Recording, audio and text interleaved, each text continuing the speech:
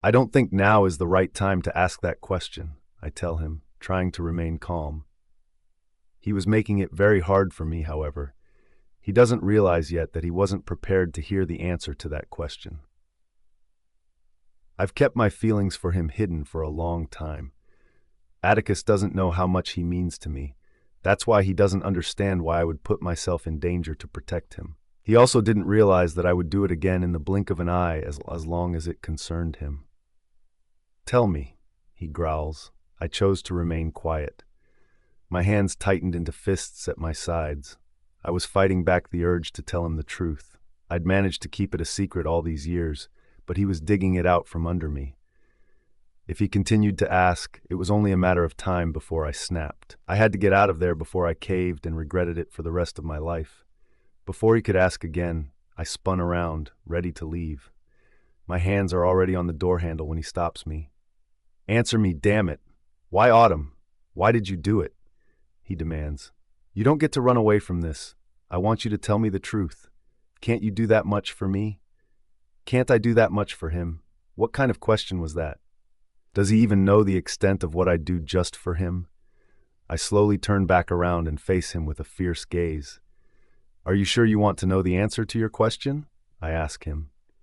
I needed to confirm that he truly wanted to hear the answer before I went ahead and said the one thing that I knew would completely change our relationship for life. His jaw clenches. Tell me. Explain to me why the hell you would jump in front of me like that, knowing that Carter and his teammates could have attacked you to get to me. You knew that you could have gotten seriously injured by them, but you still chose to protect me. Tell me, why? That was it. I couldn't take it anymore. I could feel the truth pulling out of me. It threatened to destroy my peace and take everything from me as it continued to rise. I've kept this secret for so long that it's become a part of me, but I couldn't stop myself from telling him this time. It was too late for that. Because I love you, I scream. There is a deafening silence right after those words hit the both of us, hard. His eyes widen when my words finally sunk in, but I don't plan on stopping there. This wasn't how I wanted to tell him. This wasn't how I wanted him to discover that I loved him, but he'd forced it out of me. He wanted to know so badly that the truth flew straight out of my body. If Atticus had just taken the time to pay attention to me, he wouldn't have been this shocked by my response. Anyone could tell how much I loved him if they'd stopped and looked at me whenever I was around him. I've loved you for years. Since the first day I saw you, you were the only one I've ever wanted. No other man could ever make me feel how you made me feel. I had to suffer and watch you love Anya for years. I had to force myself to be happy for both of you because she was my best friend, and you were the man I was in love with. Both of your happiness always meant more to me than my own. Atticus is quiet as he listens to my words. I can see the shock on his face. He didn't know. He had no idea that I had loved him all this time. You have no idea how hard it's been for me seeing you with her. It hurt even more that I couldn't hate her because of it. It hurt more because I loved Anya as my sister. I felt guilty the entire time while being her friend because I knew it was wrong to love you when she was your girlfriend and mate. It didn't stop the pain I felt every time you chose her over me. I saw you first. I fell for you first. But still, she was the one that you wanted first. She was the one that caught your attention, not me. I take a deep breath, fighting back the tears. I've held this inside for so long. I've kept everything from Atticus and everyone that loved me this entire time. I was too scared and ashamed of myself ever to admit it. I don't know why I was finally letting it out. I wanted to wait for the right time. Why didn't I wait? And why couldn't I stop talking? I used to be lost in the background, loving you from afar. All I ever wanted was for you to be happy, even if it wasn't with me. That's why when the discussion for the wedding came forward, I chose to say no because I knew you didn't want to marry me. I knew that marrying me would make you unhappy, and I didn't want that. I didn't want you to be unhappy because of me. I know everything about you, what you love, what you hate, your favorite color, and your favorite food. I know everything because, as I said, I love you, and I wanted to know everything that you loved as well. Atticus inhales sharply, but he still hasn't said a word to me. I'm not giving him a chance either. I wanted to get everything off my chest before I gave him a chance to break my heart. When I discovered that I was going to marry you, I was both happy and sad. Happy that I will get the chance to be next to you every day for the rest of my life. I was selfish. I wanted that. But still, I wasn't heartless. I chose not to accept that wedding out of my love for you and Anya. But when you insisted on marrying me, I couldn't say no to you. Because you said that you wanted the wedding to happen, I couldn't turn you down. Marrying you has always been a dream of mine. I know to others it might be a stupid dream, but to me, it wasn't. Marrying you and having beautiful children together, getting the chance to raise a family with you. I've dreamt of it all, Atticus. If I didn't marry you, I would have never married another man. That's how loyal I've been to you since the start. I couldn't stop the tears this time. I was reliving everything, every time he broke my heart, every time I broke my own heart by wanting him when he was off limits. I don't know where I'm getting the strength to continue, but I know that I wanted him to know everything. I didn't want to keep anything from him anymore. I wanted him to know how I truly felt for him from the beginning. Then we got married, and it was like a fairy tale until I realized how far from a fairy tale marrying you truly was. I was reminded every day of how much you loved Anya. I was reminded every day that you loved her and not me. You kept leaving me and running to her. You kept forgetting me and protecting her. From the start, I've seen you as this perfect man. I've seen you as the type of person that could do no wrong. I thought I knew you that well. I saw how loyal you've always been to Anya and how you would do anything to make her smile. You protected her more than anyone else in your life. She always came first, and even though it hurt, I admired that about you. I saw the way you always respected your parents no matter what they said to you. I saw the way you protected your siblings. Everything you did always amazed me. I knew that you wouldn't ever cheat on me after we got married. I knew that you were too much of a good person to do that to me. But there were times when I started to doubt you, times when I wasn't sure if the smart thing to do was to trust you. Autumn, he whispers. He spoke so softly that I wasn't sure if I'd heard correctly. You broke my heart, I say in a broken voice. You broke my heart when I saw the video of you and Anya on our engagement night. You broke my heart when you ran to protect her when she fainted on our wedding day. I was right there. We'd just gotten married, you just said your vows to me, and you just placed the ring on my finger, but you still ran to her the moment that you realized she was hurt. And you kept on hurting me after that. There were times when I felt that you had some feelings for me, and your actions towards me fooled me. Then Anya would be distressed, and you would leave me again to be by her side, to take care of her and protect her. Each time you were scared that Anya was in pain, that Anya was taking everything badly, but not once did you think about how I felt when you took care of her and forgot about me. There was a strained look on his face as he listened without interrupting me again. The tears are flowing more now. These things have broken my heart so badly that it hurts to even talk about them. Then the night at the spring happened. I was drunk when it took place, but I still remembered everything so clearly when I woke up. It was the first time I'd shown you how vulnerable I was. It was the first time you saw how much I wanted you. Instead of embracing me and taking what I was offering to you, you stopped anything from happening. You didn't touch me the way I wanted you to touch me. I thought that you had a good reason for doing it. I was sure that you were such a decent person that you didn't let things go further because you wanted to make sure that you weren't taking advantage of me in the state that I was in. I was convinced you were such a good person that you wouldn't intentionally deceive or hurt me. He knows where I'm going with this. I can see it in his eyes. When I saw Anya hugging you that night after you promised me that you wouldn't meet her, I cried myself to sleep and woke up on the cold ground. But my torture wouldn't end there. Not long after, Anya sent me a voice note of you promising her so many things on our wedding day. Then it occurred to me that you didn't touch me on the night of the spring because you were keeping your promise to her. I didn't think a voice note could hurt me as much as that one did. I felt like I didn't know you anymore. The image I had of you in my head was broken. I knew I had to confront you about it because it bothered me. I was hoping you would come up with some excuse that could save the image I had of you. I didn't want you to be someone else. I didn't want you to be different from the man I always thought you were. But you didn't stop hurting me there.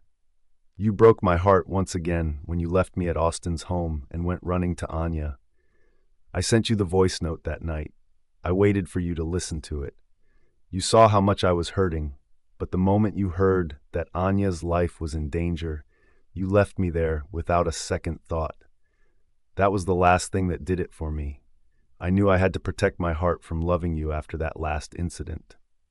Atticus looks distraught, and I'm glad that he didn't look unbothered because I was pouring out my heart to him. I wanted him to realize how much he'd messed up our marriage with his actions. I wanted him to know how badly he'd hurt me. I know it's a long answer after the question you asked me, but you're the one that asked. You wanted to know why I put my life in danger to save yours. This is the reason. Because even though you have broken my heart 1,000,000 times since the day I fell in love with you, I still choose to protect you because I love you. No matter what you do, I'll always love you.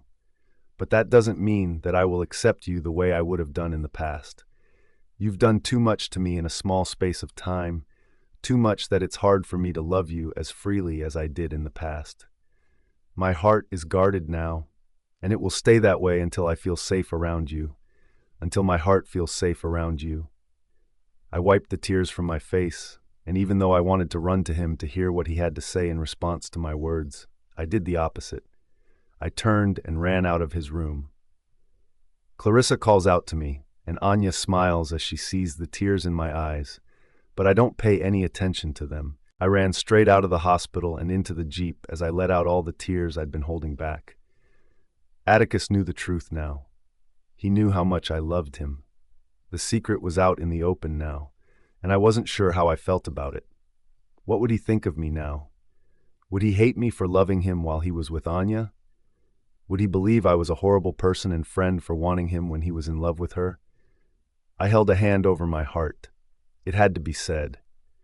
It came out sooner than I wanted it to. But at least Atticus knew the truth now.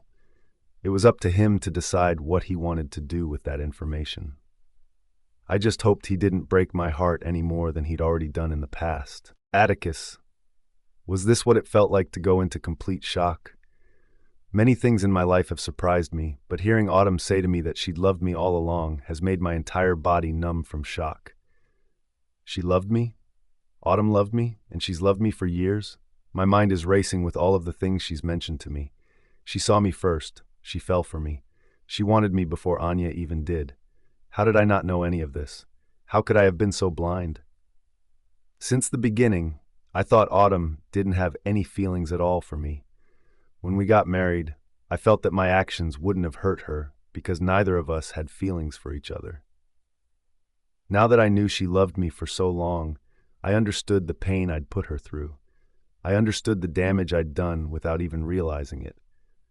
I've been breaking her heart for years without even knowing it.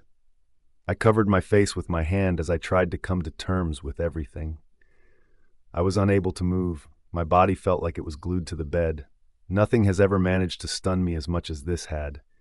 She wanted to marry me from the beginning. She's dreamt of having a family with me. Autumn loved me this entire time, me and only me. She didn't want anyone else but me. I was the one that she wanted. So then, why had she flirted with Tyler? It was the first time I'd ever seen her flirt like that with anyone but me. It was something I never wanted to have to see again. My heart couldn't handle seeing Autumn be with another man but me. Damn it. She loved me. What the fuck? What was wrong with me? Why did I do so many things to hurt her? Why did I put Anya above her so many times? I knew she had to come first, even before finding out she was in love with me, and yet I didn't treat her the way she had to be treated. Was there any word to describe me? I've been a complete ass. Why did she even love someone like me? I did not deserve her love. I never deserved her love. I knew that I had to go after her. I knew that I had to say something, anything. She'd run out of here crying, and I'd done nothing to stop her because of how much her words had affected me. But what could I say to her? She made it clear that she was not ready to accept me after what I'd done. I'd hurt her so much that she'd built a wall around her heart. I couldn't just beg for her forgiveness. I had to show her that I had changed.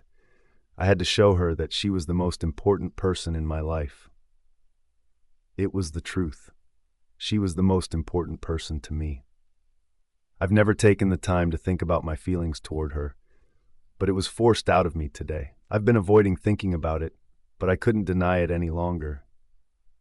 Autumn saved me today. I don't know how she did it, but she was brave and fierce as she stood in front of me while she challenged not one but six beasts. I'd snapped, but not because I wasn't proud of her, but because I was terrified of seeing her get hurt for me. The entire time on the ground, I felt like a useless ass. I couldn't even fight to protect her. She had to protect me. It should never have come to that. I should have been able to bring Carter and his team to the ground for her. I was so scared when her wolf lunged in front of me. I was terrified that they would hurt her. I'd never been so scared over something in my entire life. She terrified me. Autumn and her feelings and how she made me feel, it all scared me. I wasn't prepared for her. I wasn't prepared for her confession either. She was correct.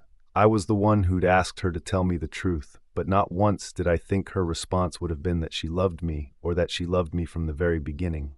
Her words kept replaying in my head. The more she'd spoken, the worse I felt. There were so many mistakes that I've made since we got married. So many mistakes could have been avoided if I'd just taken the time to see what my actions were doing to her. She even brought up what happened between us at the spring.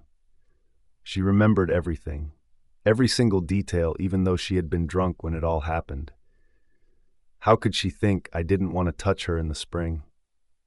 I was dying inside to feel her body against mine, to savor every taste of her, to fill her with my seed. I wanted every part of her that night. I wanted it all. Even last night when she teased me in that tiny lingerie. It took all of my self-control not to take her right there on the bed. I didn't do it not because I didn't want her, but because I felt like I didn't deserve that sacred part of her. I felt like she needed to trust me enough before she gave that part of herself to me. I wanted to cherish her the right way before I allowed myself to take any more of her. Autumn had misunderstood everything, and it was understandable after the voice note Anya had sent to her, and maybe that was Anya's intention from the start. She wanted Autumn to think that I didn't care for her. I was stupid when I said those things to her. I was foolish when I made promises I knew I could never keep. Now it was up to me to show Autumn how much I truly desired her, to prove to her that all those things I promised Anya in the voice note were a mistake and something I would never do to her.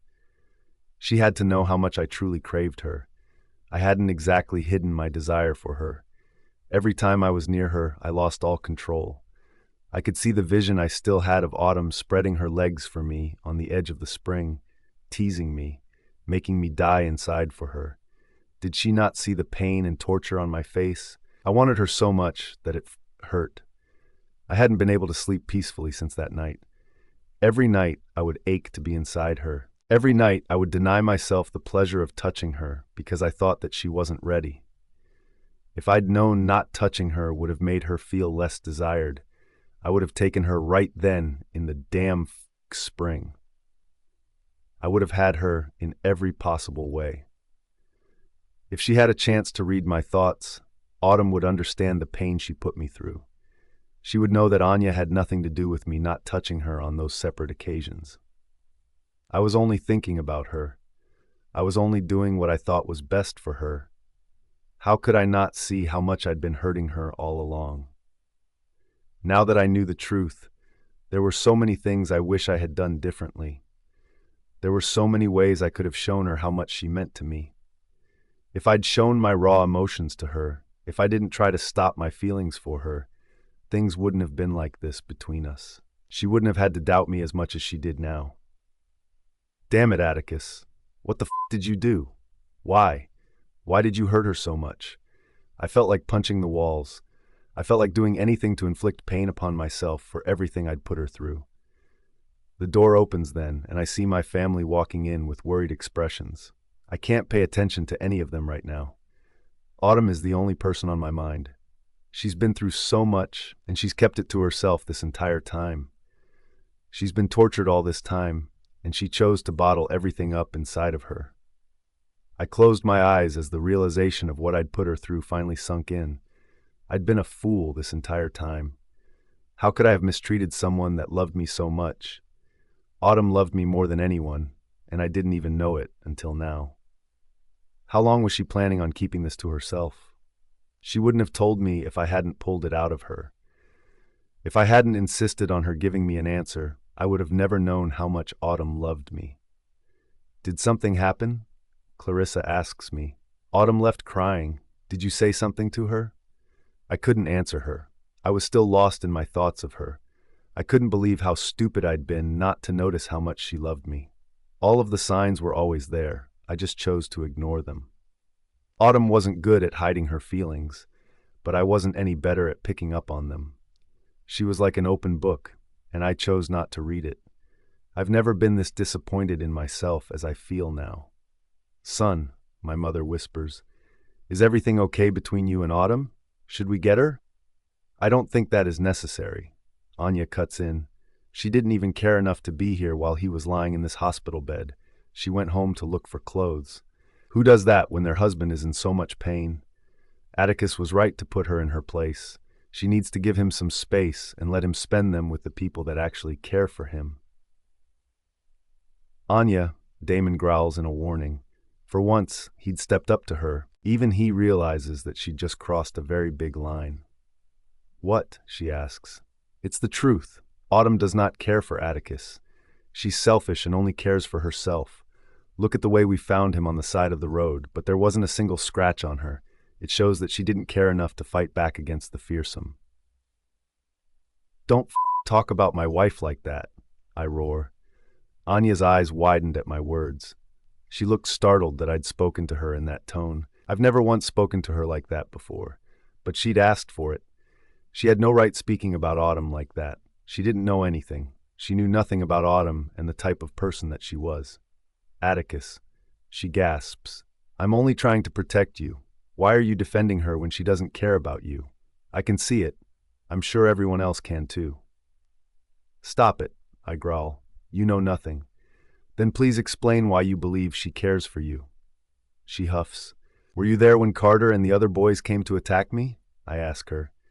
Did you see the entire fight to make a foolish comment like that? No, she says stubbornly, but I can tell from your injuries while she has none. My jaw clenches, and I grab the sheets below me in a rage. She's the reason why my injuries aren't worse than it is now. She's the reason why I'm awake right now. Autumn is the only reason, no one else. She protected me from the fearsome. You expect me to believe that she protected you? Anya asks in disbelief. What do you mean she protected you? My father asks. Autumn is not as strong as them. How could she have protected you? How did I explain it without telling them what I saw? I wasn't sure what had happened.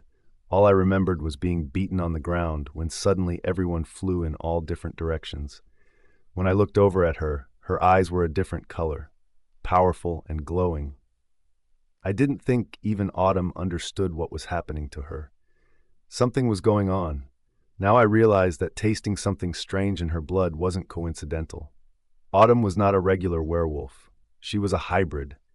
The power that she held was mighty, and it almost seemed like she had no control over it. There were many times that I saw her struggling to control it. Like the dinner with my family, I knew she was responsible for the incident. She was the one that had splashed all the soup and water over Anya, and now I understood why. She was in love with me. Seeing how Anya acted around me must have pissed her off to the extent that she lost control of herself. But why did her power only show itself now? Why did it take so long to reveal itself? I wanted to explain what happened to everyone present, but I knew that Autumn wasn't ready to reveal the truth. My parents weren't the most understanding either. They would feel betrayed that her parents never told her she was a hybrid. They didn't like secrets and were likely to fuss over them. I didn't want that to happen. I had to protect Autumn even from my parents. When we had an explanation for what was happening to her, only then would I find a way to tell everyone. Until then, It would stay a secret for Autumn's protection. But I wasn't the only one who'd seen what had happened. Carter and his friends had seen everything as well. But I knew them. They would feel embarrassed that a girl had kicked their asses. Because of that, they would not dare tell anyone what had happened. She was safe for now. I'm sure they weren't even sure that they'd seen correctly. No one would say anything unless they were convinced that Autumn had magic inside of her. Atticus. My mother reminds me that they're all waiting for me to explain. Autumn shielded me with her body, I finally say. The fearsome could have attacked her, but she didn't care about her own life. She was only concerned with protecting mine. They chose to leave us because they didn't want to hurt her. She wasn't backing down. I watched her stand in front of me with so much bravery and strength that it filled me with pride to know she was my wife. She didn't have to do it, but Autumn protected me without caring about herself. Everyone is shocked to learn this new detail from the fight. From their expressions, she hadn't even told them everything that had happened. Even though she'd risked her life for me, she didn't even bother boasting about her heroic behavior to my family. Autumn was an amazing woman, unlike any other woman I've ever had the pleasure of knowing, and I was lucky that she was my wife. I was even more fortunate that she loved me so much. I was a lucky man, and it took me this long to realize it. I can't believe she risked her life for you. My mother whispers, "We have to thank her." I always knew Autumn was an amazing person, Clarissa says. Aren't we lucky to have her in our lives? If you ever speak about my wife like that again in front of me, I will ensure that you never step foot in our house again, I warn Anya. Atticus, she gasps. I did not marry you, Anya. It's time you face the facts. I chose to marry Autumn. She's the woman that I chose to spend the rest of my life with. I've been neglecting her because of you. I've been running to protect you instead of protecting her. All of that ends now. You had enough time to come to terms with my marriage. If you can't accept it, and if you can't respect my wife, you need to stay away from the both of us. She doesn't say anything. She stares at me in horror. I was done caring for her. Now it was time for me to fulfill my duty towards Autumn. I would not hurt her anymore. I would treat her the way she deserved to be treated from the start. Everything was about to change now. Everything. Anya. Damon tried to comfort me for the entire ride home, or at least to the home he thinks belonged to me. It was a rented apartment. I wasn't actually living there. There were many secrets that I was keeping from him and his family, and it would stay that way until my identity was finally revealed to them. Atticus is just angry. He doesn't mean what he said. He tries to soothe me. I knew it was a lie. I knew when someone was serious and when they'd said something out of anger. His words had stung. I cared about him enough to prevent my mother from harming him, and yet he was threatening to stop me from coming to his home. All of this was because of Autumn. He was never that disrespectful to me in the past. The past Atticus would destroy anyone who ever tried to speak that way to me. I knew he saw the hurt in my face, but for the first time, Atticus didn't look like he cared that he'd hurt me. The only person he cared about at that moment was Autumn. Maybe seeing her cry had opened up his caring nature towards her. Please say something. I sigh. I'm tired, Damon. We can talk about this another time. Or how about never? I didn't want ever to be reminded of tonight. I wanted to forget every word Atticus had said to me today, though I don't think I would ever be able to forget everything he said. Those words still hurt, even now when I was far from him. Autumn wasn't there to see Atticus stand up for her, and that was the only positive thing about tonight. If she had been there to listen to the way he spoke to me, I would have felt worse than I did right now. When I saw her leaving, I was happy to see her crying. I was sure that Atticus had been mean to her. I had a lot to say when he woke up, and the first person he asked for was her. I didn't hesitate to tell him that she'd been gone for a long time, supposedly getting clothes for him from the house. I thought everyone would finally see that he should have married me, not Autumn. Somehow she'd managed to flip it in her favor. Now everyone thinks of her as the heroine for protecting Atticus, but it still bothered me that I had no idea why she'd left crying. What had happened between the two of them? I'd never seen Atticus fiercely protect her before, as he did after she left the room. Whatever it was, it had drawn him closer to her instead of further away. I'd been fooled into thinking her tears were unhappy ones. Maybe she wanted me to think that way to get the upper hand. Autumn was a lot smarter than I initially thought she was. After saying goodbye to Damon, I made my way to my actual home, which was a few minutes away. My mother is already waiting for me in the living room. From the expression on her face, I can tell she already knows what happened. She always keeps a close watch on the Fawns. I wasn't her only spy. She liked to be a step in front of them. She wanted to know their every move. She knew more about each of them than they knew about themselves. I've completely lost control of him, I confessed to my mother. I thought I would have had more power and hold over him, but I was wrong. Autumn has already taken complete control. She'd managed to beat me at my own game without even trying. I don't think he will listen to anything I have to say anymore. Autumn is the one that can get him to do whatever she wants now. I've lost that privilege. I'm not sure when Atticus changed, but he's not the same person anymore. It meant that I couldn't protect Atticus from my mother as I'd done in the past. She would take revenge into her own hands now. I've been preventing her from doing anything drastic to separate them, but after what happened today, there was nothing I could do anymore. She wouldn't want to wait either.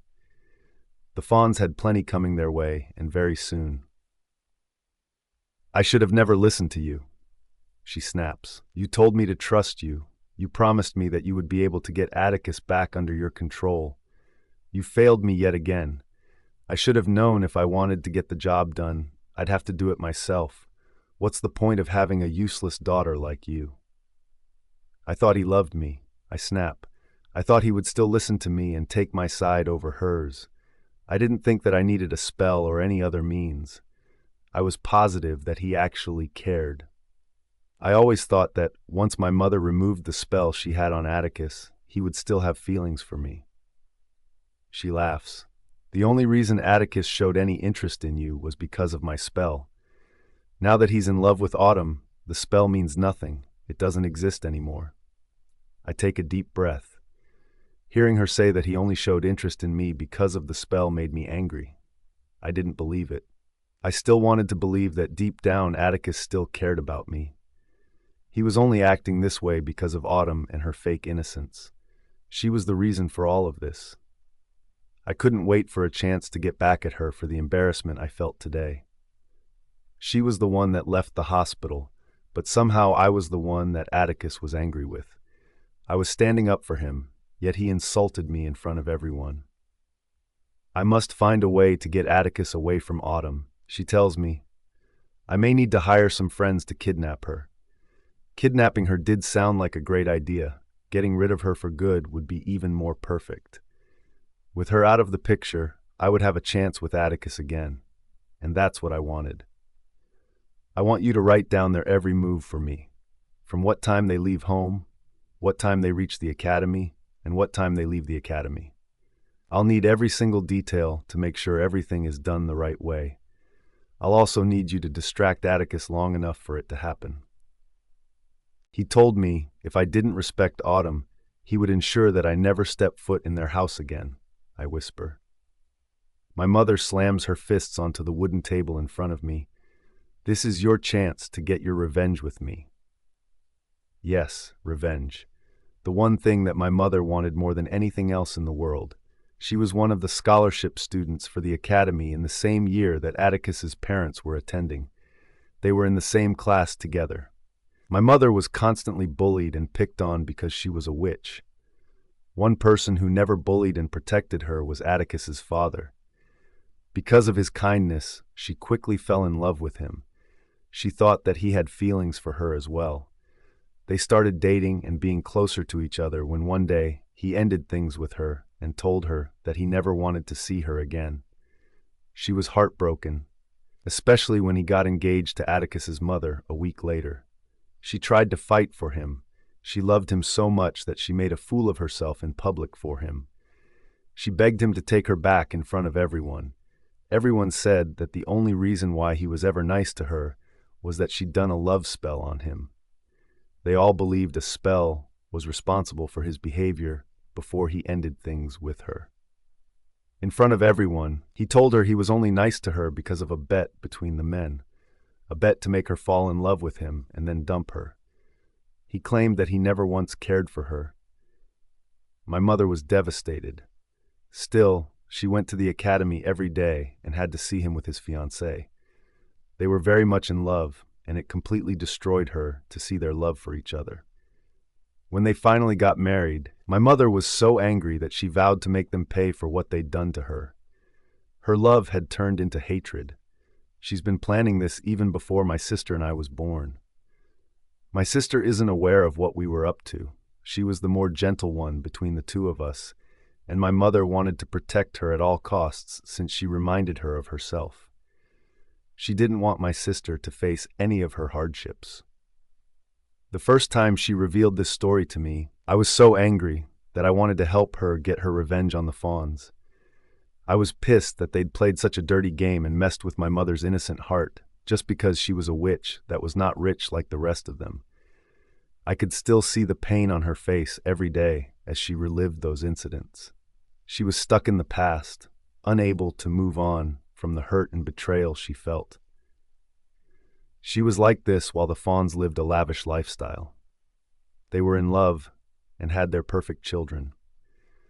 They lived a beautiful life while my mother suffered because of what they'd done to her. I wasn't aware of her entire plan, but I knew she wanted to bring them to the ground at her feet. She wanted them to apologize for what they'd put her through. She wanted to destroy their perfect family and make them beg for forgiveness. Her plan was very close to finally being fulfilled. I was supposed to marry Atticus for everything to fall into place. I was supposed to cause a wedge between his family. I was doing a fine job at it. Atticus and his brothers were losing their bond because of me. They were always fighting over who should spend more time with me. Everything was working perfectly until that one fatal day. Autumn was the only thing that was getting in our plans. She had to go. One way or the other, we had to get rid of her, so our plan would work. Autumn. I spot Atticus walking towards the jeep. I watch his hair fall against his forehead while he walks. I watch the angry frown on his face, like something or someone was bothering him. I saw his eyes sweep over the jeep, searching for me. At least I hoped it was me he was looking for. He doesn't look like he has anything to say to me. He tried hiding his annoyance after spotting me, but I'd already seen it. Was he angry with me for finally confessing to him? Whatever it was that had him angry had changed his mood for the worse. I didn't want to care about any of that, but I would be lying to myself if I pretended it didn't bother me.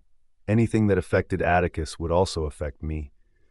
Our bond would always ensure that happened, and even before we were bonded, things had always been the same. They were more prominent now, however. Despite all of this, Atticus still looked good. He looks like he hadn't been beaten just a few hours ago. Maybe that's why they let him out of the hospital so quickly. He had already healed at an impressive rate.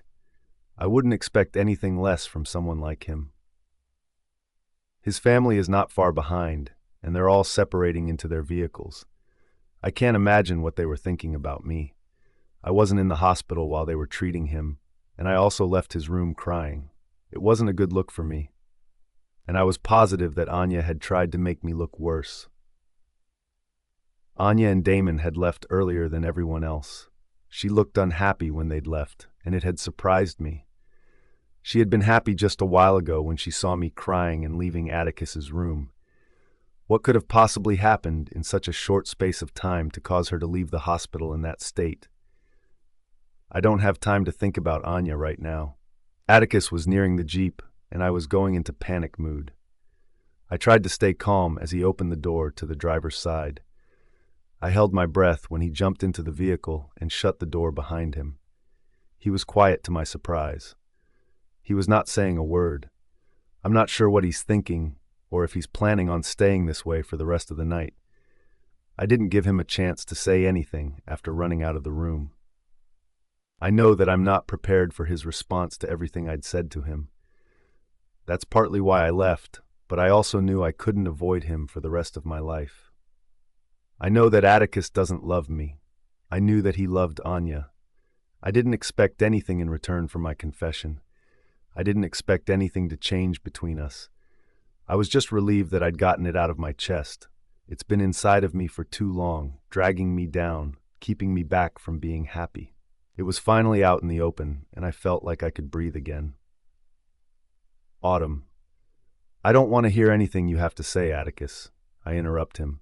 I don't want you to try to make me feel better or make up lies just to comfort me.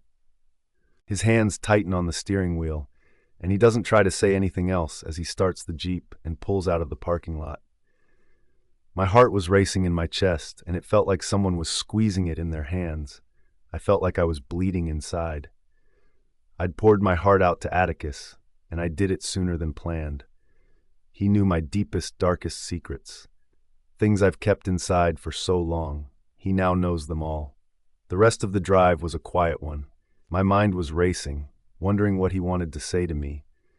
Did I do the right thing by stopping him? Part of me had wanted to listen to him, but the other half was too terrified. The Jeep comes to a sudden stop, and it startles me. Why are you stopping? I demand as I look around us for any signs of a threat. I was worried that Carter and his friends were up to no good again. Today had left me traumatized. I was constantly worried about him. His family was ahead of us, just like Damon had been ahead earlier. Atticus leans against his seat and closes his eyes. He looks in pain. What's wrong? I demand. Do you need to go back to the hospital? Is somewhere hurting? He opens his eyes after hearing the concern in my voice. His gaze is now entirely on me, and he isn't looking away. He's looking straight into my eyes, almost like he's seeing me for the first time in a completely new light. My bottom lip trembles as he stares at me, breathing hard. It's like he's trying to read me, trying to confirm everything I've said to him. Almost like he didn't believe that someone could love him as much as I claimed to. He swallows, and his expression is one of sadness as he unbuckles his seatbelt so that he can reach forward toward me. I'm not sure what he's doing, but I'm not stopping him. I'm letting him do what he wants, at least for now. He lightly touches my chin and slides his hand up my cheek so that he is holding it gently in the palm of his hand.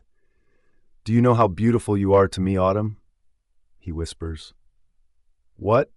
That was the last thing I was expecting him to say to me. What are you talking about? I'm so stunned that it's the only thing I can ask. There were many things I knew Atticus would try to say to me, but I didn't expect this to be the first words to come out of his mouth. Even before our marriage was announced, even before we got closer to each other, to me, you've always been beautiful. To me, you've always been a threat to my peace. My lips part. A threat to his peace? What did he mean by that? How could I possibly be a threat to his peace? A threat to your peace, I asked. I wanted him to explain more. He nods. Yes, a threat to my peace.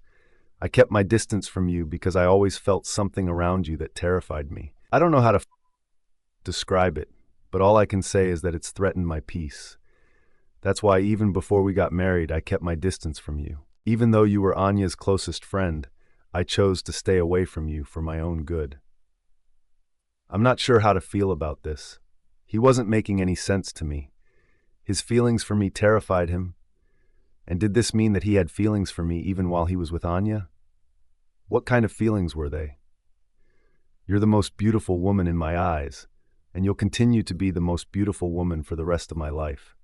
My heart skips a beat, and I don't want it to. Does this mean he wasn't angry that I'd loved him while he was with Anya?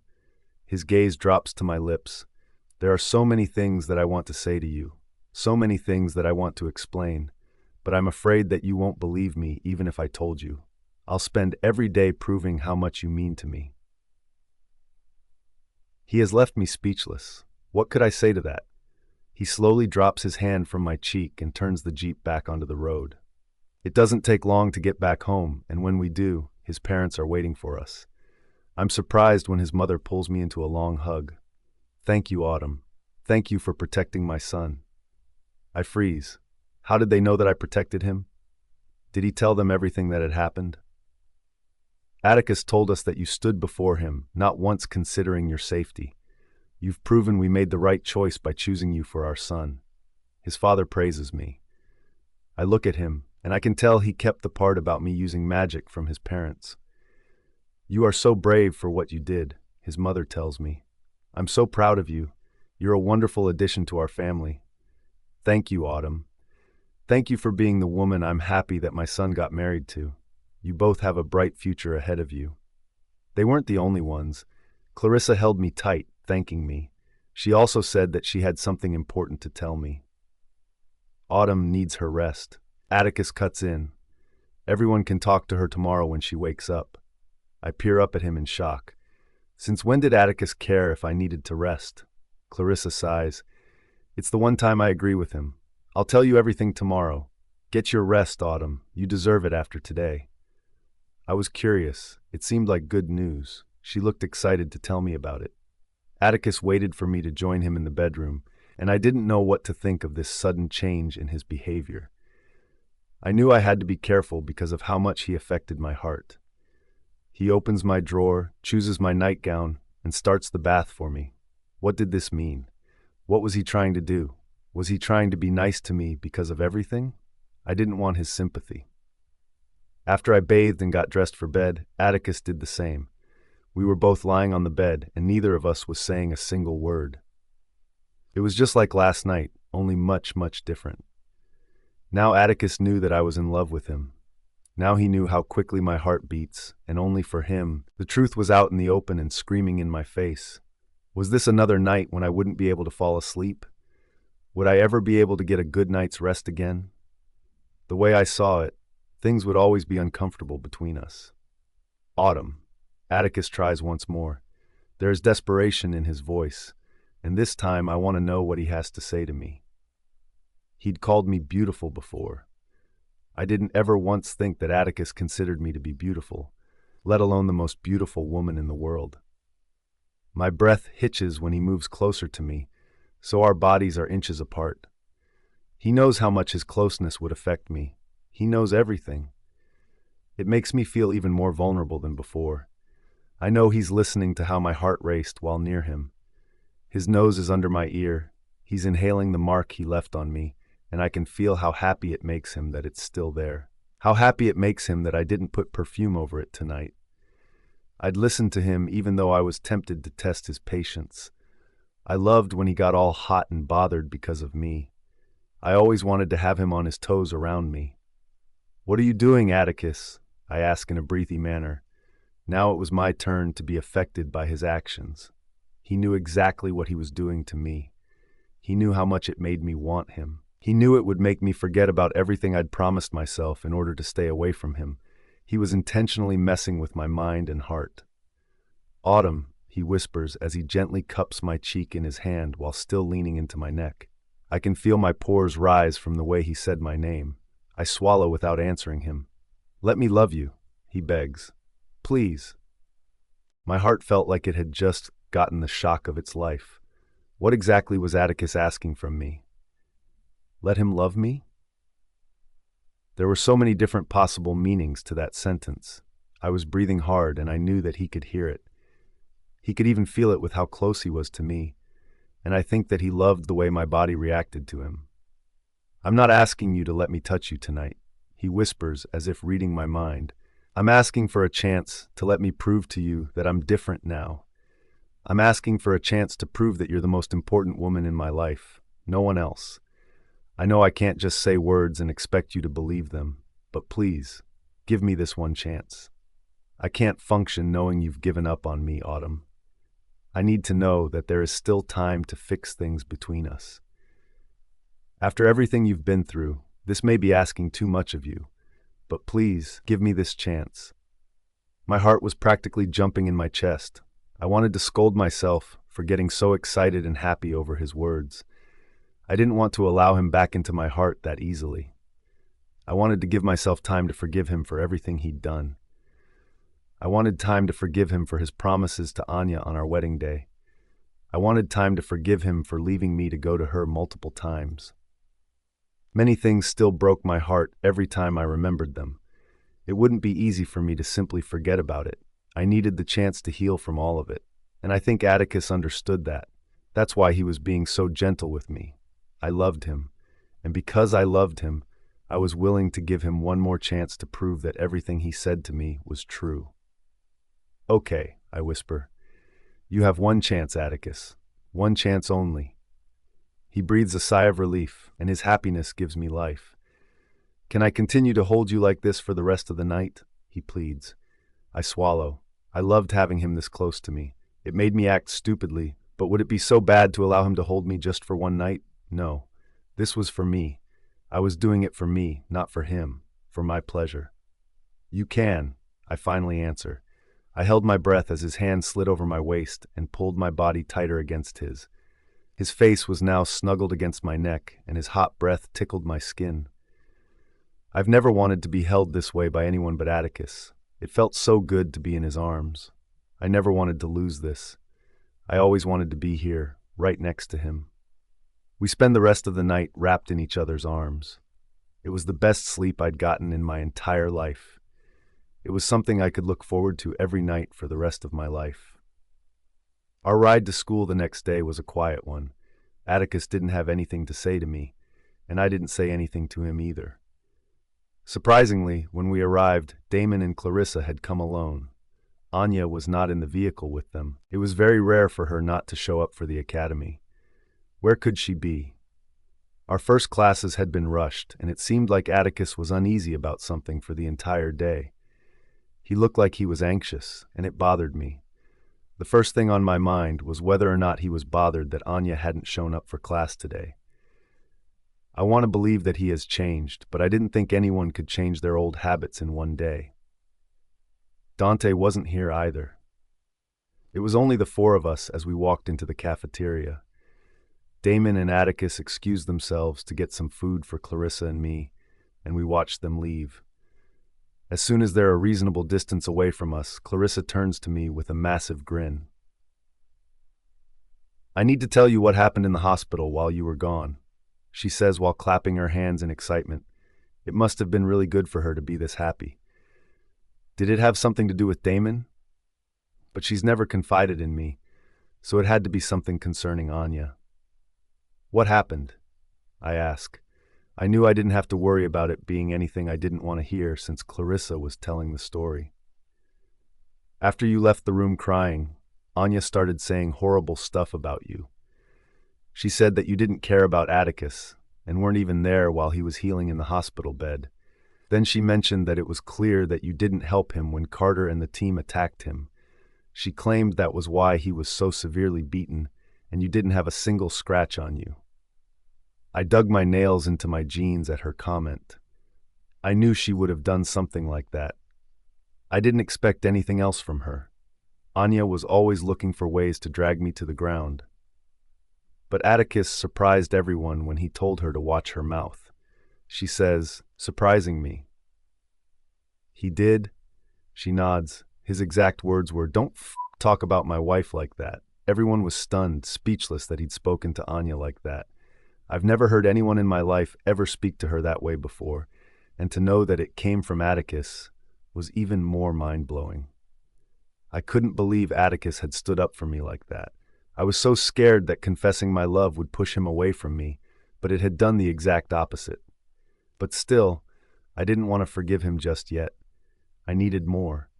I needed him to prove that he wanted our marriage to work, but he was heading in the right direction. That's not all. He also told her that he would prevent her from coming to our home if she disrespected you. She continues, and that you're the one he married, you're the one he chose to spend the rest of his life with. I was blown away. I've never seen Anya so shocked and upset before. No one has ever put her in her place like he did yesterday, and I'm proud of him. It took him too long to do it, but at least he finally did it. If only Damon and Dante could do the same now, life would be wonderful. He did all of that for me? Why? Why did Atticus suddenly change? He was acting like a different person, and I wasn't sure if I could allow myself to fall anymore for him. I was happy to see this change, but it was so soon that it was hard to believe that he felt something for me in such a short time. It felt more like he felt guilty for all I went through. He wasn't to blame for my heartache in the beginning. He never knew I was in love with him, and it only became a problem when we got married. It was then that I expected more from him as his wife. "Did you hear what happened at the game last night?" she asks. I couldn't believe what I'd heard. That score is the worst in our history. Carter has never misplayed before. I instantly thought of yesterday. They deserved it for what they did to Atticus. I stiffen at her words. She didn't know that I had been there, and she also didn't realize that I was the reason they had lost the game to begin with. I didn't regret my decision. I was happy that I had gotten some revenge against them. In my eyes, this would have hurt them more than someone taking a piece of iron and beating them with it. The entire academy was pissed at the fearsome. They were accustomed to a good game. Everyone had turned against them in one night. I knew they would make it up on the next game, and everyone would forget about today eventually, but I was still happy to see the result of my actions. They deserved this. They earned the hate. "Where is Atticus?" I ask her when I don't notice him at the cafeteria. "He asked me to keep you distracted for 5 minutes," she confessed. "Distracted?" I ask. "For what?" She smiles. "You'll see." She takes my hand and pulls me forward along with her. "Where are we going?" I ask. "To the school's ballroom." She tells me as we keep walking until we're in front of the large wooden door that leads to the ballroom. "Aren't you coming with me?" I asked her as I pushed the door open, but noticed that she was staying behind. "This is a special moment between you and Atticus," she tells me. "I don't want to mess it up." She was confusing me, but she sparked my curiosity. I push the door open, and I'm faced with the shock of my life. The room is filled with red balloons and roses, and I mean filled. I could barely walk into the room because of how packed it was. My eyes widen when I see pictures of Atticus and me on our wedding day hanging all over the walls. There were also pictures our mothers had forced us to take when we agreed to marry each other. He had every picture of us ever taken inside of here. I held my breath. My heart was aching, but in a good way. I never thought Atticus would ever do things like this for me in this life. But here he was, making my dreams of him come true. And then I see him walking towards me, through the balloons and roses he'd gathered just for me. He doesn't stop until he's standing inches away from me. "I don't know where to start," he whispers. "I don't know how to ask for your forgiveness. I've been so oblivious to your feelings. It makes me angry with myself that I didn't notice it sooner. I hate that you had to tell me first for me to realize all of the pain I've been putting you through. Autumn, if I had even the slightest clue of what you were feeling, I know I would have done things differently since the beginning." I want to lean forward and kiss his lips. I know it's the last thing I should be thinking about, but I desperately want to be close to him. He takes one last step towards me and gently touches my cheek. "I'm so sorry for every tear that I've ever made you shed. I'm so sorry for being so dumb all these years. I'm so sorry for being even dumber after we got married. I've never met another woman like you, Autumn. Your innocence, your kindness, your precious heart. You're the first woman I've met that has qualities that are so perfect. You were hurting for so long, and yet you never turned against me. I didn't deserve your love, but still, you loved me. I didn't deserve your protection, but still, you protected me with your life." I don't know what to say. He lightly traced my lips with his finger. "You don't have to say anything, Autumn. You've said and done enough. Now it's my turn to show you how much you mean to me. It's my turn to put in the work in our marriage. I'm not going to disappoint you this time. I promise that I'll do everything in my power to make you forgive me, to make you trust me. I'll make you feel so safe and loved that you'll never have to worry because of your love for me." I smile even though I try to hold it back. It felt good to see him try this much for us, for me. This was all I've ever wanted. I was filled with joy, and Atticus looked happy to see that his plans were working. For the rest of the day, I smiled from ear to ear, remembering how sweet he was to me. When we got home, Atticus was back to being quiet, making me wonder if he had more plans up his sleeve. He made it clear that he would try his best to get me to trust him again. I felt this sudden urge to surprise him as well. There was one thing that still bothered me, and that was him keeping his promise to Anya about not sleeping with me. I wanted to know if he would finally complete the bond between us if I pushed for it. I wanted to know if Atticus truly desired me. He never explained that night. He heard me talk about it, but he never tried to defend what he did. I grabbed one of my sexiest lingerie and quickly put it onto my body. Atticus was lying on the bed when I came out. I know the moment that he sees it because of the way his breath hitches. So far, so good. "What are you doing, Autumn?" he demanded when I seductively climbed on top of him. His hands are trembling when he grabs my waist and tries to lift me off him. I pressed harder on him, and he hissed as our most intimate parts grazed each other. "Autumn," he growls, "please get off me." I shook my head. "I want you." He freezes at my confession, and I swear his body shivered beneath mine. He closes his eyes in pain, and with more force than before, he lifts me off him and places me on my side of the bed. "I'm not touching you when you haven't forgiven me, Autumn," he says as he keeps me away from him. "I want to know that you trust me when I get that part of you." "You expect me to believe that you desire me when you refuse to give me what I want while I'm dressed like this?" I ask. I don't know what's wrong with me. I don't know why I'm pushing for this so much. I knew I was becoming uncontrollable, but this took things too far. If he desires me, let my heart see. If he desires me, let him show me. What the hell was I whispering? Was that another spell? I can't control myself as I start to repeat his name. His eyes widen as he realizes what is happening, and he tries to walk out of the room before I can complete the spell. His hand was on the doorknob when I said his name the third time. He pauses, and at that moment, I feel the atmosphere change. The Atticus that turns around to look at me looks like an uncontrollable beast ready to take what he wants. He takes long strides toward me, and I squirm when he grabs my waist and lifts my legs, so I am straddling him. He's growling as his mouth is on my neck. He isn't kissing or sucking or doing anything at all. "I want you more than I've ever wanted any other woman in my life, Autumn." He growls. "I ache for you every damn second of every day. Do you know what it's like to want someone so badly and know that you can't have them because of how stupid you've acted towards them?" "It hurts," he says in a hoarse whisper. "It hurts how much I want you. No one should desire someone as much as I desire you. You're too good for me. You're too good for me, Autumn. You think that I don't desire you, but if you could read my mind, you'll be able to see how badly I crave you. It's not healthy. My need for you is the most unhealthy habit I've ever had." I pulled his head towards me to touch our lips together.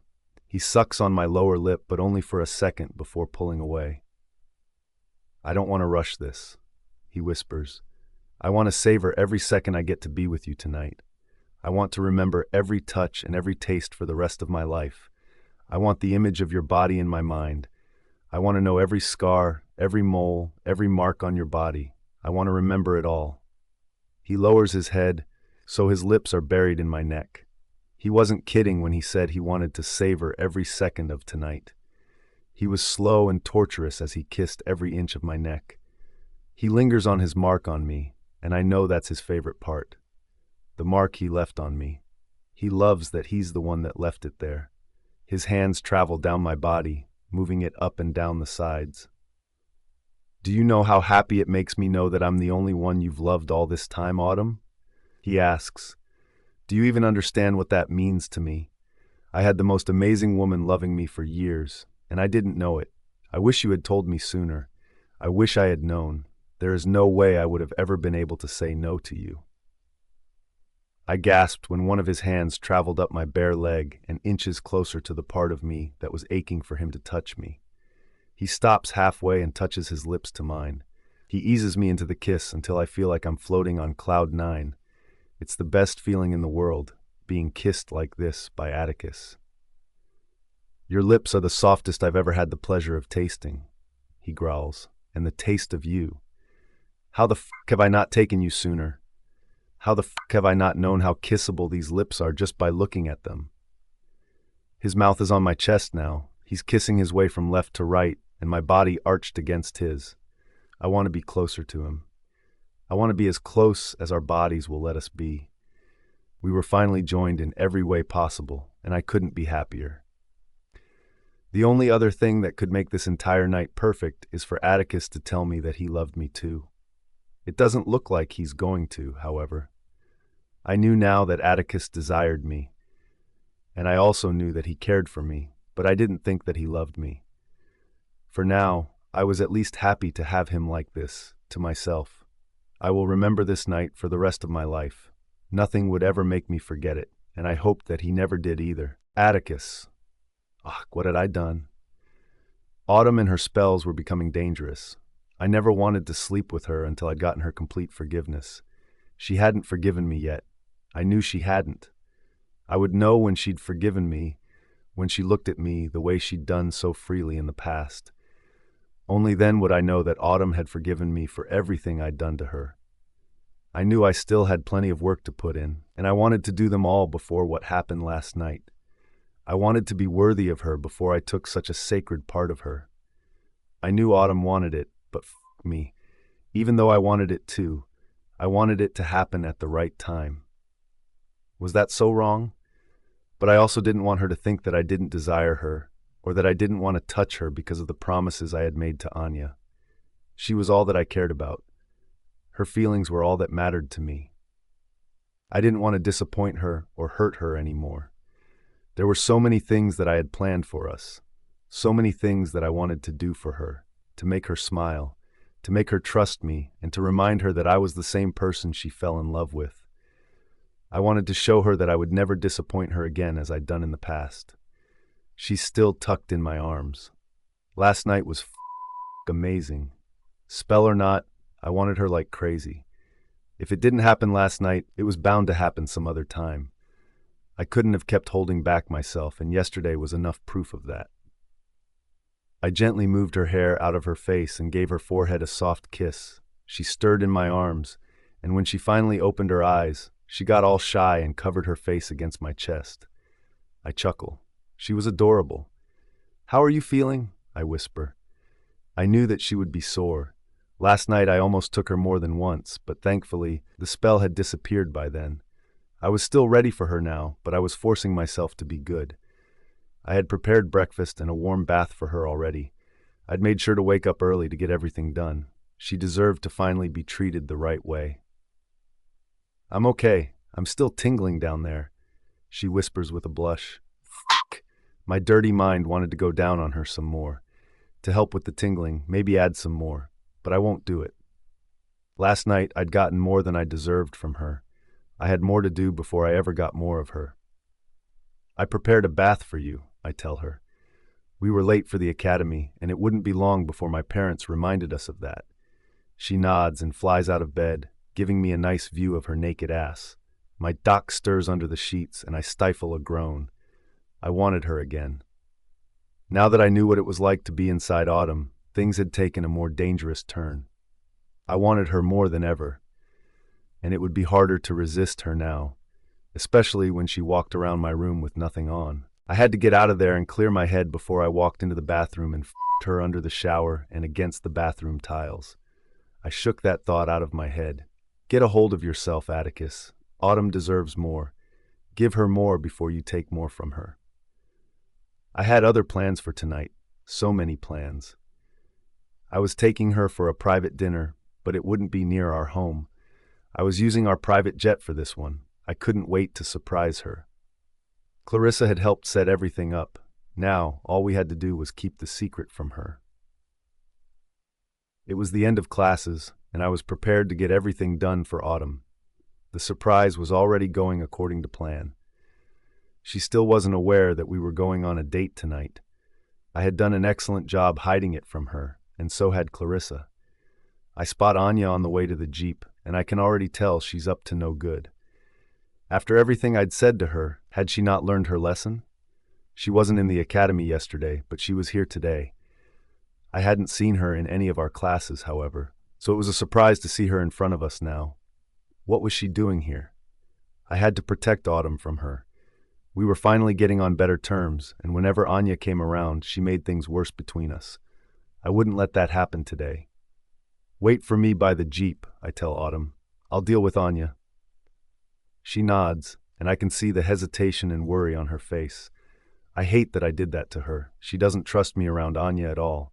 I couldn't blame her. I had caused this. "What do you want, Anya?" I demand. "I thought I clarified how I felt about you?" She sighs. "I came to apologize." "To apologize?" I ask. She nods.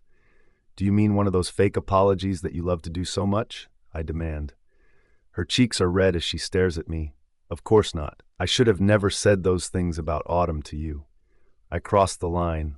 I know I was wrong, and I wasn't thinking. Please forgive me. I don't want things to be weird between us. We're all eventually going to have to live together. We need to have a better relationship with each other. I didn't know whether or not I could trust Anya. She was good at hiding how she truly felt about something. This could be another one of her tricks to make me trust her. She would use it against me in the future. I made this mistake in the past. I didn't want to make the same mistake again. Did you apologize to Autumn? I ask. I'm not the one that deserves your apology. It's her. If you apologize to her and she chooses to forgive you, then we can move forward from there. She says something to me next, but I don't notice it. I feel a cold, dangerous shiver run up my spine. Autumn. I can feel that she's in danger, but she's not supposed to be. The academy was supposed to be safe for all students. It was protected. The administration was strict on keeping the compound strictly safe. But I couldn't deny the horrible way that I felt right now. It almost crippled me on the spot. This was what real fear felt like, the kind of fear that left you completely motionless. Atticus, are you hearing me? Anya asks as she steps into my vision. I can't breathe. I'm fighting for air. What the fuck was going on? Anya is calling my name, but I can't hear her anymore. I can see her mouth moving, but I've gone deaf. I blink once, then twice, and my head hurts badly. I had a sickening feeling in my chest, which kept me from having a clear mind. I felt dizzy. Autumn was connected to me, and I could feel when she was physically hurt. I suck up the pain to look for her. I needed to find her. My eyes are searching the crowd, and even though Anya is trying to get my attention, it's not on her. Where the fuck was she? I was becoming hysterical and desperate. She has to be around here somewhere. And then my eyes land on her. My blood ran cold at what I saw. Her body was lifeless, and she was just thrown into a van. Panic rushes into my body, and it takes a few seconds before I can move into action. Autumn! I shouted as I pushed Anya out of the way and started to run after her. I don't get there quickly enough. The vehicle is already speeding away with her in the back seat. Did they drug her? Was that why I felt so lightheaded? I ran back to my Jeep and pulled out of the parking lot, the fastest I'd ever done. I'm racing behind the vehicle. The Jeep roars as I accelerate as fast as it would let me go. I never knew I could be this terrified of losing someone. I had no idea who these men were or what they wanted with Autumn, but I couldn't let them escape with her. I didn't care what I had to do. I was getting her back this instant. Call Damon, I order. I could barely get a single word out of my mouth of the fear inside me. It was messing with my ability to think and act right. I had to get control back over my body before it was too late. The phone rings once, then twice. What's up? Damon asks as he finally picks up. Block the roads. I roar. Call everyone we know and have them block all the exits. I don't want a single car to get out of here. Hold up, what the hell are you talking about? He demands. Autumn was just kidnapped from the school's compound, I shout. I'm chasing the vehicle now. I gave him all the details about the vehicle so he could give out instructions to everyone he called. Damn it, how could this have happened? Security was supposed to be tight at the academy. How did these people get in so quickly? Was it an inside job? Whoever was responsible for this would die. I wasn't about to let them get away with my wife. My eyes widen as a woman jumps in front of the Jeep. Fuck! I roar as I pull away from her so quickly that the Jeep flips over. I held onto the steering wheel as it continued to flip. My head slams against the dashboard as the impact from the next flip sends my body crashing in all directions. I have to save her. I have to keep my mate. I have to tell her I love her. I can't let it end like this. Autumn is the last person on my mind when it goes completely blank. Anya. What did you do? I scream at my mother.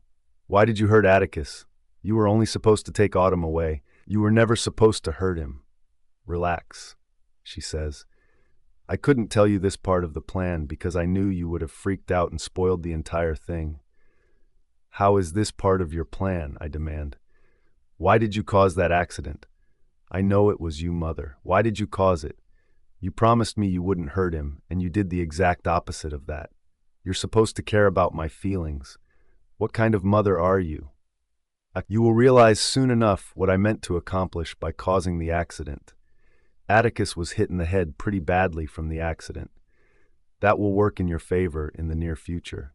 I stepped in front of his Jeep and was able to see everything happen right in front of me. You should have been there.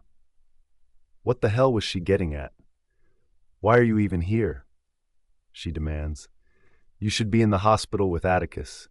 You need to make his family love you this time. You're getting a second chance with him. I suggest you take it.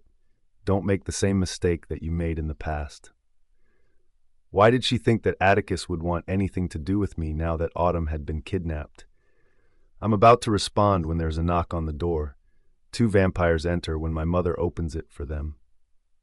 Where's the girl? My mother demands. The girl, one of them asks. We thought that you hired someone else to get her. What the hell? Why would they ask such a question? Were they not the ones that had taken her today? What are you talking about? My mother demands as she looks between them. Why would I hire someone else? We were waiting for her, ready to do the job you hired us to do, when 4 men grabbed her and drugged her. We weren't the ones that took her. What? I shout. If they didn't take her, then who were those men that had kidnapped her? Are you sure that's what you saw happen? My mother asks, are you trying to get more money out of me? Is that what this is? If that's your aim, you can just keep her with you. I have no desire to give to any more money. They pull out their phones and show us their video footage of the incident. We got a video of the entire thing. She was kidnapped, but not by us. We don't know who those men were, but they had tattoos on the back of their necks. Tattoos on the back of their necks. Who were these people, and what did they want with Autumn? Did she have more enemies that I didn't know about? I wish I could give those people a hug for making my life so much more easier now that she was out of it. Maybe this is a good thing, my mother says. She's out of our hands, which means that she's not our trouble anymore. You can focus on getting closer to Atticus now that she's out of the picture. You also need to get closer to his family. They play an important role in all of this, and you know that by now. But was Autumn truly out of the picture? What would happen if she randomly showed up? Whoever kidnapped her was no ordinary person. No one would risk entering the academy and seizing one of the wealthiest and most popular students. Autumn's parents were important people, and so were her in-laws. She wasn't any average person. We took a risk to hire men to kidnap her, but who else would want revenge so badly that they would also try and take her? Did the Fawns have more enemies, or was this an enemy of Autumn's family? Who do you think is responsible for her disappearance? I ask my mother. She would have a better idea than I did. I'm not sure, but I think the tattoo on their neck can help us figure it out, she says. They all have the same tattoo, which meant they were involved with the same people. I'm about to ask her another question when she stops me. Get to the hospital now, she commands. You need to show the Fawns how much you care about Atticus. Now that Autumn is gone, they will need someone else to marry their son. What better option than you? She was right. I didn't have any time to waste. Atticus needed me now that Autumn was out of the picture. We would have a beautiful future together without her in it. That is until my mother stepped in and destroyed his family for good. I called Dante and asked him to pick me up. I made my way back to the fake house and waited for him. He doesn't take long to reach. I can see how troubled he looks. Atticus was his brother after all, and their relationship hadn't been the best because of me. Either way, he would be in pain just like me now that Atticus was in the hospital. This time was a lot worse than the last time. Atticus's injury was able to heal within hours the last time. He wasn't going to be so lucky this time. He had a lot of broken bones and ribs. There was also a nasty injury on his head. His body was filled with cuts from windows smashed by the crash. I saw the image of the crash all over my phone, and it wasn't a pretty sight. I knew Atticus was a good driver and wouldn't have crashed like that unless someone was responsible for it. That's how I knew my mother had been behind the accident. It still bothered me that she hadn't listened to me. He was the one person I begged her not to hurt. She had agreed, until now. Until Autumn. This was all Autumn's fault. If she had stayed out of his life, none of this would have ever happened. Ever since she became his wife, Atticus has constantly been in danger. Now that she was gone, he would be safe once more. I would do a better job at protecting him than she had done. He would realize soon enough that he would be happier with me. Dante holds my hand. He's going to be okay, Anya. My brother is going to be okay. When we arrive at the hospital, the scene outside is not the best. My mother would have been happy to witness it. This was what she wanted, for the Fawns to be this unhappy. They were all crying and praying that he would come out okay. Nothing was promised yet, even though my mother seemed convinced he would be okay. I looked around me. Autumn's parents are also here, frantic for their daughter. They were busy making calls and trying not to panic, but they weren't doing a good job at that. How does a child get taken away from an academy so easily? Her mother screams. Who took my baby? Her father is trying to console her, but he looks like he knows more than he's saying. They both do. Calls are being made. They're sending out searches everywhere for her. I've never seen anything like this before. Everyone was getting involved for her. News of her disappearance has spread like crazy. There were hundreds of articles already published. There were also hundreds written about Atticus and the accident that was caused while he was trying to save her. A day passes, then another, and another. Atticus hadn't awakened yet. His body was still healing from all of the trauma it had suffered. I hadn't left the hospital like my mother had asked me to. I was trying my best to make his family like me. I knew how much they weren't fond of me, but I might try to do better. This was for my mother. I had to do it for her. And I also wanted to do better for Atticus. Maybe then he would see me as the woman he wanted to spend the rest of his life with. There was also no news about Autumn, and I was beginning to hope for the best. Maybe they had killed her and gotten rid of her. Then she would be out of our lives for good, and everything could go back to the way that it was before she got married to Atticus and destroyed everything that I had worked hard for. He's awake! Clarissa shouts. Atticus is awake. Everyone jumps up from the waiting room with tears of joy. We don't waste any time as we rush into the room. She was right. He was awake and aware of everything that was happening around him. I was scared of how he would react when he realized that Autumn was no longer here. He's searching the room, looking at everyone. His mother rushes forward and hugs him. I'm so happy you're awake, son. It's so good to have you back with us. His father does the same, showing him how much he loves him. The rest of his family does the same. I let them have their moment. This was what my mother taught me. I had to act more like Autumn if I wanted them to like me. Atticus doesn't stop searching the room, and I know that he's looking for Autumn. I'm surprised, however, when his eyes light up when he sees me. Anya, he says with a smile. Come here. We're all in shock. I walk forward, and I'm even more surprised when he wraps his arms around me. It's so good to have you next to me again. I watch the blood drain from everyone's face. I understood what my mother meant now when she said that she was giving me another chance. She was confident I would have Atticus again because she knew this would happen. It felt good to have his arms around me again, to feel his love for me. It felt like the past when he wasn't in love with Autumn. I hugged him back tightly. I wasn't about to let this opportunity escape me. When Atticus falls asleep, we all exit the room to talk to the doctor. What's going on? His mother demands. Why does my son still think he's in love with Anya? He doesn't look like he even remembers that Autumn is his wife or that she was kidnapped. The doctor sighs. We were afraid of this happening. Atticus got hit more in his head than in any other part of his body. The damage was so bad that even his body's ability to heal quickly couldn't do a good job at it. He has temporary memory loss. It may even be permanent. Only time can tell if Atticus will remember his time with Autumn or not. But for his safety, I urge you not to remind him of her. The trauma may be too much for him. Give him time to heal before you tell him about his wife. This was even better news for me. Now Atticus would know nothing about his marriage to Autumn. I had him back, right where I wanted him to be. Could this day get any better for me? We're going to have to remove all of the pictures of Autumn from the house and anything that would remind Atticus of her. His mother cried. We have to protect him. That means all those articles about them must come down. I don't care what we have to do to make this happen, but I want it done by the time Atticus gets his phone back. Inform everyone at the academy what's happening. Let them know if anyone mentions his marriage to Autumn that we will do everything in our power to make their lives miserable.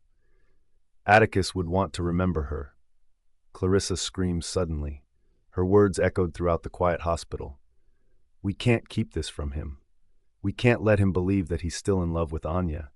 He's married. Autumn is missing. We can't put up an act now. We need him to remember her. If he had a say in any of this, he would want us to tell him the truth. Clarissa, Mr. Fawn scolded her. This is a hospital. You can't be shouting. I don't want Atticus to hear you. You need to be quiet. How can you be so normal about this? She demands. When he remembers Autumn, he will never forgive you for not telling him about her. He got into that accident trying to save her. He would expect the same from his family. No one said we are going to stop searching for Autumn, he exclaimed. The search will continue, but we must keep Atticus out of danger. We must ensure that his body doesn't go into shock if anything triggers his memory of her. You also need to do the same as the rest of us. If you care about him, you will keep him from finding out about her, just until we are sure that he has fully recovered. Clarissa looks distraught, and seeing her like this makes me happy. How much worse would she feel if she knew what I did? The men that kidnapped Autumn weren't amateurs. She was most likely dead by now, and I couldn't be any more happier than I felt right now. Autumn, I don't know where I am, but I know this is the worst way to wake up. My hands are strapped to a table, and bright white lights are above my head. I tried to move, pulling against the straps, but it was no use. Nothing was working.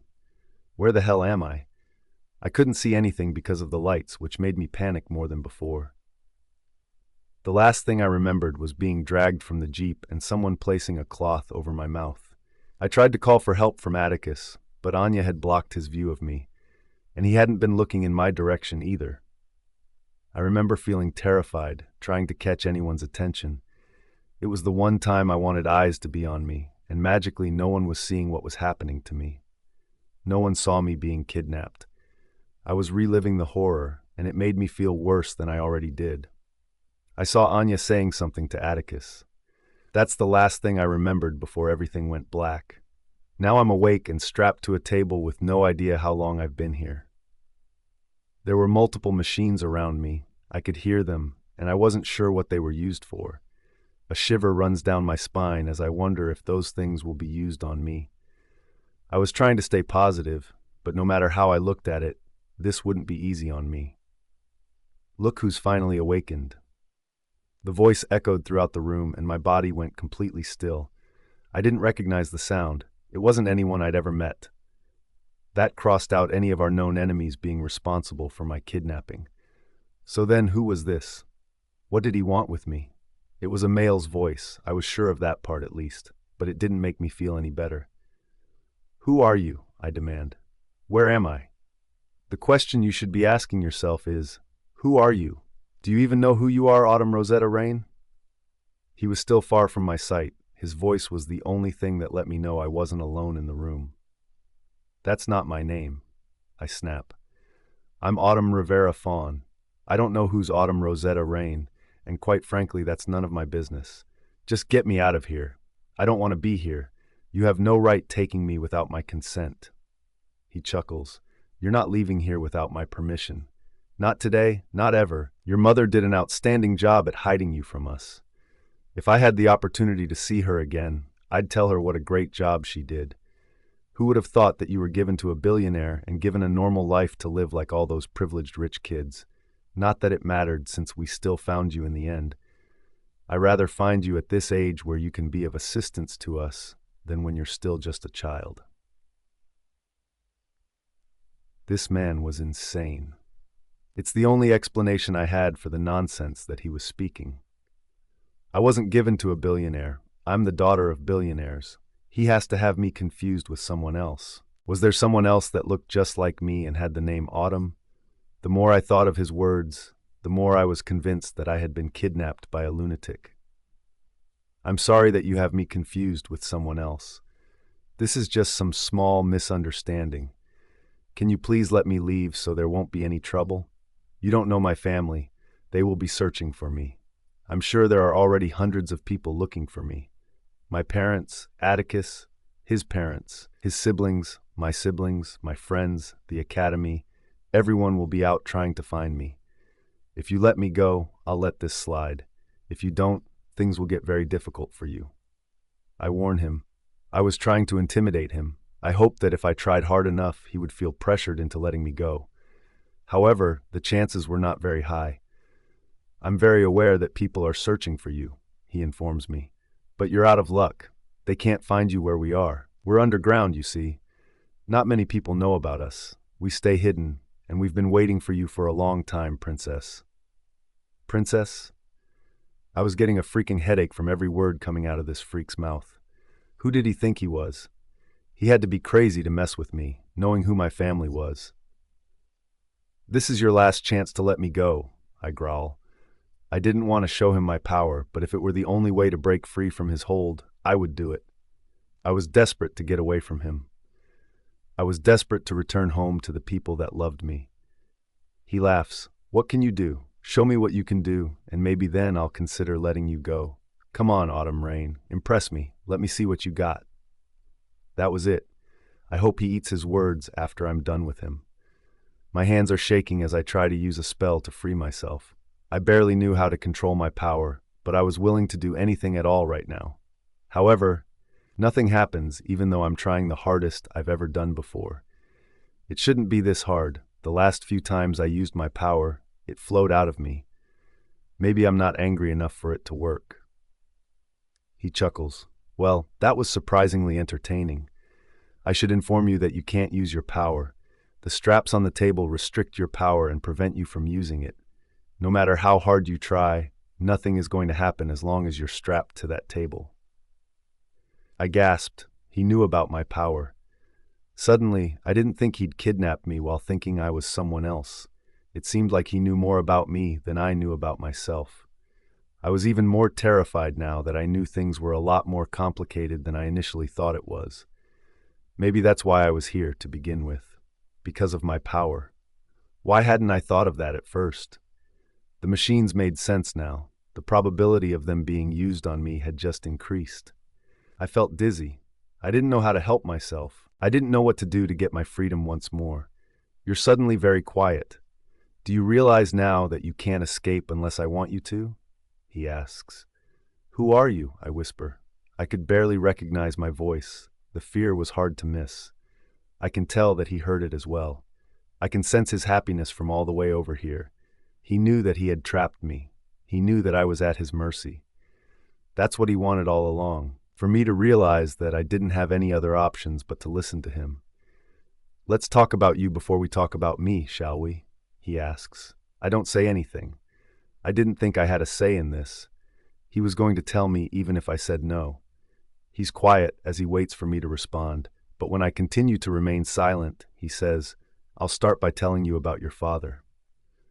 I know who my father is. I snap. I didn't need to know anything else about my own father.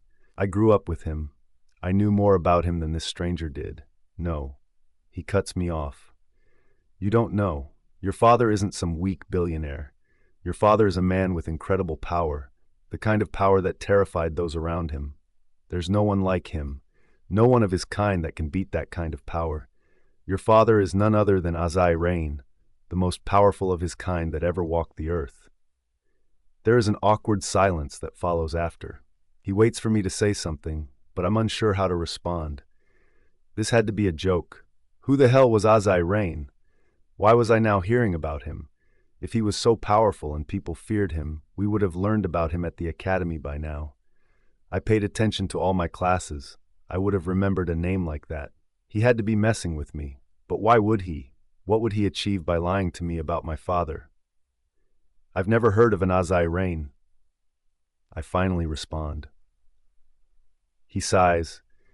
Because people were so scared of him that they chose to pretend like he never existed after his death. They burned every single paper that had his name on it, burned every picture. They shut his worshippers up and promised to destroy their lives if they ever spoke a word about him. They did everything possible to wipe every memory of him out of this earth. and they succeeded if you've never heard of him. I took a deep breath, trying to stay calm despite everything that was happening around me. This is ridiculous, I snap. We've never heard of him because he never existed. He's not my father. I know who my father is. He's a Rivera, not a Rain. What is the purpose of this lie? What do you want to achieve by lying to me? He laughs once more. Oh, believe me, you are his daughter. You look just like him. You look more like him than you look like your mother. Have you never wondered why your family all looks so different from you? Has it never bothered you that your so-called siblings all had similarities to your parents, but you never had any? I'm surprised that no one else knew sooner that you weren't their real daughter. I'm surprised that even you never recognized the obvious. My breath hitched at his words because they were the truth. I didn't look like either of my parents, and I also had no resemblance to any of my siblings, even though my parents often tried to convince me that I did. I never had any reason to pay attention to it until now. I thought my parents were telling the truth. I thought I could trust them. Now I wasn't sure who had been telling the truth this entire time. So what exactly is this Azai Rain, who may or may not be my biological father? I ask. I was beginning to believe his story even though I never wanted to. I wanted to believe that my real parents were the same ones who raised me from a baby. I wanted to believe that my life wasn't a lie all this time. I wanted to believe that this man was lying to me. However, I couldn't be naive. I had to listen to what he was saying. I had to find out what was a lie and what was the truth. The only way for me to know that was to pay attention and try to figure it out on my own. The stranger takes a deep breath, almost like he was waiting this entire time just for me to ask that one question. I held my breath, waiting to hear the worst. He's the greatest sorcerer our world has ever known. 1 second passed, then another, and another. I can't breathe. A sorcerer? A bloody sorcerer? Was this where I got my power from? Was this why the power was beginning to consume me so much that I wanted to use it to get whatever I wanted whenever I was around Atticus? It terrified me how greedy my power became whenever I was around him. Now I was more worried than before. I didn't want to believe my real father was a sorcerer, but I couldn't deny the facts. I had to get my magic from somewhere, and it wasn't from the Riveras. That left this Rain person. If he is my father, then who is my mother? I ask. He mentioned that she had done an excellent job hiding me from them. Why did she try to hide me? What did they want from me? Why was I here? Those are all questions that I needed answers to. Your mother was a werewolf. She wasn't anyone as important as he was. She fell hard for him. He had that dark aura about him that women were quite drawn to. She was the only woman he made the mistake of getting pregnant. He had plans to take over the world and to have one king. He wanted to be the only king. And he would have succeeded if your mother hadn't betrayed him. My mother betrayed him? Did he truly want to take over the world? And why? Why does anyone need to control the world? What kind of psychopath was my father? If this story was indeed true, I was happy that I never had the chance to meet him. He was not someone I wanted to have raised me as a child. There is no telling the kind of person I would have been if I had been raised by him. How did my mother betray him? I question, waiting for him to explain more. He was still out of my view, and I had no idea what he looked like. His voice did not sound like an old person. He was young. She birthed not just you, but 2 other babies. Your mother had triplets. Your other 2 siblings had the same dark symbol on their arms that your father had. A symbol of the control the dark magic would have on them and the power they would have within. You were the only one that wasn't born with the symbol. Your father felt that you were weak because of it and wanted to get rid of you. He never wanted to have a weak child. Azai underestimated your mother. He confided in her and told her the one way to kill him. She knew where to find the weapon, and while he was asleep one night, she murdered him before he could ever try harming you. Then she ran with you and your siblings. No one knows where the 4 of you disappeared after that until now. Because you used your magic, we were able to find you. We couldn't find you before because you've never used it. We're not sure why your power has suddenly awakened, but you are the daughter of Azai Rain, and because of that, you are a part of us. A part of them? What the hell did he mean by that? I didn't want to be a part of evil, and that's what they were. Evil. Anyone that desired to take control over the world because of their greed for power was evil in my eyes. I would never join something like that.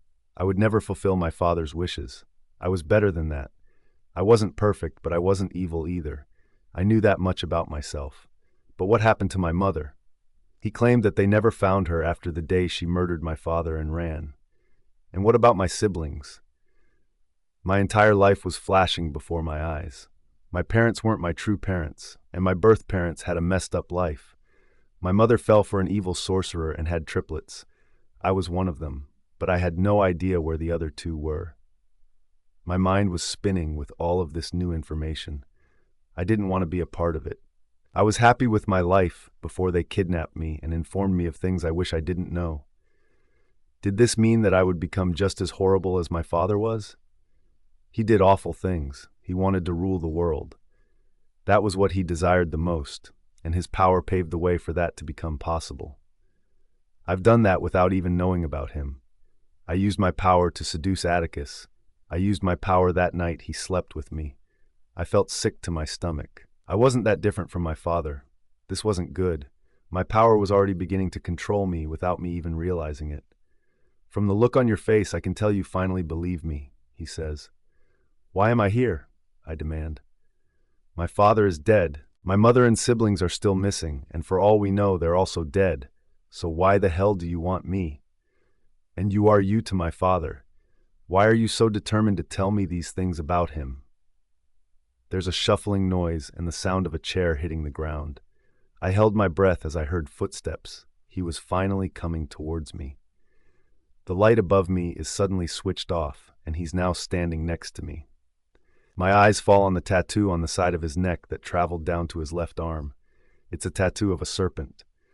My gaze travels to his face, and I'm faced with bright green eyes and a harsh jawline. He had a straight nose, a scar on his forehead, and a stubborn mouth. He wasn't as bad-looking as I thought he would be. He was quite the opposite, but scarily. Your father was my leader. I was only 9 when your mother killed him. He was who I looked up to, and he also trained me at a young age. I was supposed to serve his future children, just like my parents had served him. I made a promise to help finish what he started, to make your father proud of me. I've always wanted him to be proud of me. That's what my parents have always taught me, to make Azirain proud. This wasn't getting any better for me. I had to figure out a way to make him let me go. I needed to go home. I couldn't stay here. If you are meant to serve his children, doesn't that mean you must listen to my command? I don't think my father would have liked to see what you're doing to his daughter. I snap, let go of me now if you're determined to make him proud. I was searching for anything at all to get him to listen to me. I wanted him to feel guilty. I wanted him to feel sorry for me. But the man in front of me clearly only had one thing on his mind, and that was to make the dead sorcerer proud of him. He had a weird obsession with my biological father. I don't know what caused it. Maybe his parents are to blame. I'm sorry I cannot do that, princess, he tells me with a sinister smile. You see, to fulfill your dad's dream, I will need you. I don't have either of your siblings. You are the only one that I have. I don't know the extent of your power, but you are Azai's daughter, so we need to train you. Once we get the hard part over, we can start the main plan. It was my turn to laugh. He couldn't be serious. He thought that I would help him with this awful plan. How delusional was this man to believe something like that? They would have to kill me before I ever agreed to do what he was asking me to do. Besides, I wasn't as powerful as my father. I had no idea how to control my magic. I barely knew any spells, and the only times I've ever used my power was because of Atticus and my love for him. Weirdly enough, he was the link to my power. What makes you think I would help you finish what my father started? I demand. I'm nothing like my father. My desire is not to rule the world. Why don't you do yourself a favor and move on from the past? Your leader is dead. Why do you have to ruin your life for someone no longer on this earth? He can never be proud of you because he isn't here. The smart thing would be to let me go, drop this stupid plan, and get on with your life. You never had the pleasure of knowing him. That's why you have nothing good to say. You don't understand what it's been like following in his footsteps. It's a shame that his own daughter has no idea how amazing he truly was. You should have been there to witness his power. It was mind-blowing. Every time I witnessed how powerful he was, I was left in awe. I can still see the images in my head. It's what keeps me going. I'm the key to keeping our people united, even after his death. I'm their protector, and I will be your protector as long as you agree to help us get what we want. You said that he considered me his weakest child since I didn't have the dark symbol that my other siblings had. If you respect his decisions so much, shouldn't you also accept that he didn't want me to follow in his footsteps? He didn't have any hope in me. Why do you think I possess the kind of power that my father has? I don't. Listen to him and let me go. He smiles, and there is pride on his face as he stares at me. I was there. I quirk a brow. He was where? What was he trying to say? Where exactly? At the game. I freeze. I knew right away what he was referring to. I saw everything, Autumn. I have been watching you for a while, waiting for a sign to know whether you were worth the trouble. I saw how you protected Atticus. Fearless, just like your father. He protected his own just like you protected yours. We were always safe and respected because of him. All of that changed the day your mother killed him. I saw what you're capable of when you're angry. You used your power to make those men lose that game. You did a good job at it, too. No one was able to tell that you were behind it. That is the kind of power we're looking for. And it's even better that you're Azai's daughter. You haven't even unlocked an inch of your true power. You don't realize just how important you are to your father's people. How important you are to me. Important to him? Is that why you have me tied to a table, unable to fend for myself? I demand. Because I'm important to you? If I let you go, you're only going to try to run. It's not a risk I'm willing to take. He answers me. You're wasting your time, I shout. I'm never going to help you. I have a family back home. I have a husband that I need to get back to. I'm sure he's losing his mind trying to find me. I want to get back to him, please. He quirks a brow. Your husband does not miss you. Everyone is already returning to their normal lives without you in it. It's almost like you never even existed to begin with. I roll my eyes. Did he expect me to believe such nonsense? My parents would never rest knowing I was missing. Clarissa would also be worried about me. And Atticus. I knew in my heart that he would be looking for me.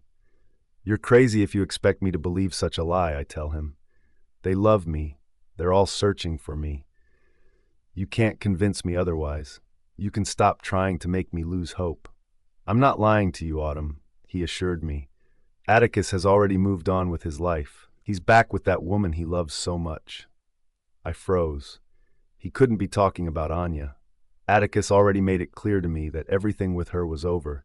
Clarissa told me how he stood up for me in front of her. I couldn't let this man get to me.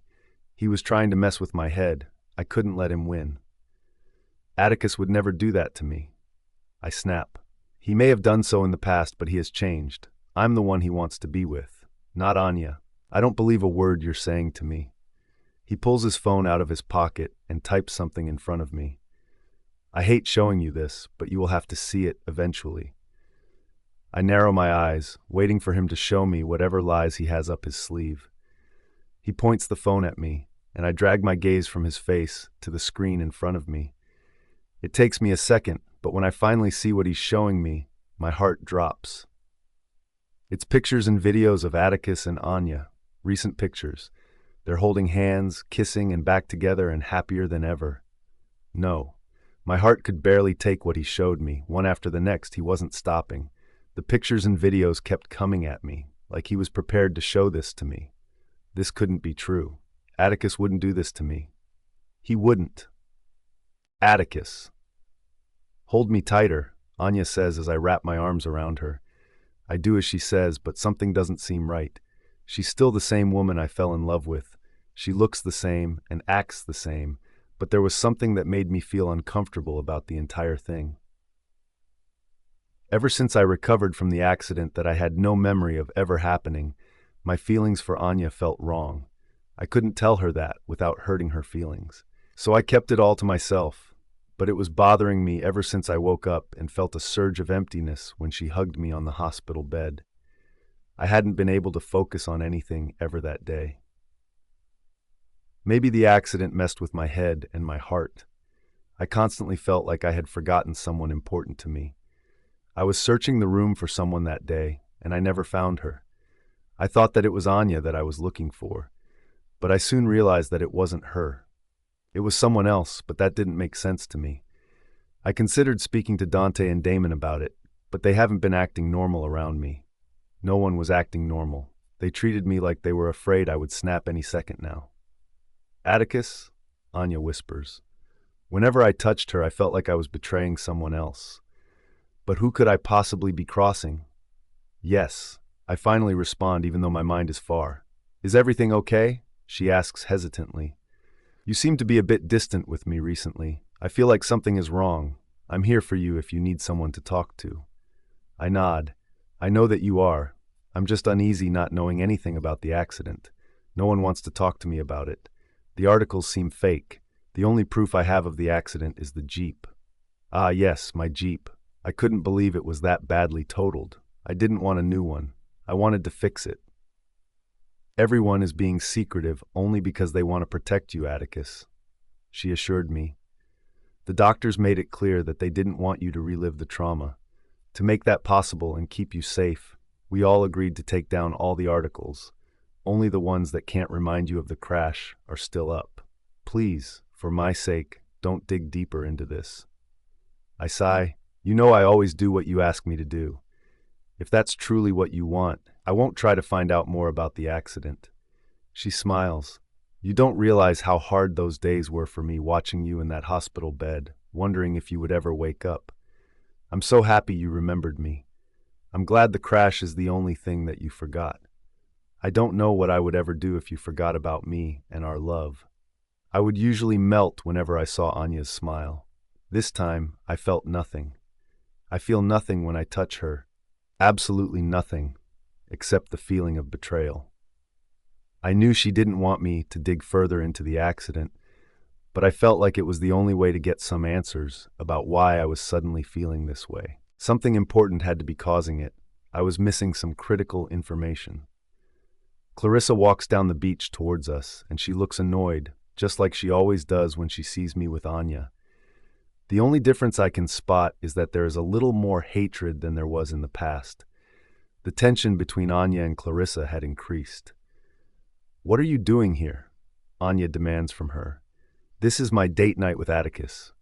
Clarissa snares at her. The last time I checked, the beach was a public space.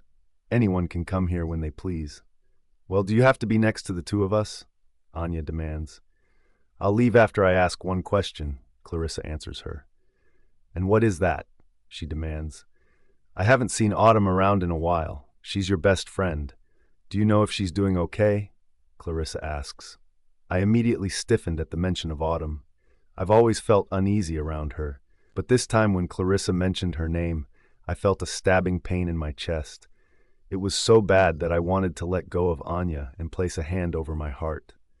What the f*** was wrong with me all of a sudden? Why was I behaving so weirdly? Autumn is on vacation with her family, Anya responds through gritted teeth. However, there was an edge to her voice that I hadn't heard before. Why was she pissed that Clarissa had asked about Autumn? Their behavior was extra weird today. It made me even more confused about everything happening around me. I was sure about something. There was an important detail about the crash that my family didn't want me finding out. They were hiding it from me because they wanted to protect me. Whatever it was, it had to be detrimental. They were afraid that when I found out, I would go into a state of shock. I'm assuming from everything Anya has told me, the doctors had to have warned them to keep me away from any news that could make me feel any worse than I already did. You don't need to get so defensive, Clarissa chimes happily. Autumn is such a nice girl. Unlike you in every way, Anya. She would have suited Atticus better. I rub a hand down my face. I was used to their constant bickering, but it was the first time I wasn't paying much attention to it. Ever since Clarissa had brought up Autumn, the feeling inside of me had intensified. I felt even worse than before. Why did just the mention of Anya's best friend have such an effect on me? What the hell was going on? Autumn. My body shook with rage. I wanted to believe that those pictures and videos were all fake. I didn't want to consider that Atticus had moved on the second he thought that I was gone for good. After everything we've been through together, why would he return to Anya the moment that I wasn't there? Did my love for him mean nothing at all?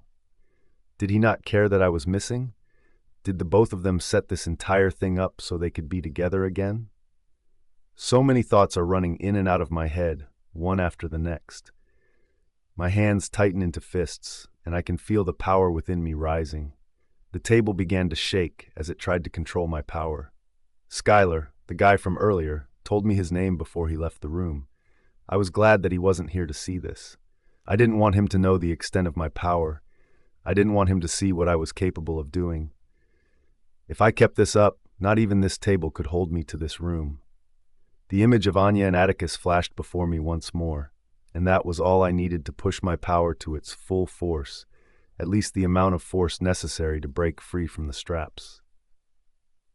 The table begins to shake more aggressively than before, and within seconds the straps break free. There was a mirror in front of me as I sat up, and the dangerous glow in my eyes terrified me. I was getting out of here, and when I did, I would be paying Atticus a visit. Atticus! Please, Anya begs. There's this huge party tonight at the beach, and everyone will be there. I want us to go together. People need to see us out more often. I want pictures of us posted everywhere. I run a hand through my hair. I didn't want to go anywhere. I still had this sick feeling in my stomach that something was terribly wrong. I kept trying to dig answers out from the people around me, but everyone got quiet whenever the topic changed to the day of the accident. Surprisingly, Anya was the most hostile whenever I tried to bring it up. Their reactions only fueled my determination to find out the truth. Who could I trust to finally tell me every single detail of that day? It didn't make sense to me that my parents would go through so much trouble just to remove some articles about an accident. There had to be much more than that. They were keeping me in the dark, and it was making me furious. Why couldn't they just tell me? Why did they have to hide it from me? How horrible could this secret be? Atticus, Anya snaps. Are you hearing anything that I'm saying to you? I was. I couldn't concentrate or respond because of the many things flowing through my mind. Ever since they had mentioned Autumn to me yesterday, I couldn't get the girl out of my mind. It was absurd that I had more emotion within me from hearing her name than being beside Anya. Her name didn't want to leave me. It kept replaying and it was driving me insane. When will Autumn return from her vacation with her family? I asked Anya before I could stop myself. For some reason, I found myself wanting to see her. I couldn't explain it, but a part of me was almost desperate to see the girl. It worried me that I was feeling this way with Anya right next to me. It felt like I was betraying her. Anya looked like I just slapped her in the face for bringing up her best friend in our conversation. Why would you ask me that? She demands. She's your friend. I thought you'd like to have a conversation about her. Is there a problem if I ask about Autumn? I questioned, waiting for her to explain why she'd gotten so bothered by that question.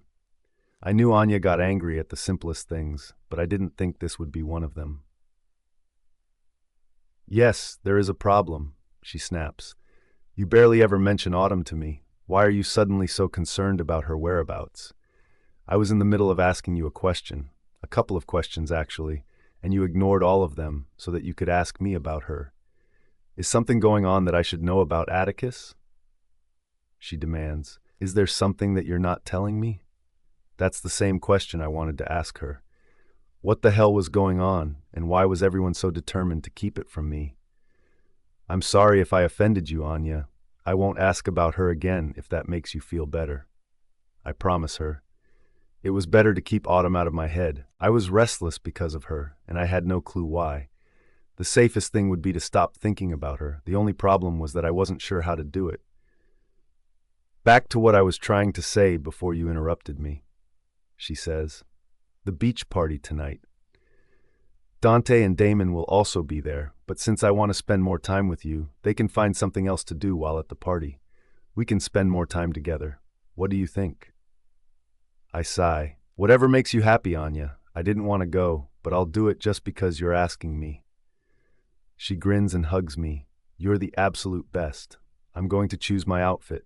I can't wait for everyone to see us together. We're already the highlight of all the magazines now that we're back together. Back together? I ask her, confused. When did we ever end our relationship? Some of the things she said to me after the accident kept confusing me. She freezes but quickly hides her reaction from me. You misunderstood. I meant that we are finally back together after your accident. Ever since you woke back up, we have been the talk of the town. We can't let everyone down and not show up for the party. We have to give the people what they want. Give the people what they want. I wasn't looking forward to the party. I was only going because of Anya. Hopefully, tonight I will feel better than I do right now. It felt like I would never be my usual self until I discovered what everyone was desperate to keep from me. But how long would it be before someone snapped and spilled the truth to me? Autumn. The second I smash the door open, an alarm goes off throughout the building. I didn't waste any time. I wasn't sure where I was heading, but I chose to run to the left of me. The chase was on. They knew that I had escaped from the room. I'd waited for what I thought was the right time to break the door down. I can only hope that the voice inside me was right. I saw two men running behind me and increased my speed. No one was in front of me for now, but I knew it was only a matter of time before more men showed up and tried to block my way. My heart is racing as I kept moving forward in full speed. Someone eventually appears before me, and I use my power to smash him against the wall. He wasn't the only one. They kept on coming after him, and I kept hitting each of them against the wall until I was finally able to escape from the building. I hadn't seen Skylar while trying to escape, which was a good thing. Skylar may be the strongest amongst them since he was the leader. He would have known what to do and how to stop me better than the rest. I expected the building to be packed with people trying to stop me from leaving. It was the opposite. Either they weren't here, or someone was messing with my head. Maybe they wanted me to believe that I had escaped so they could keep an eye on me. Anything was possible at this point. I knew Skylar was not some amateur kidnapper. He made it clear that I would only be able to escape from here if he wanted me to. The thought of him messing with me made me feel sick to my stomach. Despite my fear of their plans, I kept on moving. I had to see Atticus. I wanted to see for my own eyes that he had betrayed me yet again.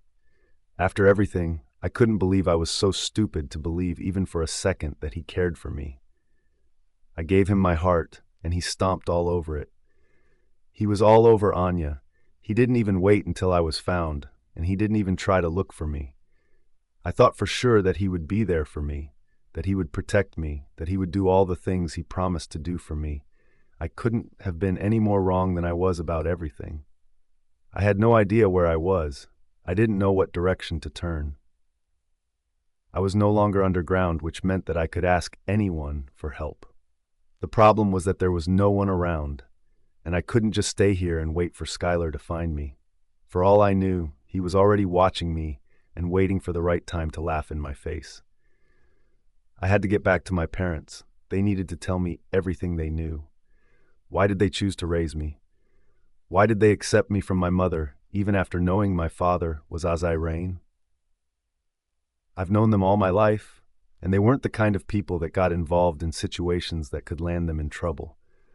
So why did they agree to help my biological mother? The more I thought about it, the more it made no sense to me. Why did they do it? Why did my mother choose them to raise me? I sighed.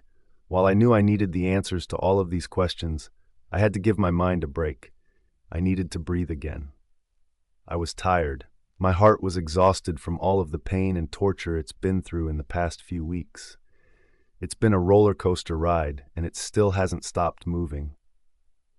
I'm in the middle of the forest with no one to turn to, no one to ask for help. I was hoping to find at least one person, but I was out of luck. I was the only one who could get me out of this place. I was the only person I could rely on. There's a lake to my right, and I gasp when I hear a whisper. Where did it come from? Who's there? I demand. I take a step forward and look around me frantically. Had I imagined it? I didn't think so. I was positive I'd heard someone speak to me. I'm hoping that it wasn't one of Skylar's people, or I would be screwed. No one answers, and I keep walking, trying to find the person. I know that I wasn't delusional. I know they had to be around here somewhere. I just had to keep on looking. I pause when I hear more whispers. I look towards that lake in horror. There's no way the water spoke to me. But I couldn't deny it any longer. The voice was coming from the water. It was showing me the direction, telling me how to escape. How was that even possible? Was my father also able to understand the water?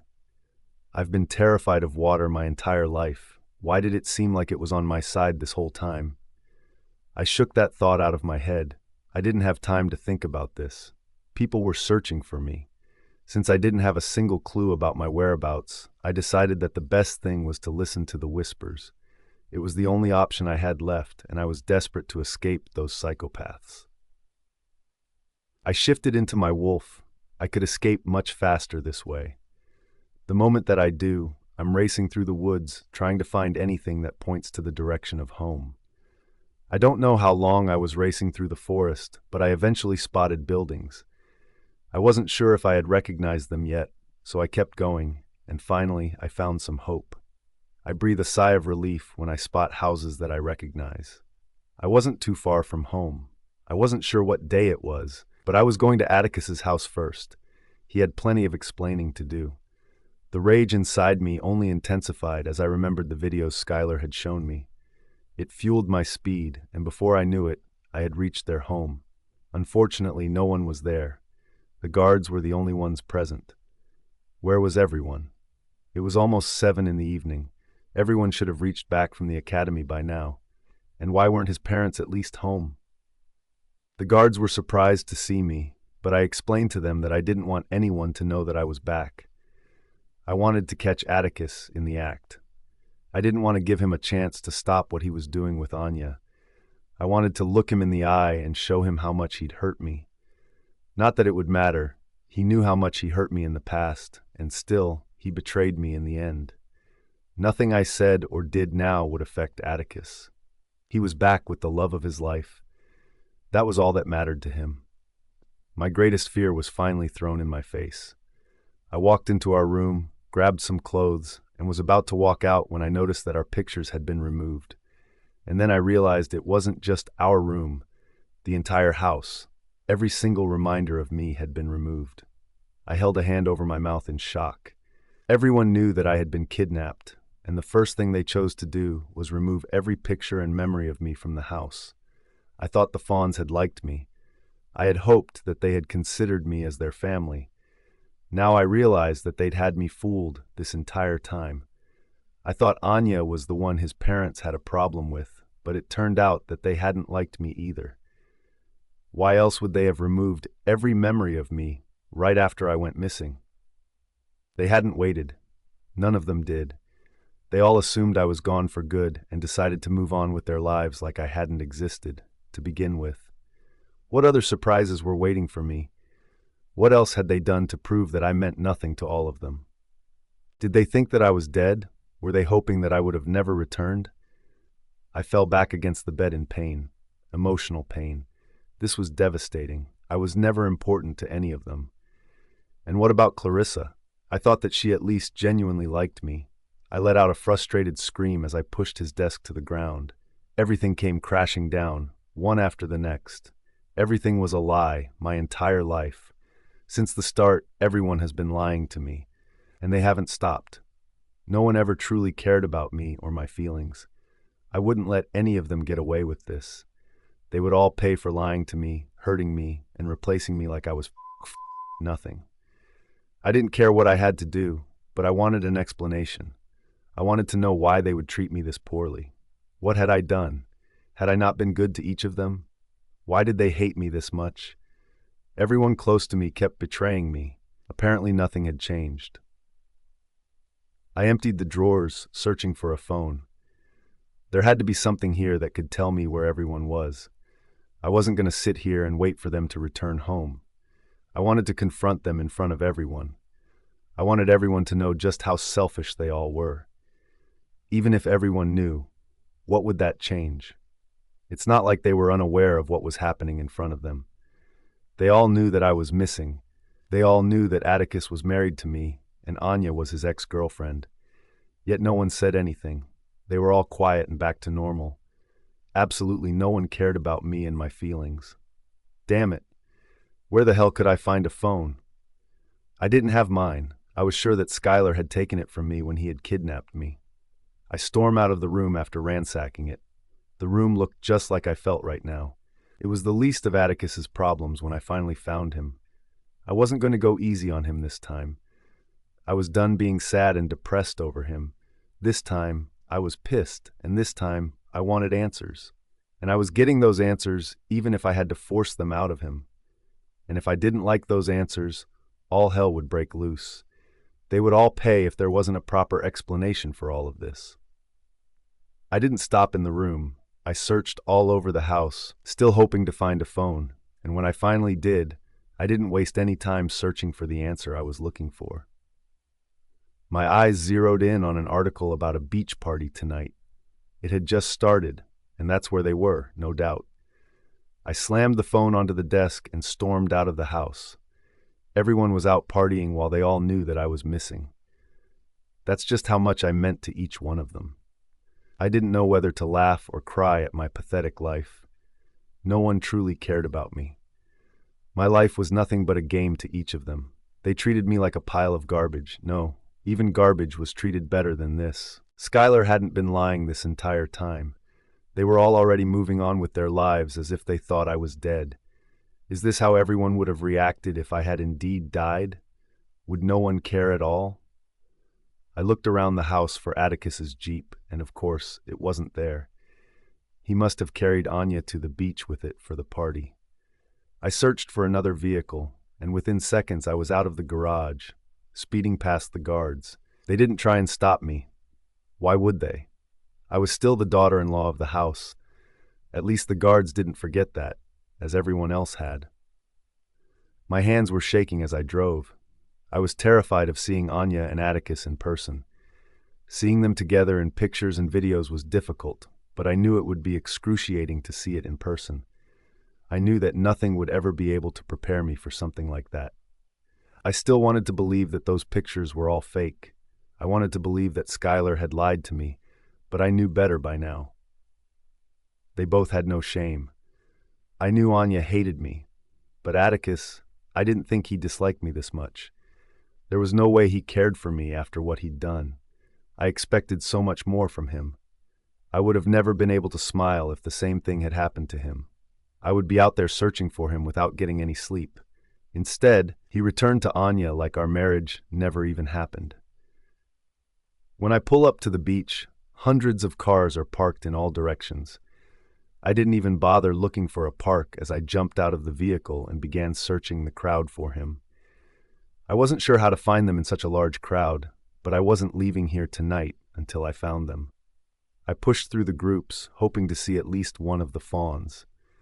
Once I saw one, they would lead me to Atticus. I was sure of it. I'm disappointed when I see no sign of any of them. Was I mistaken? Had they not come here tonight? Where else could they be then? Was there another party that I didn't know about? Music was blasting the air, and crashing waves were just as loud. Everything was making it harder for me to search for them, infuriating me more than before. Where the hell were those betrayers? I couldn't give up.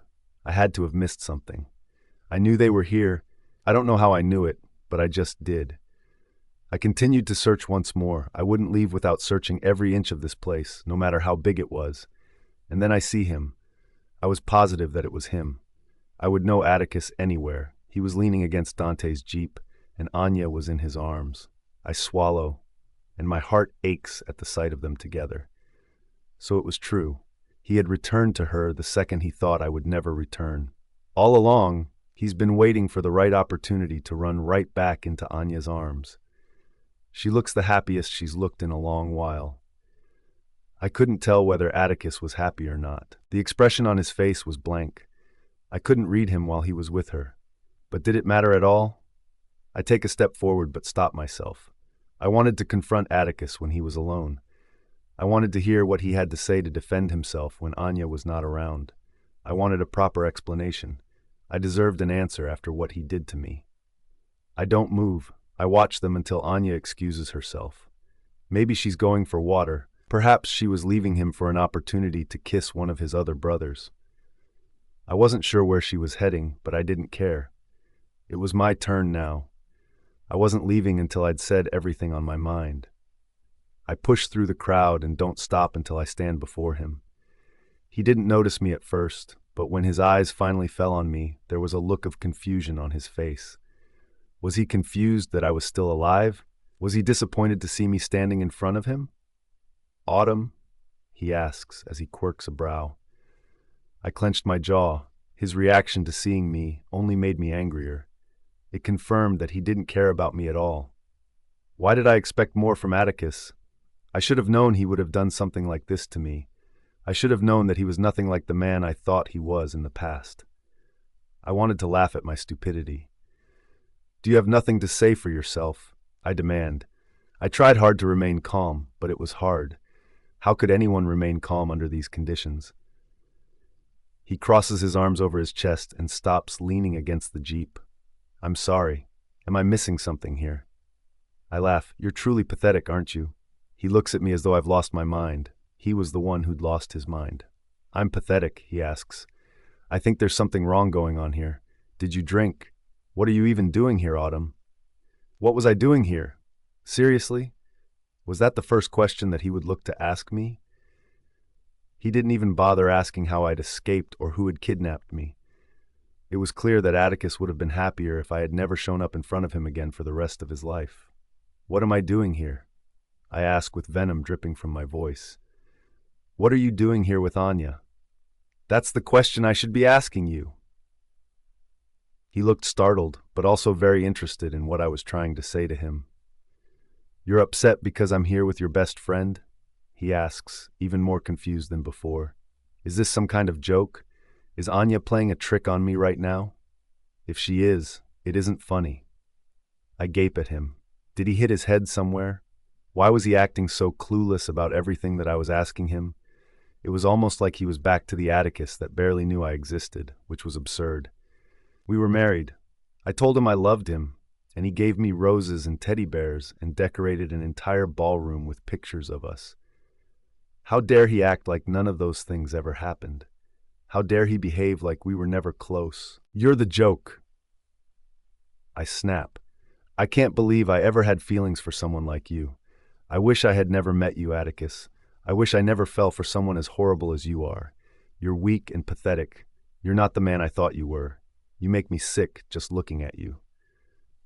He unfolds his arms, and now he doesn't look as unbothered as he'd done just a few seconds ago. He wasn't happy with the words I'd just said to him. I could tell by the frown on his forehead that he was getting angry. "Feelings for me?" he asked as he exhaled loudly. "Now I know you're messing with me, Autumn. You don't have feelings for me. Did Anya tell you to put me up to this test? Is this some stupid game for the two of you? I'm done playing. I'm going to find her." He tries to step around me, but I push him back against the Jeep. He looked like he was getting tired of me, and I didn't care. I needed answers, and he was going to give them to me. I didn't care what he wanted.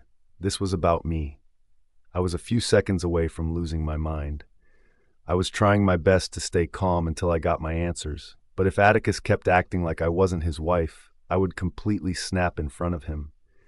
And when I snapped, everyone at this party would know I was back. Everyone would see the power I had within me. I wouldn't be able to hold it back. Then Skylar and his people wouldn't be the only people I'd have to be worried about. Everyone who wanted to use my power for their benefit would come for me. He looks down at my hands on his chest, and I refuse to move them.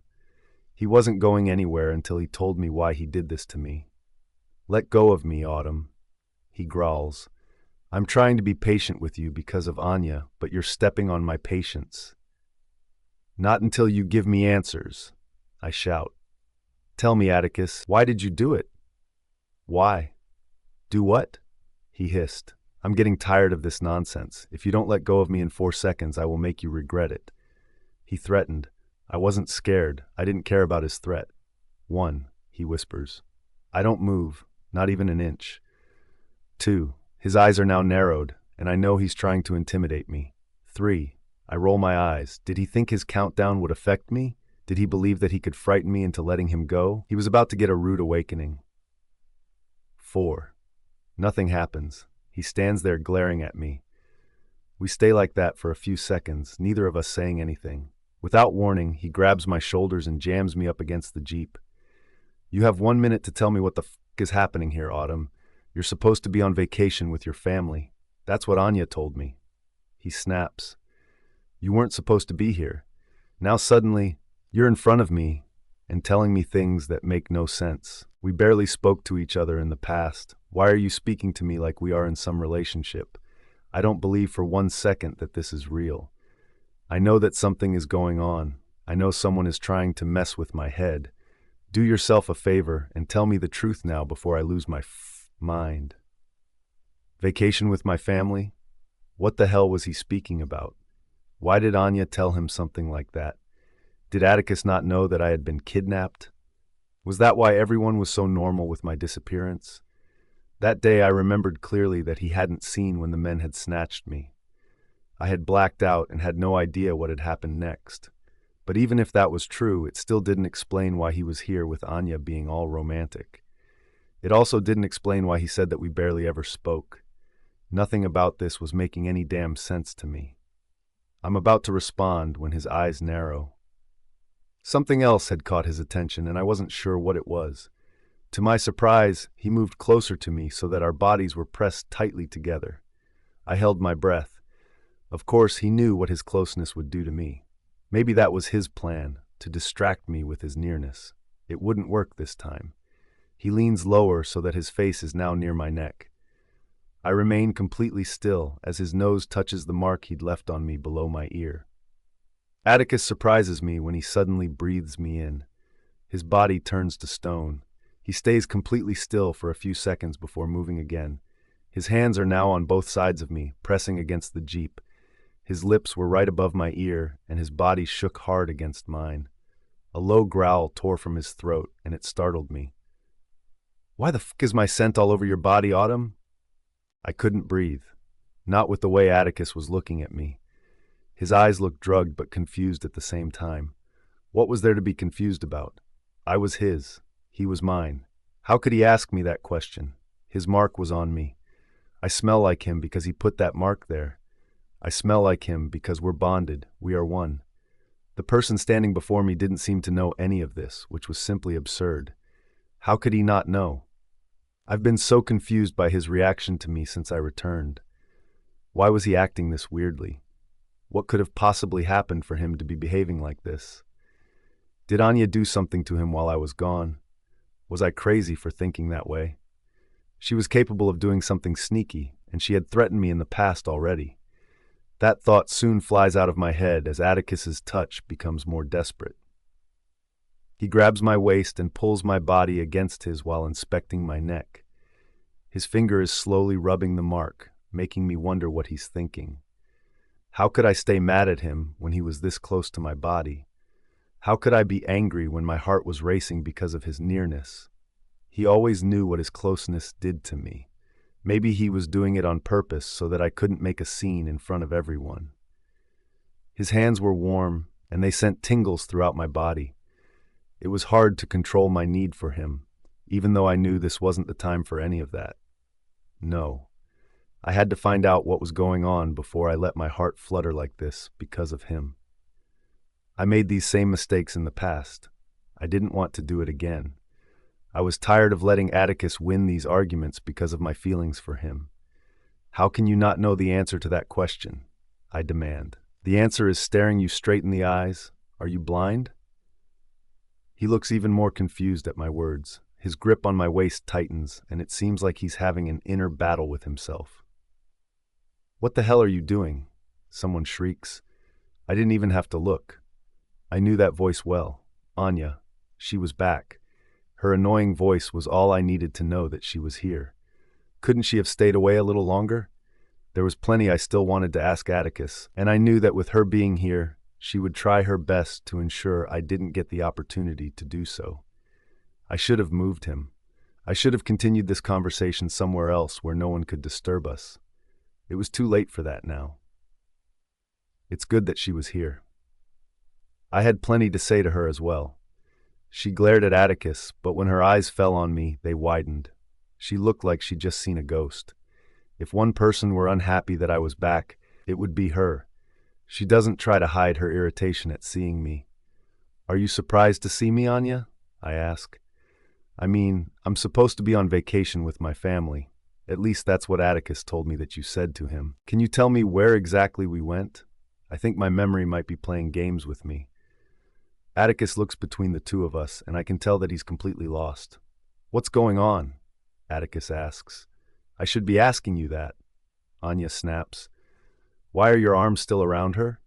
He looked down at his hands still on my waist and cleared his throat before quickly letting go of me.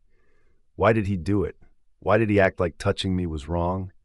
I'm his wife. He can touch me without feeling guilty. Just how many things have changed around here after I'd been forcibly taken from the academy? Are there any more surprises that I need to prepare myself for? Did Autumn not go on vacation with her family? He asks her. It sounds like the both of you are arguing. You're best friends. I've never seen you fight before. Did something happen between the two of you? Is there something that I should know about? Best friends? What world was he living in? We were far from best friends, closer to enemies, after I realized her true feelings towards me. Anya didn't like me, and it took me too long to know the truth. I would have saved myself plenty of pain if I had recognized her dislike for me earlier. Of course I didn't go on vacation with my family, I snap. Where have you been all this time, Atticus? How could you not realize that something was wrong? What other lies has she been telling him? Anya grabs my arm and pulls me towards her. Watch what you're saying to him. He's not ready to hear the truth. Not ready to hear the truth? Who was she to tell me what he was ready to hear? What's going on here? Damon asks as he joins us. He's concerned about Anya. As usual, everyone is always worried about her. He doesn't see me at first, but when he finally does, he takes a step back. His eyes are wide, like Anya's when she first saw me. Autumn? Why is everyone so surprised to see Autumn here? Atticus asks, looking between the two of us. Why is he asking such a question? How much did Atticus not know? Everyone here seemed to know a lot more than he did, and it surprised me. Damon says as he tries to come up with a response to his question. I'm just surprised to see Autumn here when no one informed me that she was coming, that's all. It's good to see you, though. I'm glad you're here. I'm sure Clarissa will be overflowed with happiness to see you. Atticus looks at his brother as though he'd lost his mind. Autumn! Clarissa gasps as she shows up right behind Damon. She's the only one that looks happy to see me, but I wasn't even sure if I could trust her at this point. I wasn't sure who I could trust amongst myself anymore. They'd all let me down when I needed them the most. She jumps forward and wraps her arms around me. I can't believe you're in front of me right now. My heart feels so happy. It's so good to see you. I've missed you so much. Had she missed me? Then why was her home empty of my belongings? Am I missing something here? Atticus asks. Since when are Autumn and Clarissa best friends? Clarissa freezes when she realizes that Atticus is here with us. It almost looked like they were trying to hide something from him. She wipes the tears from her eyes, hiding them from Atticus. The more I stood there, the most confused I got. Something terrible was going on, but I couldn't figure out what it was. Something was not right. Everyone was acting strange, but none as strangely as Atticus. I've always preferred having Autumn around over Anya. Clarissa teases without looking directly at him. I'm just showing her how happy I am that she's here. There's nothing wrong with that. If you'll excuse me, Autumn and I have some important catching up to do. Clarissa wraps her arms around mine and pulls me away from Anya and Atticus. I could feel their eyes digging into my back as I was dragged away. I wasn't finished speaking to Atticus. I still had plenty on my mind to scream and shout at him, but I couldn't do it earlier because he was clueless about everything. I know that you must be both angry and confused right now. Clarissa whispers the moment that we're far enough so that Atticus can't listen to our conversation. But there is a reasonable explanation for everything happening right now. Really? I couldn't think of anything that would be able to explain the craziness happening around me. Atticus was acting clueless, and Anya was happy to rub it in my face that she had him back in her life. What had caused this massive change? Before I had been kidnapped, Atticus promised to be a better husband. What caused that sudden change in his behavior? I thought you liked me, I tell her. I went to your home. Every single picture of me has been removed. My clothes are gone, and everything of mine has completely disappeared. It's like all of you tried to erase my existence when you found out that I was missing. None of you tried to find me. Do you realize how that makes me feel? Do you? Clarissa hugs me mid-sentence. You have it all wrong, Autumn. Of course, we all like you. We don't just like you, we love you like family. You are our family. Is that how you treat family? I demand. Nothing was adding up. Someone was lying to me. I can explain. All you have to do is listen. She begs. Once you hear what I say, you will understand everything. I decided that she at least deserved a chance to explain herself. She was always nothing but pleasant to me. Maybe I could still trust her. I just had to listen to her explanation and decide whether or not she was telling the truth. I crossed my arms over my chest and nodded. It was my signal for her to continue. This was the only chance that she would get. When you got kidnapped, Atticus saw everything. He saw the men throw you into a vehicle after drugging you. He tried to stop them, but they had already driven off. He didn't stop there. He chased the vehicle with his jeep, and that is when something horrible happened. She begins to explain. The look on her face worries me. Something horrible happened. The fear in my heart exploded in my chest. I think I knew where she was heading with this, but I don't think I was ready to hear it. I was hoping that I was wrong. We don't know the exact details, but Atticus got into an accident. Before it happened, he called Damon and informed him that you had been taken. He ordered him to close down all roads so that your kidnappers couldn't escape. That's the last anyone heard from Atticus. When we arrived at the scene, Atticus's jeep was flipped over and smashed against a tree. You were nowhere to be found. We searched everywhere for the vehicle he described but couldn't find it. I covered my mouth as I waited for her to continue. I can't breathe. My heart aches so much with this new information. An accident? Atticus had gotten into an accident while trying to save me. This entire time I was angry because I thought he had moved on because he believed I was gone for good. I thought he was happy that I had disappeared. I felt guilty after knowing I had been so wrong all along. When we pulled Atticus from the jeep, he was barely recognizable with all of the blood and bruises covering his body. I thought we had lost him. But the doctors did a great job at bringing him back. But even they couldn't work a miracle. His body was trying to heal itself, but too much damage had already been done. When Atticus woke up, he surprised everyone when he hugged Anya. We weren't aware of what was happening until we spoke to the main doctor assigned to him. It was the worst news that any of us were expecting. My heart was pounding against my chest. It was not easy finding out that the love of my life had gone through something so horrible, and I was nowhere around when it happened. I wasn't there when he needed me the most, but it wasn't my fault. We were both going through something awful at the exact time. But it only happened to Atticus because he was trying to save me. I was unconscious when the accident occurred. I had no idea it had even occurred until now. An accident? Those words kept repeating in my head. The more I thought about it, the worse I felt. How did this happen? How did his jeep flip? They said that his head had taken the most impact from the accident. The doctor claimed they tried their best, but this wasn't something they could have prevented. Atticus has temporary memory loss, but the doctor also informed us that it's possible it can even be permanent. Only time will be able to answer whether it's temporary or not. We haven't taken the news lightly. It's been a rough few days, and we've been trying our best to cope. Everything made so much sense now. Atticus acted clueless because he was unaware of our marriage. He was unaware of my love for him. He was unaware of every time we've spent together. He didn't have any of those memories, but I had them all. I was the one that would suffer now that he didn't remember me. I was the one that would miss him like crazy. We never wanted to remove every memory of you from his life, Autumn. I'm so sorry you had to find out like this. She apologizes. But when the doctor told his parents that reminding Atticus of you could cause more damage than good, they panicked.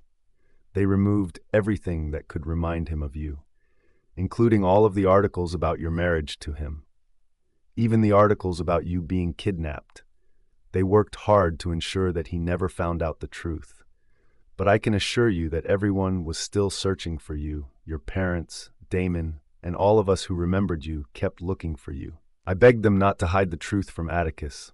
I knew that the moment he regained his memories, he would never forgive them for not telling him about you. I mean, he almost died trying to save you, and Atticus would want to remember the woman he risked his life for. But no one listened to me. My body felt numb everywhere. Not only had Atticus gotten into a horrible accident, but he also had no memory of our time together. He couldn't remember anything about us. I didn't know what to do. My heart was racing, and the devastation I felt with this news had only intensified. Clarissa pulls out her phone and points the screen at me. This is the Jeep. In case you don't believe that I'm telling you the truth, these are all the articles that were removed from it as well. I look at the pictures, one after the next. It was printed in bold that Atticus had crashed while trying to save me. Clarissa must have kept them to show me. Everyone knew the truth, but they kept it from Atticus to protect him. I tried to stay calm, but nothing could stop my pain. I didn't think my heart could hurt this much. I didn't know it was possible for anything else to cause me this much pain. Atticus got into an accident because of me. Because of me. I closed my eyes as the tears slowly built up, and now his memory of us was gone. I knew I was repeating myself, but I couldn't get past this. It was hard to accept everything that had happened while I was gone. Autumn, Clarissa calls my name. I can't hear her. I can't listen to anything she's saying, not when I feel like this. I know he doesn't remember me, but I need to be near him. We've been apart for too long. I couldn't take this separation anymore. I couldn't stand knowing the truth about everything. Autumn, Clarissa calls my name once more. Are you okay? You look pale. The fear in her voice is unmistakable. Before I know it, I'm turning away from her and running in the opposite direction. I don't know where I'm going, but there's only one person on my mind. I have to find him. I need to get close to him. I held my breath when I spotted Atticus a short distance away. He's in a heated argument with Anya. I know they're in an argument because of the way they were both glaring at each other. Mostly Anya was the one glaring at him. How could she be that angry with him after the life-threatening accident he'd recently been in? I didn't believe for one second that she was actually in love with him. I'm unsure what her intention was with Atticus, but I couldn't let her get her way. I don't know what I'm doing. I can't seem to control my feet or the rest of my body, for that matter. I'm still running towards them. Atticus looks up and spots me racing toward him. His eyes are confused at first, and then wide as he waits for the impact. He doesn't have time to prepare as I throw myself into his arms. His hands reach out and grab my waist to steady me. My hands are on his hair first. I couldn't stop the tears as my fingers dug into the strands as I pulled our bodies closer together. I know that he doesn't remember us, but I can't help myself. I need this. Knowing what I did now, I had to hold him at least once. Just once, I wanted to keep him close to me. I didn't care what would happen next. I didn't care that Anya was shouting my name. I didn't care about anything but the man in my arms, the man that risked his life for me. The man that I misjudged this entire time, my husband, my mate, yes, my mate, mine. I gasped at the sudden revelation. Why did it take me this long to realize it? He's been mine this entire time, yet it took me forever to realize it. It made sense why Atticus was able to mark me. It suddenly made sense why I always loved him more than anyone or anything else. The answer had been staring me straight in the face all this time. But what did this mean about Anya? Did he reject her? How could the both of us be his mate at the same time? And why did Atticus never recognize me as his mate even after marking me? Did he know all this time? All these questions are threatening my sanity. What did I do from here? Get your hands off my mate, Anya screams behind me. I can feel the shock radiating off Atticus's body as I continue to hold him against me. How did I explain all of this to him? Clarissa made it clear to me that her family did everything to make him forget about me in fear of him going into an incredible state of shock from finding out about me. As much as I wanted to keep holding on to him, I knew I couldn't keep it up. I knew I had to do something to get a grip on myself. But just for a few more seconds, I wanted this. I wanted to savor every second of this hug because I had no idea how long it would be before I had my Atticus back. I had no idea what would happen after this moment. I was terrified. Terrified of our future together. Terrified of never getting the opportunity to have him this close to me again. Atticus. Autumn fits perfectly into my arms. I've never held her like this in the past, but why does this feel so familiar to me? Why does it feel like this wasn't the first time?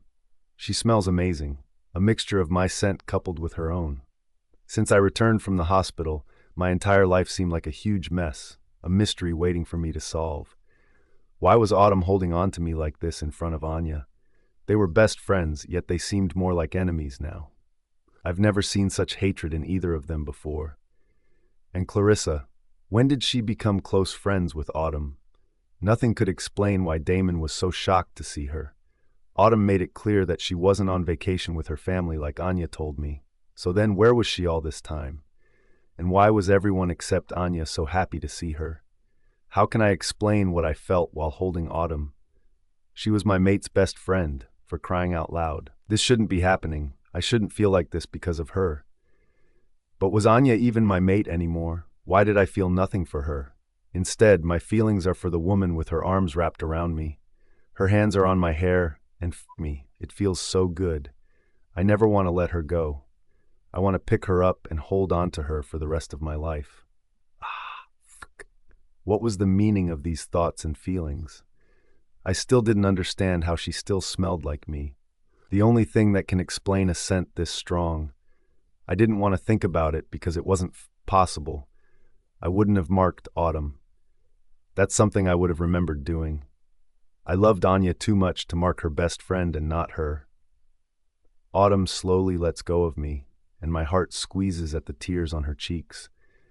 Had she been crying the entire time while hugging me? I didn't think seeing someone cry would have much of an impact on me.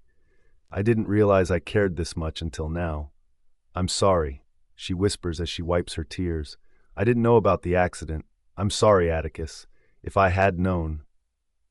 She didn't finish her sentence, and I had no clue what she wanted to say. Everyone knew about the accident. Why was she not informed? Where had she been to have not heard? And why did it seem like a secret, just like the events of my accident were? Furthermore, why was she apologizing? She wasn't the one that caused the accident to begin with. What was she this upset about? She claimed that she had feelings for me. At first, I thought that it had been a lie. I thought that Anya had asked her to mess with me. She was always doing random things like that. It wasn't something I wouldn't have expected from Anya. Now, I wasn't so sure that Autumn had been lying to me. Her tears seemed genuine, and the pain on her face wasn't something anyone could easily fake. My body wanted to go to her, to ease her pain, to make her smile. I shouldn't be thinking this way. I know it's wrong, and I know she's crying, but damn it, Autumn never looked more beautiful. She's always been breathtaking to me. But today, she's radiant, messing with my heart and mind. Does she even know what she's doing to me? Does she even care? And what the fuck am I supposed to do with all of these unexplainable feelings? Autumn? That's enough from you. Anya snaps as she grabs my arm and pulls me away from Atticus. I was surprised she didn't pull me away sooner. Maybe she was too startled to act right away. I was even more surprised when Atticus never pushed me away. He held me against him even though his touch was light. He seemed confused by my actions, and it was totally understandable. Get your hands off me. I hiss as I push her away. I know that Atticus is watching us, and because of that, I can't tell her everything that I want to. I didn't think I would ever hate Anya as much as I hated her at this exact moment. If she continued to mess with me, she would get what she was asking for. She was even worse than I initially thought she was. What kind of person took advantage of someone who'd lost their memory? Atticus made it clear that things were over between them. He made it clear that I was his wife. Did she have no self-respect? Couldn't she take the hint by now? "Are you insane?" she whispers. "You could have made a mess out of everything because of that little stunt you just played." "Do you have any shame at all?" I ask her. "I didn't think you could stoop any lower, Anya, but here we are today." "I'm only trying to protect Atticus," she snaps. "I don't have any ulterior motives. You're just angry that he's back to his past self. He doesn't remember marrying you, and I think that's for the best. Marrying you was the worst decision he ever made. Ever since you entered his life, Atticus has been in constant danger. He almost died because of you. Why don't you give up and let him go? At least with me, he was safe. No one was trying to harm him. I can't say the same about you." My jaw clenched. I hated that her words were partly true. Atticus has been in constant danger recently. "Autumn!" Clarissa calls out to me as she grabs my arm and pulls me away for a second time. "We need to get you out of here," she tells me. "I'm sorry for throwing all of that information on you. It was too much for you to take in all at once." Maybe everyone was right. If I had reacted this way after learning of the accident, there's no telling how Atticus would take the news. I couldn't let my emotions get in the form of protecting him, no matter how much it hurt. He risked his life for me. I could do this much for him. She pulled me away, so we were next to Damon's car. After scanning her surroundings, she opens her mouth to speak. "What did you say to Atticus?" she asks. "Nothing that could cause any problems," I assure her. "I just needed to hold him at least once. My heart breaks every time I think of the accident. It was all my fault. He was protecting me when it happened." "Stop that," Clarissa snaps. "You had just been kidnapped. How is any of this your fault? If Atticus were in that situation, you would have done the same thing for him." It was true, but it didn't make the pain any less bearable. "I knew that we would have you back in our lives eventually. I knew that you were a fighter and that you would find a way back to us." She tells me, "I'm so happy you're here, Autumn. But I need to know what happened. How did you escape your kidnappers? Did they let you go? If they did, why did they take you to begin with? And who was brave enough to mess with both of our families?" I didn't know where to start to explain. It would have been easier to explain to Atticus if he hadn't lost his memory than to explain to Clarissa. He was the one that was aware of everything that happened to me while I was with him. My father was a sorcerer. I chose to hit her with the scariest part first, and that was the fact that my father wasn't a simple man. My real parents aren't the Riveras. My real name was Autumn Rosetta Rain before the Riveras adopted me. There is plenty I still don't know or understand, but my parents have a lot of explaining to do. They've known the truth but chose to keep it from me. Her eyes are wide. "You were adopted? Like me? This is insane. But what does that have to do with you getting kidnapped? Why would anyone do that to you and then let you go?" Even I was trying to figure out the letting me escape part of their plan. Why did they let me leave? What else were they planning? I don't know if you've heard of the name Azai Rain. According to the men who kidnapped me, he wasn't just any sorcerer. He was evil, desperate for power. He was filled with plenty of greed and wanted to use his power to rule the world. He wanted to be the only king of our land. I explained in the best way I could think of. I knew that this story would be difficult for anyone to stomach. It was even more challenging for me. All this time, I was someone different from who I thought I was. All this time, I was the daughter of a greedy psychopath. I was ashamed to know this truth, but I couldn't keep hiding from it for the rest of my life. It was something I would have to learn to live with. "If your father is a sorcerer, then doesn't that make you one as well?" she asks. "But you're a werewolf, like the rest of us. I've never seen you use spells and magic before. That's something you can't just miss. Or have I been blind this entire time?" "I'm a hybrid. My mother, even though I barely knew anything about her, was a werewolf. She was the one who killed my father. I'm also not the only child. My mother had triplets, and I was the only one out of the three that seemed weak to my father. He wanted to get rid of me because he only wanted powerful children. I suspect he wanted to use all of us to help him gain more power. My mother realized his evil plans and killed him before he could cause any more harm. She killed him to protect us. And then she ran. She ran with her 3 children. I don't know how she got the Riveras to take care of me for her. but I have no idea what happened after. They never found her, and they never found my siblings either. The only reason they saw me was due to my power. It was suddenly activated, and because I was using it, it alerted them. "You have power like your father?" she asks in amazement. "How long have you known? Why didn't you tell me?" My cheeks are red at her question, because I was embarrassed to tell anyone what I used the power for. I was also terrified because I didn't understand what was happening to me. I knew something had to be wrong. I thought I was only a werewolf. I wasn't aware of my true form until now. She laughs at my expression. "You used it on Atticus, didn't you?" My eyes are wide, and she laughs louder. "The expression on your face tells me all that I need to know. If it helps, I'm glad that you did. I trust you, Autumn. I know you won't ever do anything that would mess up your character, and I'm sure you only did it because you had no idea how to control yourself." I didn't only use it on Atticus, I confess.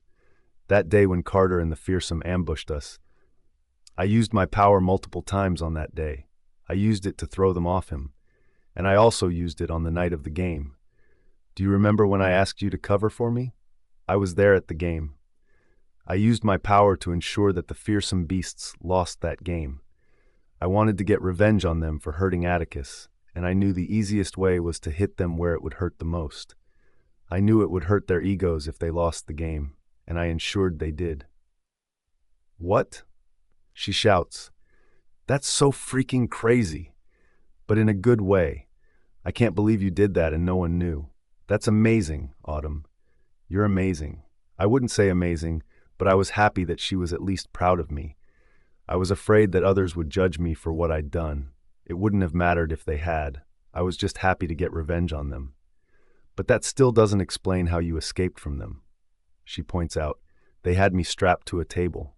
I start, and her eyes are wide with horror. It was very frightening. I didn't know what was happening. And then someone named Skylar explained why I was there. "They want me to take my father's place. They want me to fill the void that he left." "Are you saying they want your help to take over the world?" she asks. "That's absurd. No one person is strong enough to cause such destruction." I sigh. "They believe that my father was capable of doing it, and because he was capable, they're hoping that I can as well." Skylar showed me the pictures of Anya and Atticus together. I've realized that my power is the strongest when it concerns Atticus. I could only break free from the straps because of my anger at what I'd seen. I also wanted to see Atticus for myself. I wanted to confront him first before I did anything that I would regret. My life is still in danger. I know Skylar purposefully let me escape. Everything was too easy. I don't believe they wanted to keep me trapped there. And there must be another reason for it. I'm just not sure what it is just yet. Clarissa hugs me again. "I'm so sorry all this is happening to you, Autumn. First, Atticus loses his memory, and now this. I'm here for you. I'm not leaving your side. If you need me for anything, just let me know." I smile. "I'm happy you never betrayed me, Clarissa. I'm happy you're a true friend, and I'm sorry for ever doubting you. I can't stay here, just like you said earlier. I need to see my parents. They are the ones that can fill in the blanks for me." And after hearing what they had to say, I would decide what to do from there. But there was still Atticus and his memory lost. I would not let Anya have him. She didn't love him as I did. She was using his loss of memory for her benefit. The moment Atticus regained his memory, it would be over for her. She continuously showed her true colors. She hadn't changed for the better, she'd only gotten worse. I tried to control my anger. I didn't want to lose control of my body again. Crazy things happened whenever I did. "I'll take you to see your parents," Clarissa tells me. "I'm sure they would be overjoyed to know you're safe. They may have a better idea of what to do about Skylar and his people as well." "I already came with a vehicle," I inform her. "I took it from your garage." She laughs. "Why am I not surprised? I'll inform Damon what's happening so he doesn't freak out."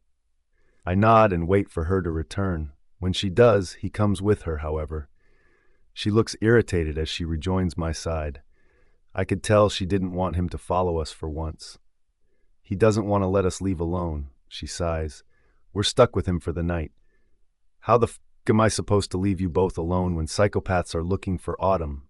he demands. "We need to be extra careful and increase all security." It seems that Clarissa had already told Damon everything I had said to her. I wasn't ready to inform others, but if she trusted him, I guess I could as well. He was Atticus's brother, after all. Your parents can't know about this, Clarissa tells him.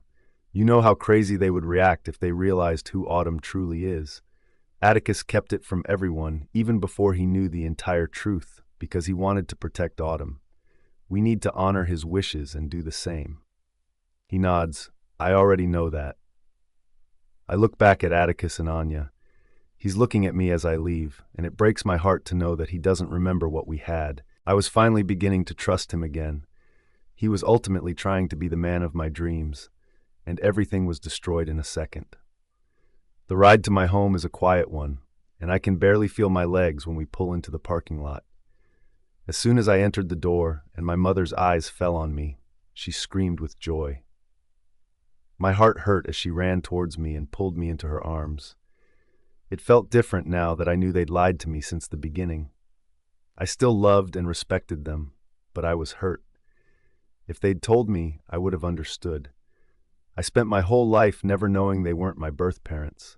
I spent my entire life never learning about my father's terrible past, and I thought I was going crazy when my body started doing weird spells. I would have been more prepared if they'd taken the time to talk to me. I'm so happy that you're safe, she cried as she rubbed my back. My father joins us then after hearing her cries, and he also hugs me tightly to him. It felt good to be in their arms. I wish they hadn't lied to me. We searched everywhere for you. My father informs me. We're still looking. Your brother and sister are leading the searches. There are still hundreds of people out there. Everyone came together hoping to find you. We were never going to give up hope, Autumn. We were never going to stop searching until we found you. We would have done more if Atticus's family didn't want him to find out about you and the accident. We had to keep everything away from him. My mother informs me. We knew that you cared for him and would wish the same. To keep him out of danger, we made the hard decision not to inform him about you. Mom, Dad, I say, and they both look at me with fear, almost like they know what I am about to say. I know you are not my real parents. I know that my father is a sorcerer. I know that his name was As I Reign. I know he's dead, and I know what he tried to do. I know almost everything, and I need you to tell me the truth. I need to know where my biological mother is. They look at each other, and I can see the panic in their gazes. How do you know this? My father finally asks. Someone by the name of Skylar. He's in charge of Azai's people now. He wants to use me to continue what my biological father started. He told me everything. There's just one thing I don't understand. Why did you agree to help my mother? Why did you raise me as your daughter? And why did you never tell me the truth? My mother sighs and guides me to the sofa. Aura, that is your mother's name. She was a good friend of mine as well as your father. We warned her not to get mixed up with Azai. We knew the kind of person that he was. Everyone knew. But she didn't listen to us, and she fell deeply in love with him. He tricked her into thinking that he loved her too. Azai never wanted a partner. He never had a love interest. She was just another fling to him. What he didn't expect was for her to become pregnant. She tells me, he tricked my mother into falling in love with him. My dislike for him had just doubled. How much did she have to endure because of him? I didn't know anything about her until now, but it still broke my heart. She was my mother, and she sacrificed to save me. It hurts that I may never have the opportunity ever to meet her and thank her for everything she'd done. When she told him, he pretended to be happy. He pretended to be in love. He saw this as an opportunity to gain power through his unborn children. But when you were born, along with your other two siblings, he immediately disliked you. I'm sure Skylar told you why already. Your mother killed him to protect you, and she begged us to adopt you. She couldn't leave your brother and sister with us because they had the dark symbol. Anyone would be able to find them easily because of it. But you were easier to hide because you were the only one that didn't have it. Because she was such a good friend to us, and we fell in love with you at first sight, we decided to take you in as our own. It's something that we have not regretted even to this day. Adopting you was the best decision we ever made. My heart swells with love for my parents, both of them. They both took chances to save me, to give me a good life. I was lucky to have them. I was also happy they didn't regret saving me by adopting me and hiding me from Skylar and the rest of them. But it still didn't explain why they didn't tell me. I hate that they chose to keep this truth from me. Why didn't you tell me the truth? I ask. I would have understood. I wouldn't have held it against you. I would have loved you more knowing what you did to protect me and what you did for my mother. My father pats my head gently. Because we knew the kind of person you are, Autumn. We didn't want you to go searching for your mother. If you did, we knew that your father's men would have eventually found you. We were doing it to protect you. We promised your mother that we would always keep you safe, and we managed to fulfill that promise until now. I don't understand how they found you. We've been doing a good job protecting and hiding you from them. What gave your identity away? It was my turn to be flustered. It's my fault. Your fault, my mother asks, startled. How could it be your fault when you knew nothing about them until now? I started using my power, the same power I didn't know that I had. Eventually, it alerted them, and they came to find me. They've been watching me for a while, studying me. After they realized that I had power similar to Azai's, they decided that I was worth going through all of the trouble for. That's how they found me. You have your father's power? My mother asks in horror. I wince at the fear in her voice. She knows how consuming his power was. I nod. I have it. I don't know how powerful it is, but it's there. And at times, it does feel scary, like it wants to control me. I've used it for my benefit multiple times already without realizing what was happening. It scares me now that I know what my father was capable of doing. This is not good, my father says. We thought that you were lucky. We had hoped that since you didn't have the dark symbol that the power had not been passed down to you. We've been keeping a close eye on you all these years, praying that it never showed up. And it never did until now. But why now? What triggered it? Where is my mother? I ask. She must have told you where to find her. My mother gives me a sympathetic look. I'm sorry, Autumn. She chose to keep that a secret from everyone for the safety of your siblings. She knew that people would want to use them for their bad deeds. She's staying hidden for their sake. If Skylar hasn't gotten his hands on them, that's a good thing. It means that her plan is working. If I tried to look for my family, I would cause them more harm than good.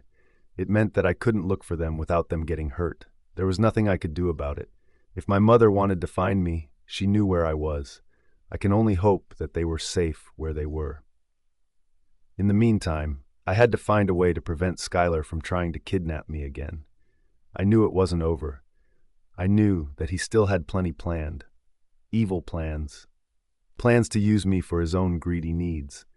I didn't have much time to prepare. I needed to learn how to unlock my power before it was too late. I had to be prepared for when they came for me.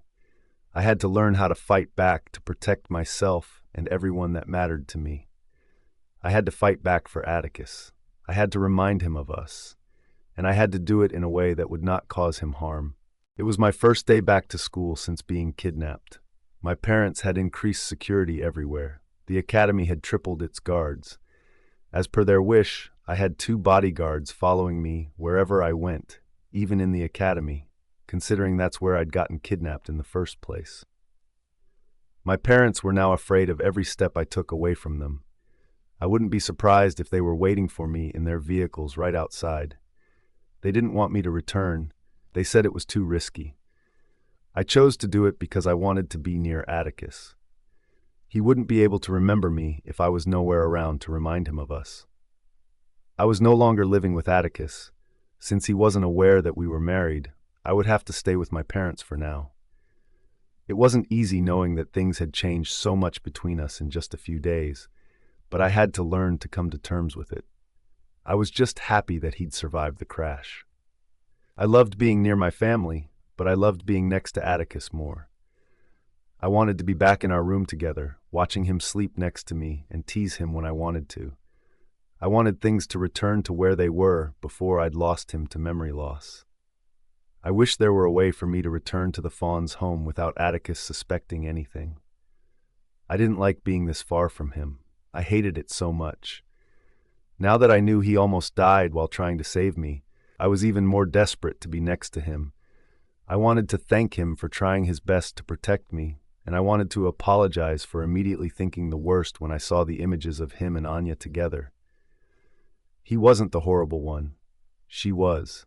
She knew the truth, yet she made him think they were still together. "Are you okay?" Clarissa asks me. I know it will not be easy pretending you're not with Atticus, and I know it will be harder having to see him with Anya. She will undoubtedly use this to her advantage for as long as possible. Don't let her get to you. Atticus was only acting like this because he couldn't remember anything. You got him to choose you once. I'm positive that he will choose you again. You need to remind him what it's like to have you in his life, and I know that's not difficult for you to do. Your presence is something that no one can ignore, not even Atticus. His eyes will always go straight to you whether he likes it or not. I could do that. I could remind Atticus of what we had without causing him any harm. My problem was seeing him with Anya. Now that he thought they were still together, there was no telling what they would do. I didn't want to think of him touching and kissing her. It made me feel sick to my stomach. I didn't want him with anyone but me. Anya played dirty to get what she wanted. That was the type of person she was. She didn't care about anyone's feelings but her own. Are they going to be following us everywhere? Clarissa asks me as she points at the two bodyguards behind us. I nod. It's the only reason my parents agreed to let me return to the academy. She sighs. I guess I'm okay with it as long as they keep you safe. I don't want to lose you again.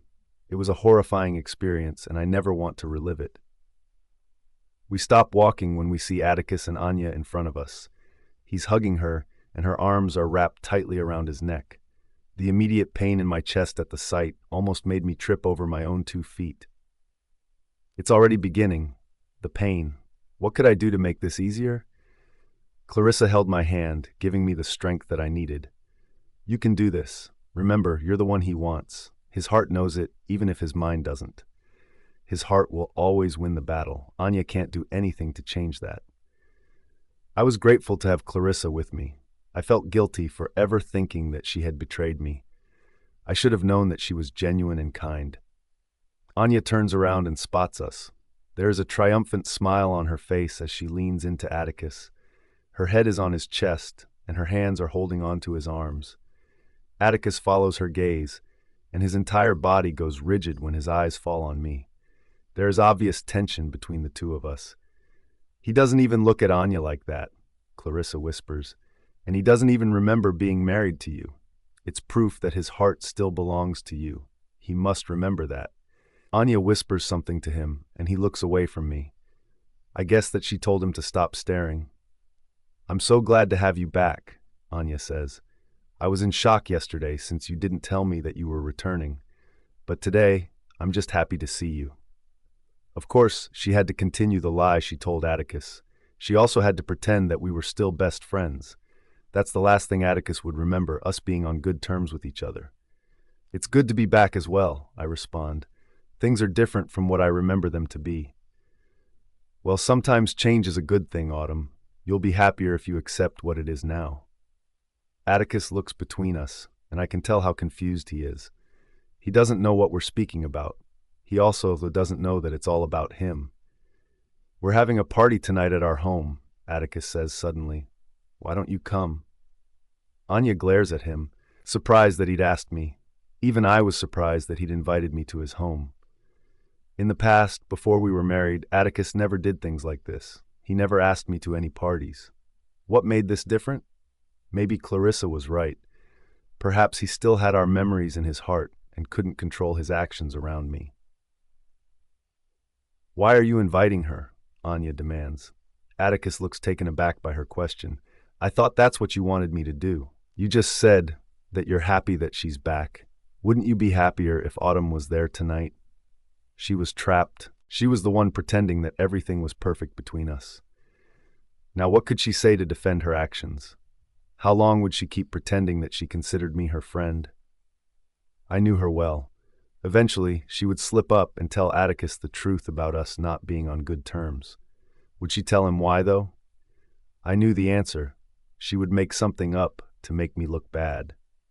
She always wanted Atticus to hate me. Now was the perfect opportunity for her to do that. Of course, I want to see her there. She lies. I'm just worried that she wouldn't fit in well. She barely knows anyone but me. Autumn is not popular, you know. She's nothing like me.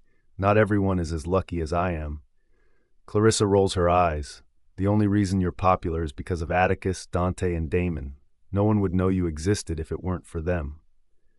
Clarissa, Atticus growls. She puts her hands up in defense. I missed the time when you didn't defend her every damn second of the day. I would have treasured it more if I knew it wouldn't have lasted long. Watch what you say, Anya warns her. Is there something everyone is purposefully keeping from me? I feel left out of almost every conversation since I woke up on that hospital bed. Atticus points out. I want to shout the truth to him, but what good would that do me? It would risk him going into a shock and causing more harm, or he would choose to stay with Anya. If he's defending her like in the past, I'm sure he would choose her over me, just like he did multiple times before. Nothing whatsoever, Anya says as she grabs his arm and pulls her forward with him. Just when I thought we were closer to getting Anya out of our lives, she comes right back in. Clarissa sighs. I'm sorry you have to see this, Autumn. I know it can't be easy. It's okay, I assure her. Loving Atticus has always been a challenge for me. I never gave up in the past. I'm not giving up on us now. I meant those words. Anya could try to separate us, and I knew she would do everything possible to make that happen, but I was not letting her take him from me. Maybe in the past when I thought Atticus didn't want to be with me, but I knew now that he did. I knew that he cared. I knew that he had given his life to protect me. I didn't care who was trying to keep us apart. They would fail. As soon as we step into the classroom, all eyes are on me. They must have all heard the news about my return by now. No articles had been posted, but communication always traveled fast in our town. Anya is seated next to Atticus, and it annoys me. That's my seat, not hers. I focused on the professor. I wanted him to do what I couldn't. I'll be in charge of the seating arrangements today. He announces as everyone groans at his words. Autumn, you sit next to Atticus. Anya, you sit next to Brad. I didn't listen to anything else after that.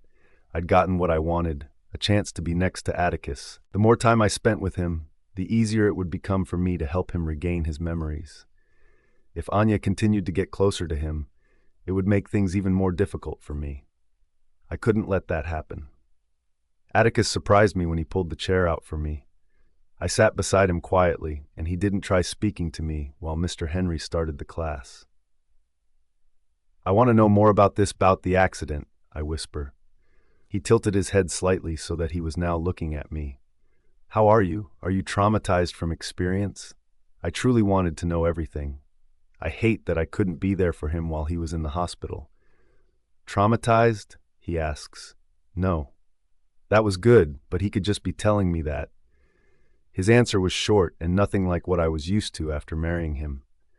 I bite my lip and play with the pen in front of me. I don't know what else to say. The one thing I wanted to, I couldn't. I had to keep quiet, and I wasn't sure how much longer. But there are plenty of things that keep bothering me. He adds, surprising me. Was he able to see how disappointed I was with his dry response? Was that why he decided to tell me more? What is bothering you? I question, waiting for him to explain further. It seems the people closest to me have been lying to me. He finally says, these are people that I trust with my life. They aren't the only ones. I feel like the entire school is keeping secrets from me. Family, friends, everyone. I held my breath. It was true. Everyone was lying to him, including me.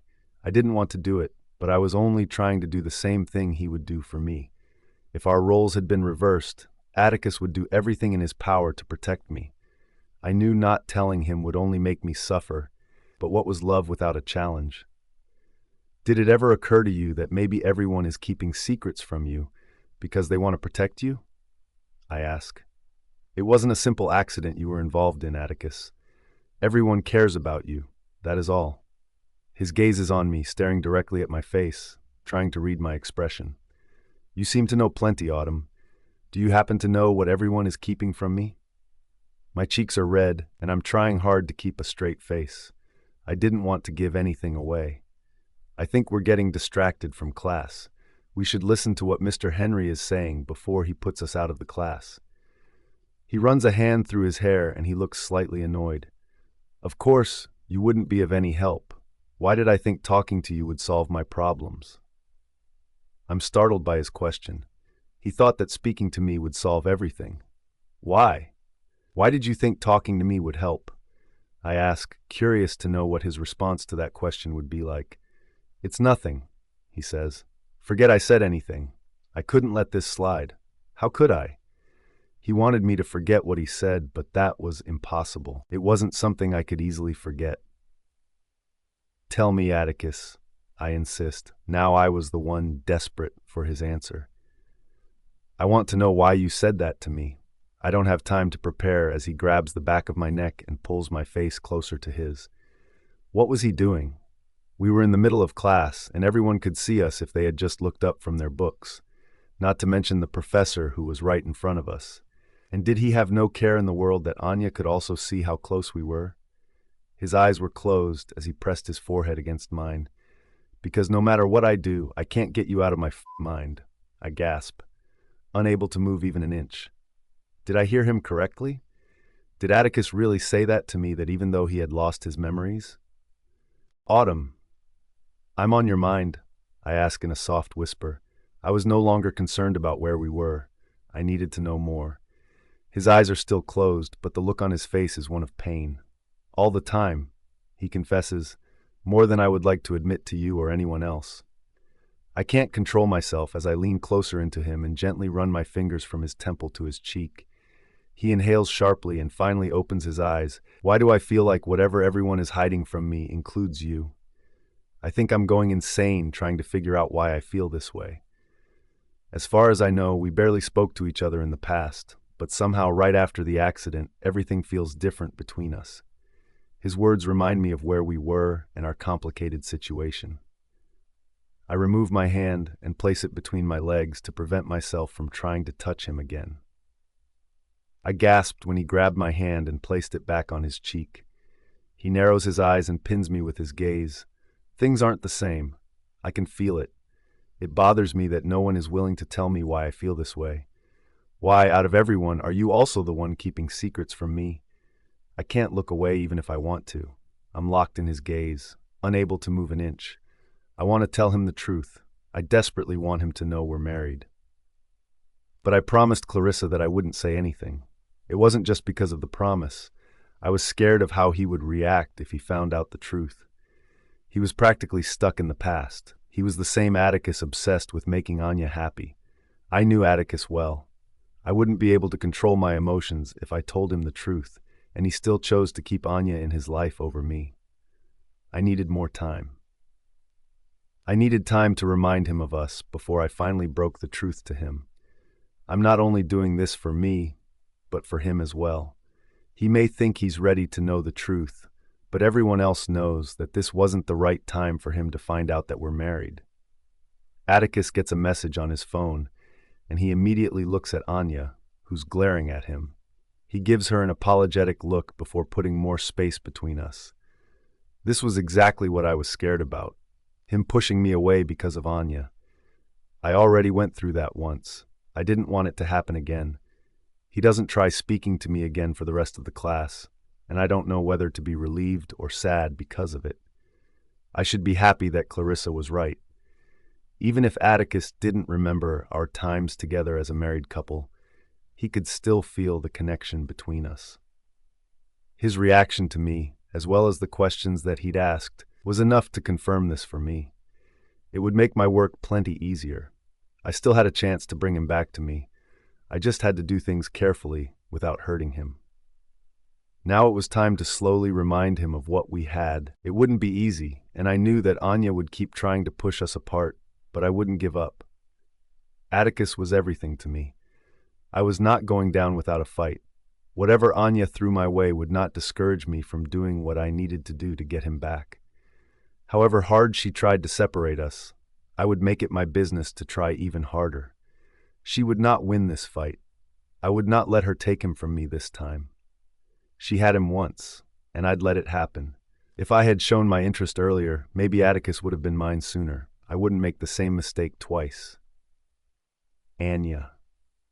I couldn't believe that Autumn was indeed back. I was hoping that yesterday was a dream, not a dream, a nightmare.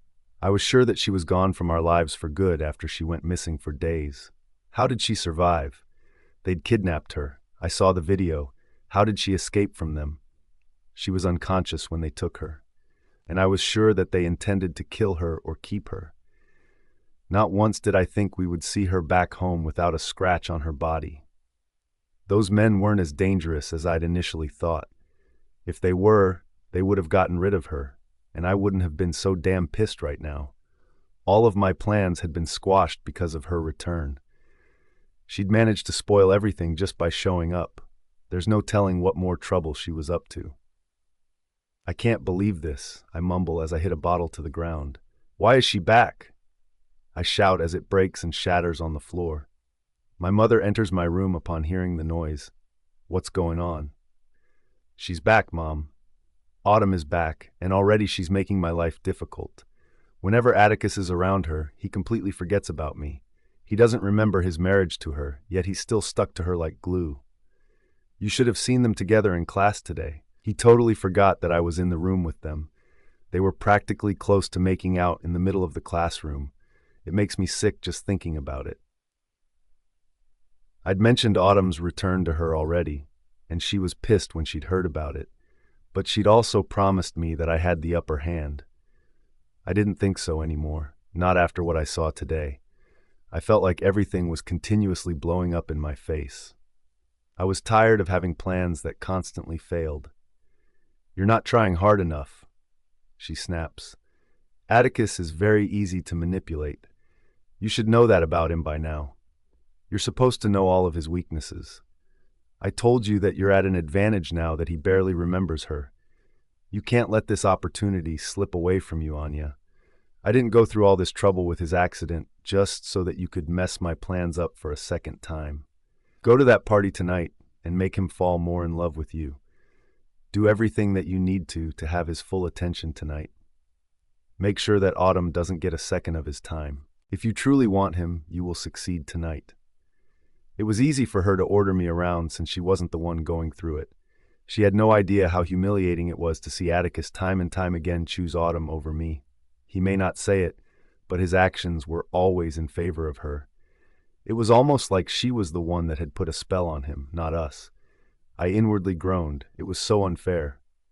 Those men that kidnapped her, I point out, did you happen to find any more information on them? My mother runs a hand through the candle in front of her and steps closer to me. I'm afraid not. Those tattoos seem familiar to me. I remember seeing them somewhere in the past, but for some reason I can't remember where.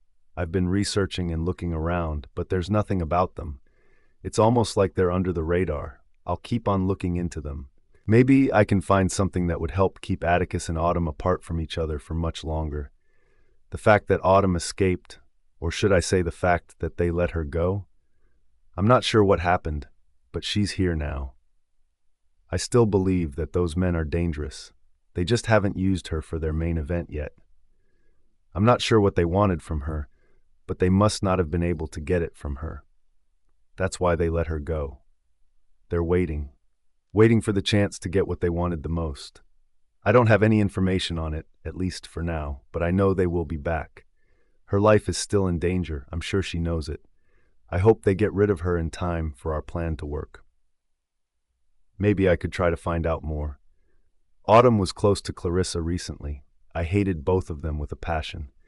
Clarissa has always had a dirty mouth, and being around her has always been an immense pain in my ass. And Autumn, her innocence annoyed the crap out of me. She always made everyone around her feel sorry for her. I'd never seen anyone cry for attention the way that she does. But since Clarissa may have had an idea of what was happening, I knew that there was a good chance that she'd also told Damon about it. And Damon was still easy to control, just like Atticus had been before marrying Autumn. I could get him to tell me everything Clarissa had told him. Once I knew the truth, I would report everything back to my mother. She would know what to do from there. She was good at plotting against the Fawns. I've tried to get closer to his parents this entire time that Autumn had been missing, but they didn't warm up to me. They were still worked up over her disappearance. Now that she was back, I knew my work had just doubled. His parents were happy to have her back, even though they still lied to Atticus about her. Everyone was still lying to him, but he was constantly trying to dig further into the events of the day of his accident. Why was it so difficult to keep this secret from him? I didn't know how long I had before he found out the truth, but when he did, I wasn't sure how he would take the news. Would he return to Autumn, or would he choose to be with me? Atticus! Why do I feel like you're pulling away from me since the accident? Anya asks. She hasn't stopped asking me uncomfortable questions ever since she came over for the party. She doesn't hide the hurt in her voice from me, and it fills me with guilt. I still didn't dare to tell her that my feelings for her had changed. I didn't know how to say to her that all of my feelings were for Autumn, because even I didn't understand how any of that was possible. Autumn? Why Autumn?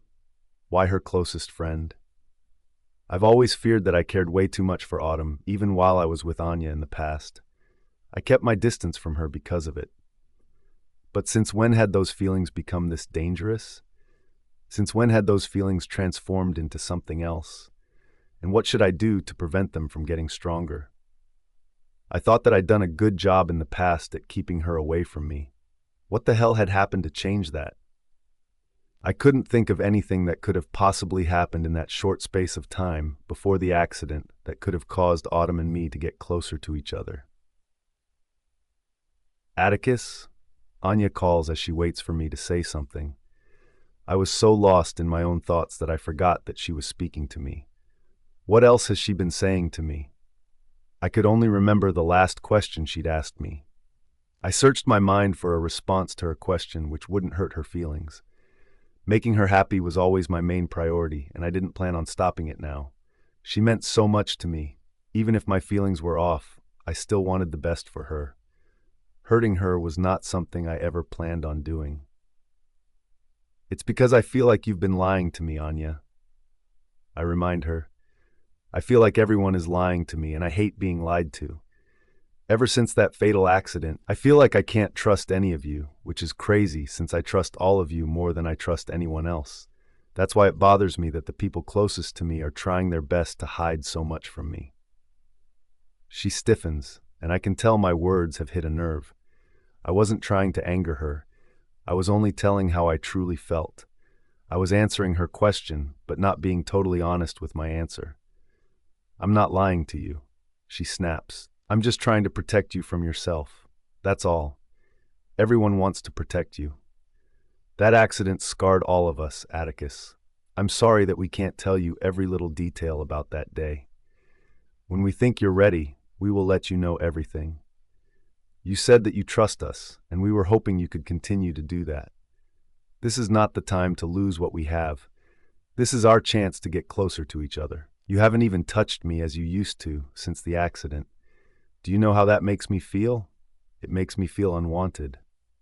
She throws her arms around me, and once again, I felt nothing. Still, I held her to me because she's all I've ever known. Loving her was the only thing I've known since meeting her. It felt weird how much of my feelings have changed just because of one accident. I wasn't going to wait around to find out the truth anymore. I was going to do my own research. It was clear that no one would ever tell me the truth. I may spend the rest of the year waiting for answers and never receive them. I was never someone to sit around and wait for the answers to come to me. When I wanted something, I went after it. This was no different. I wanted to know the truth, and I was going to find it. Atticus, Anya whispers, still in my arms, do you promise to love me for the rest of your life? I held my breath. I didn't want to answer that.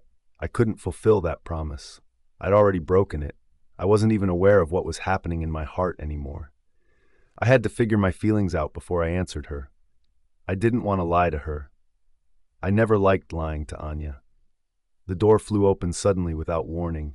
Whoever it was hadn't even bothered to knock. There you two are, Clarissa says as she barges into the room.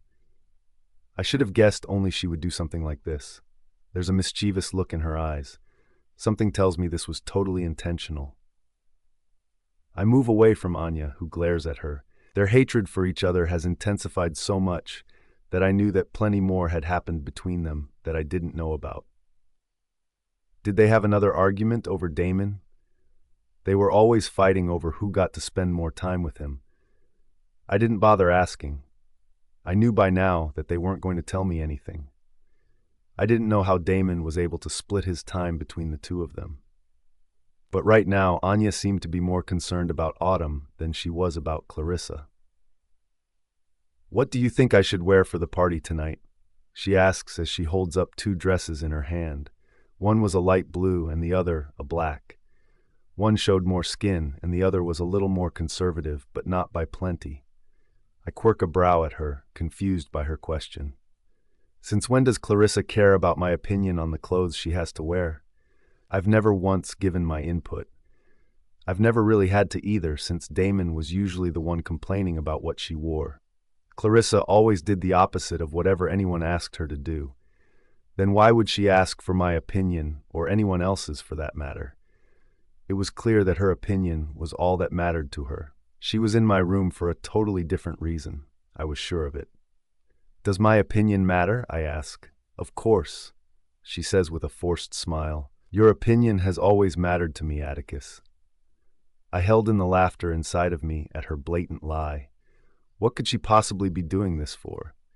It almost felt like she'd purposefully interrupted my time with Anya. That wouldn't be so far-fetched, considering how much she enjoyed angering her. "Whichever one is covering more of your skin," I finally say. She rolls her eyes. "This one?" she asks, pointing at the opposite of what I'd told her, just like I expected her to do. I sigh. "Whatever you want, Clarissa." She looks at Anya. "Should you be inside here with him?" The glare between them was deadly. Those looks could kill a person. "I'm his girlfriend," she snaps. "Of course, I'm allowed in his room. Why does that bother you so much?" She shrugs her shoulders. "It's nothing. I like pointing it out. Mother wants to speak with you, Atticus. You should go see her." I was glad for the distraction. I didn't want to give Anya an answer to her earlier question. This was my opportunity to escape from having to answer her. I quickly excused myself and followed Clarissa out of the room. "I heard you and Autumn had a steamy scene in class today." She points out with a grin. "Is there anything you'll like to share with me?" I stop walking. "Where did you hear that?" "We did have a moment in class, but that was just me trying to get answers from her. I know I could have done it without touching her, but a part of me wanted to hold her close, and that was the closest I could get without doing too much damage. Everyone at the academy is talking about it." She answers me. "It sounds like you're both getting along well." "It sounds like people at the academy should mind their business," I retort. "Enough about that," I say, distracting her from that discussion. The last person I wanted to discuss this with was Clarissa. "What does Mother want?" "Oh, nothing. I just said that because it looked like you were begging me to help you get away from Anya." She points out. I pause. She meant that this entire time my mother hadn't once asked to see me? Since when did Clarissa become this sly? "Clarissa," I growl. "What?" she asks innocently. "Did you not want my help?" I sighed. I wanted to be angry at her, but she was right. I begged her to help me without having to say a word. I was desperate for an excuse to leave that room with Anya still in it. When she mentioned not touching her, I felt uneasy. I didn't know how to touch her when I didn't feel anything at all for her. She wouldn't understand even if I tried explaining. "If you're unhappy with Anya, why are you still with her?" she asks. I'm genuinely curious. "It's complicated," I tell her. "I've loved Anya for so long, yet my feelings for her only changed after the accident. It just doesn't make any sense to me. I can't just break everything off like that because my feelings have changed. I also need to consider her feelings. I don't want to hurt her." She sighs. "It seems like you should be with Autumn instead of her. There is more chemistry between the two of you." I quirk a brow at her. "Chemistry? What do you even know about that?" "This isn't about me. Don't try to change the subject." "You're suggesting I end my relationship with Anya and start dating her best friend?" I ask. "I'm not heartless, Clarissa. I could never do something like that." She laughs like my words were some kind of joke to her. Did she know something that I didn't? What was so funny about that? I wish you only knew what you are capable of doing, Atticus. Give yourself a little more credit, she says. Anya and Autumn are no longer best friends. Do you see the way they glare at each other? Autumn has moved on to better friends. She claimed as she pointed at herself. No one had to tell me that. I saw everything on my own. It's crazy how much has changed. I'm about to ask her what she meant by that, but she turns her attention to Damon next. And once Damon had her attention, no one else had a chance of getting it also. I considered what she just said to me. Dump Anya and date Autumn? The more I thought about it, the crazier it sounded. I had to get my feelings in check. I couldn't keep feeling something I knew was wrong. Tonight, I had to avoid Autumn as much as possible. I couldn't let her get under my skin. The accident messed with my head. It's the only explanation I have for everything happening. I wouldn't let it mess with my heart as well. It was time for me to get everything under control. Anya was hurting enough. I didn't want to cause her any more pain. Enough was enough. Autumn. Atticus is on the dance floor with Anya, and it hurts my heart to see him with her again. It pains me even more to know that he's like this because of an accident. He's no longer trying to assure me he was over Anya. It was the opposite now. I had to watch them together and act like it wasn't killing me inside. You got this, Clarissa assures me. His eyes haven't stopped at me once. He doesn't know I'm here, or maybe he chooses to pretend that he doesn't know. Whichever one it was, it still felt like a stabbing pain in my chest. I sucked in my breath and held my head high as I entered the dance floor with Clarissa. Even though I felt sad, I promised to try my best to get him back. I asked Damon to have them change the music from these boring slow songs to lively ones. She informs me. The music changed after the song finished, and I began swinging my hips from left to right. I wanted to slowly remind Atticus of every moment we had together before the accident. This would hopefully remind him of the day Griffin had took me to a party on the beach. It was a day I could never forget. He'd lifted me off the ground and carried me to his Jeep. I still got butterflies thinking about it. I'm not even sure that he can see me. I'm turned in the opposite direction. Usually when Atticus is looking at me, I can feel his gaze digging into my back. I didn't feel that way, and maybe he's too busy dancing with Anya to notice me. Look at Autumn go, Griffin says as he whistles loud enough for Atticus to hear him. He was also happy to have me back in his life. Griffin has always supported my relationship with Atticus. I'm glad it hasn't changed. Forgive me. Griffin apologizes as he pulls me closer to him. I'm only helping you get my brother back from the evil one. The evil one? I stifle my laugh. That's the perfect name for someone like Anya. It felt uncomfortable dancing with him knowing I was married to Atticus, but I was happy for any help I could get. Besides, I trusted Griffin. He would never cross the line. How has he been without me? I ask. Not good, Griffin confessed. He looks like he's missing an important part of his life, and he is. Without you, Atticus is very unhappy. He needs to regain his memory quickly. If he doesn't, someone will have to tell him the truth. He can't spend the rest of his life never knowing that you're his wife. It was true. One day, someone will have to tell him the truth. But I was still hoping my love would help him remember before it came to that. It would be easier for all of us if Atticus regained his memory. He's looking at us, he informs me. And he doesn't look happy. That's a good sign. It means his feelings have not disappeared with his memory.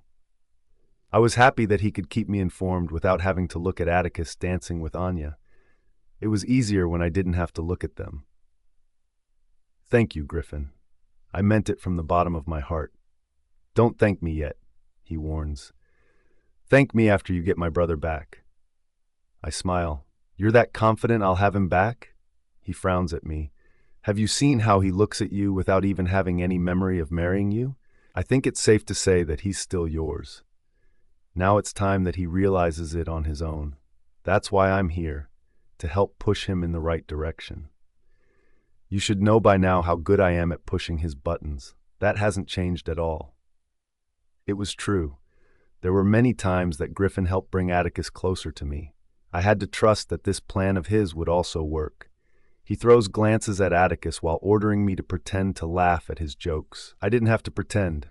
Griffin was a joy to be around, and his jokes were actually funny, most of the time at least. Now it's time to spice up the fun, he tells me as he takes my hand and pulls me out of the dance floor. Spice up the fun? What could he possibly have in mind? Where are we going, I ask. Anywhere that Atticus would not be able to find you, he informs me. When he realizes you left the party with me, he will lose his mind. I'm positive that he will come looking for you after. Griffin takes me out to the back of the mansion. We keep walking for a few minutes when something catches my attention. I freeze, and I stayed that way for a few seconds. What's wrong? Griffin asks as he follows my gaze. The Jeep, Atticus's favorite. It's the first time seeing it in person after the accident. I've never seen a vehicle look this destroyed before. I felt the tears begin to form in my eyes as I walked closer to it. My hands are shaking as I slowly reach out to touch it. It's bad, I know, Griffin says as he watches my reaction to finally seeing it in person. I'm happy you weren't there to see the accident. I'm glad you didn't have to see Atticus in that state. I feel horrible. I cried as the tears flowed down my cheeks. I hate that I couldn't be there when he needed me the most. I hate that this happened to him because of me. I hate everything about this. Hey, Griffin says as he hugs me like a brother would hug his sister. You're not to blame for any of this. Atticus did his job as your husband to protect you. You didn't do anything wrong, and you're not to blame for this. These things happen, and sometimes there's no one to blame. Come to think of it, that isn't exactly true. Those men who kidnapped you are to blame. Griffin, a third voice says. We pause, and when I turn, Atticus is staring at us. We both freeze. Atticus looks between the two of us, and I can tell that he's conflicted.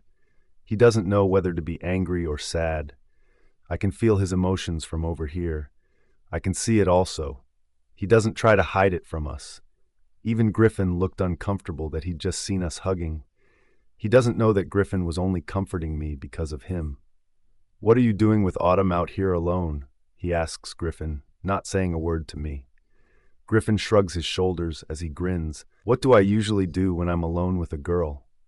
I glare at Griffin, and he winks at me. Why does he think angering Atticus would help us in this situation? The last thing I wanted him to feel was that I had something going on with his brother. Wouldn't that push him further away from me? It isn't what you think. I began to move towards him, but Griffin grabbed my arm and stopped me from going forward. I look back at him, surprised, and I know he's trying to tell me to play along with his plan. I didn't know whether or not I wanted to anymore. How was he so sure that this would work? Atticus approaches us, and I slowly lift my head to stare into his eyes. His gaze is hard and cold as he reaches forward and takes Griffin's hand off my arm. She doesn't want to be here, he tells him. This is Anya's friend. Find someone else to play with. She's not available. My jaw drops at his words to his brother. Find someone else to play with? What did he think I was? A game? Griffin grinned, showing his white teeth as he waved goodbye to us. Now it was just Atticus and me, all alone, standing near his totaled Jeep. I run a hand up and down my shoulder, and he doesn't miss it. Are you cold? He whispers. My heart skips a beat at the tone he's using with me, almost like he's scared I'll break any second now. A little. He surprises me when he removes his jacket and puts it over my shoulders. My heart is racing now, and there is nothing I can do to stop it. I can't control any part of my body when he's standing this close to me. I hate looking at it, I mumble before I can stop myself. You hate looking at what? He asks, confused. I motion to the Jeep next to us. I hate looking at it. I repeat. He follows my gaze, and his body turns to stone. His jaw clenches. I hate looking at it too. I wish I was there. I wish I were able to stop it. I wish I could have been in the hospital with you. I can't seem to stop my mouth from blabbering. Someone needs to stop me before I say something I shouldn't. He inhales sharply before moving closer to me until we're inches apart. His finger lifts my chin gently. Why does it bother you so much that you couldn't be there? My lips part slowly, and I don't know how to respond without giving too much away. I'm just happy that he's this close to me. The only thing that keeps me going is having moments like this with him, without anyone else interrupting us. especially Anya. She was the main person I was concerned about separating the both of us. The bigger question is, why the does it bother me even more? He demands. It bothers him that I wasn't there. It doesn't make me feel any better than I already did. I could feel the tears returning, and I couldn't stop them as they slowly rolled down my cheek. His breath hitches when he notices it. I stayed completely still as he slowly wiped my tears with his thumb. "What's wrong, Autumn?" he asks. "Please tell me. What am I missing here? What don't you want me to know? Why is everyone so desperate to hide the truth from me? How bad could it possibly be? You're crying because you couldn't be there in the hospital with me, aren't you? If that's true, then just tell me the damn truth. Everyone seems to think that I'm going to break when I find out what happened that day, but they seem to be forgetting that I'm a grown man. I know how to handle pain. I know how to handle anything that life throws at me. I can take it. Whatever it is, it's not going to do me anything." I opened my mouth to tell him, but quickly shut it. I couldn't do this. I would never be able to live with myself if I said something, and it caused him more harm than good. "Atticus," Anya shouts from a distance. I sigh. I can't hide the disappointment from him that we'd just been interrupted by her yet again. She must have been looking for him when she realized he wasn't inside. I'm sure she freaked out when she realized I was missing as well. Her eyes are glued to the jacket over my shoulders, his jacket that he placed on me earlier. "Why do I always find you two together?" she demands. She doesn't wait for us to answer as she says, "Atticus, let's go." He looks between the two of us before finally listening to her. How long will I have to deal with Anya and her disturbing behavior? Why couldn't she give up by now? Why couldn't she let me be with Atticus without interfering with our lives? Every day, Anya was proving just how much lower she could stoop to get her way. I didn't know how long I could continue pretending that I could stand her. If she kept on pushing my buttons, the wrong side of me would rise. I didn't want things to get to that point. I knew how dangerous my power could get when it was out of control. I didn't want that to ever happen around Atticus. I didn't want him to see me that way. I was scared of what he would think, and I was even more terrified of the people I would hurt without even realizing it. I didn't bother walking after them. I was tired. I wanted some time away from all of the drama. I stayed back by the Jeep, spending more time wishing I'd been there to stop the accident from ever happening.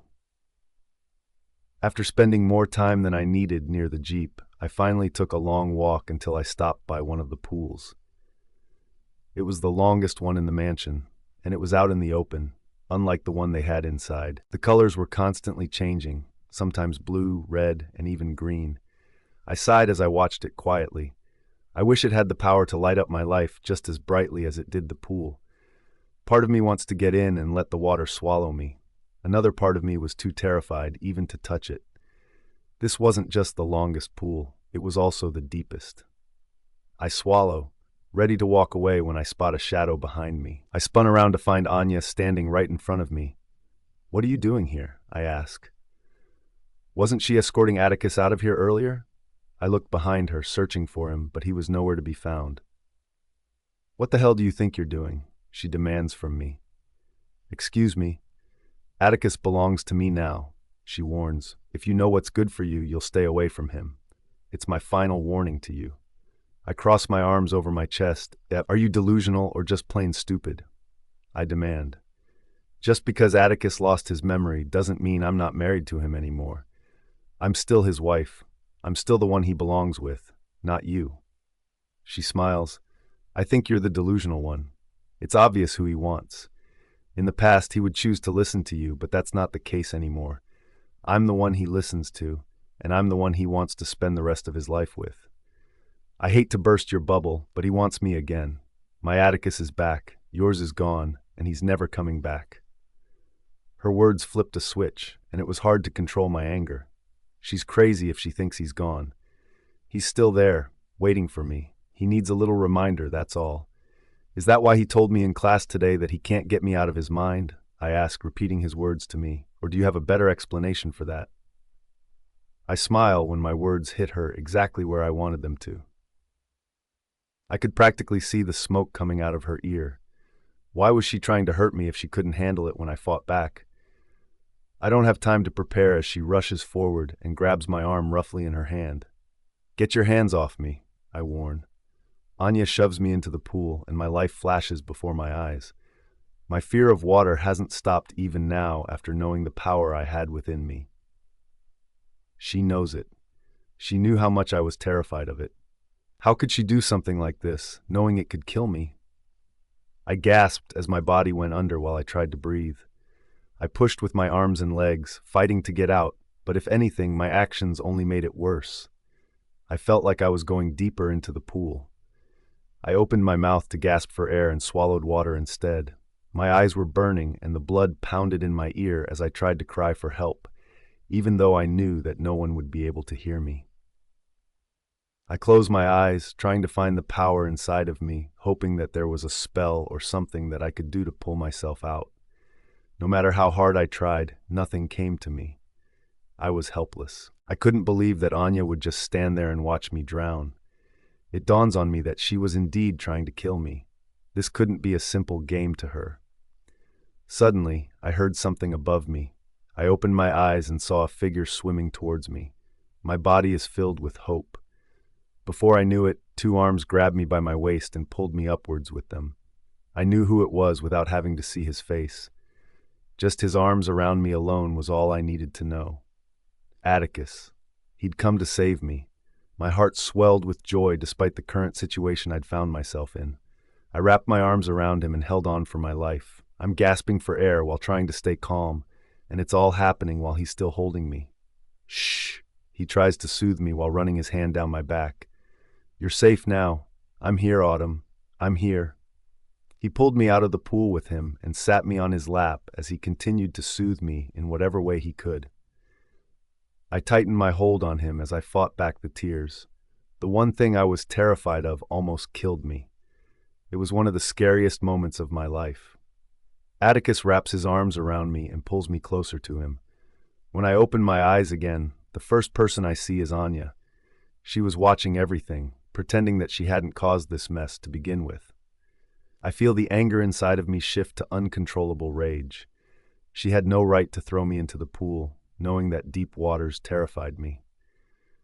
Are you okay, Autumn? She asks, feigning that she cares about me. I swear it was a mistake. I tripped and pushed you.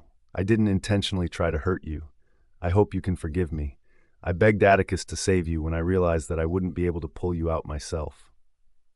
Atticus looks between us, and I'm not sure what he sees while he stares down at me, but his entire body turns to stone beneath mine.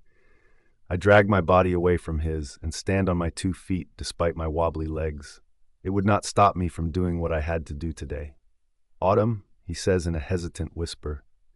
I can barely hear him. My main focus is on Anya. I'm determined to make her pay for what she did to me. I was tired of letting her get away with hurting me. Since the start of my friendship with her, I've always let her win. I've always stood back and let her hurt me however she pleases. This time was different. This time I was ready for blood. Now that I knew she'd purposefully tried to harm me, to even kill me, I was not going to hold back. I'd held back in the past because I didn't want to be a bad person, but today was different. She deserved what was coming to her. Autumn? Atticus repeats, this time more desperately.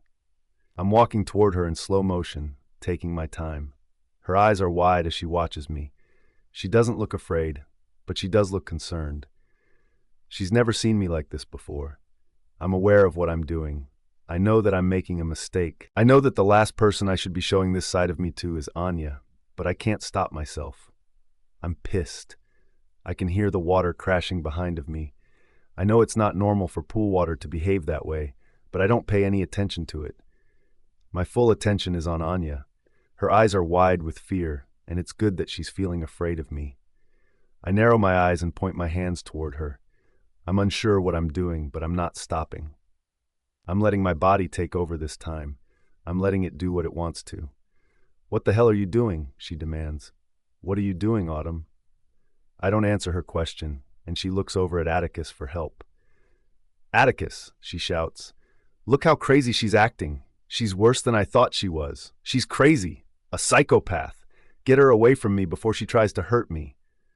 I whisper a spell under my breath, and her body begins to shake as she loses control. I watch as Anya begins choking herself. She's fighting for her breath, unable to stop herself from holding her neck. I'm controlling her hand. I'm making her do this to herself. I'm the one in control this time. I'm the one doing the damage. She stood by the edge of the pool and watched me drowning without moving a muscle to try and help me. Now I would stand back and watch as she choked herself under my command and do nothing to help her either. I want her to feel what I felt when she threw me into the pool, even after knowing what deep waters did to me. She didn't care about me. I didn't want to care about her either. "Anya!" Atticus roars, reminding me that we aren't alone. He rushes to her side. "Let go, Anya!" He shouts as he tries to pull her hand away. That wouldn't work. As long as I controlled her hands, nothing and no one would stop this from happening. She points at me, trying to show him that I was responsible for what was happening to her.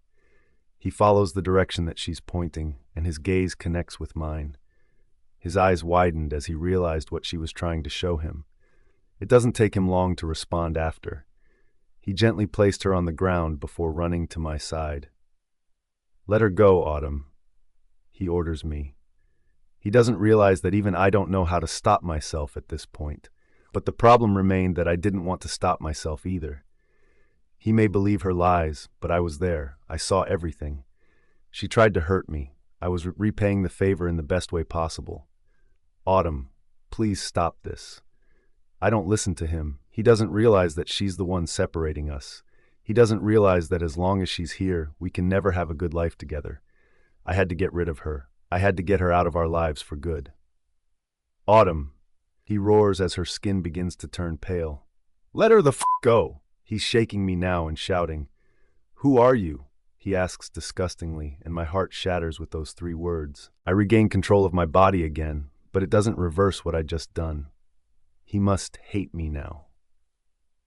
I watched as her hands dropped to the side, and she began gasping for air.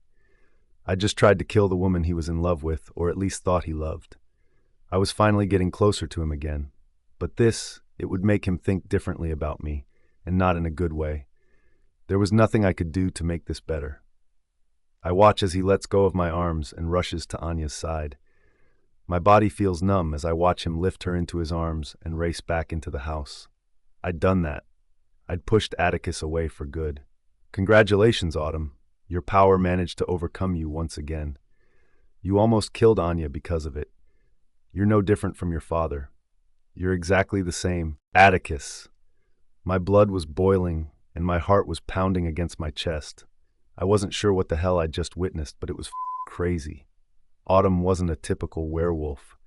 I've never seen power that intense before. She'd commanded Anya to hurt herself. There weren't many people I knew that could do something like that. Why did she do it? Anya apologized to her.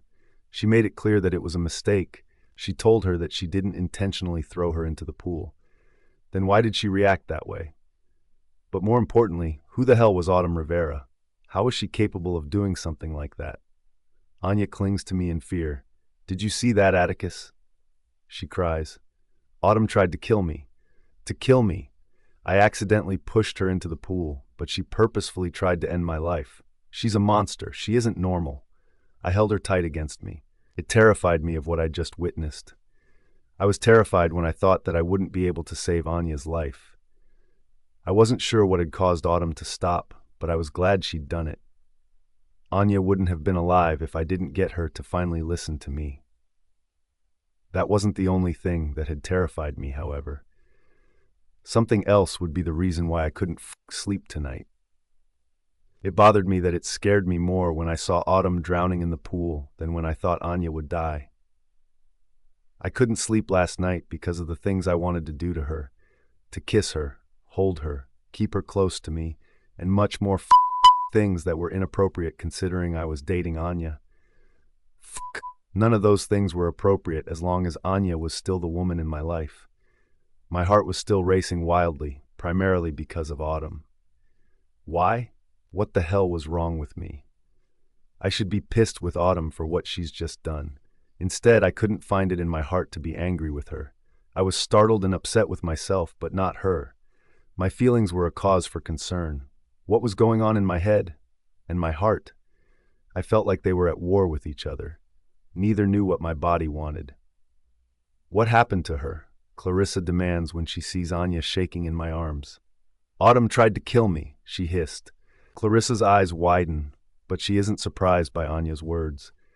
I expected her to say something in return, but she did nothing. Instead, she's suddenly panicking. I can see the fear increase in her eyes. It seems like Clarissa knows something that she isn't telling the rest of us. Maybe Autumn explained to her that she wasn't just a werewolf because I'd never seen a pure-blooded werewolf that could do something like that. Where is she?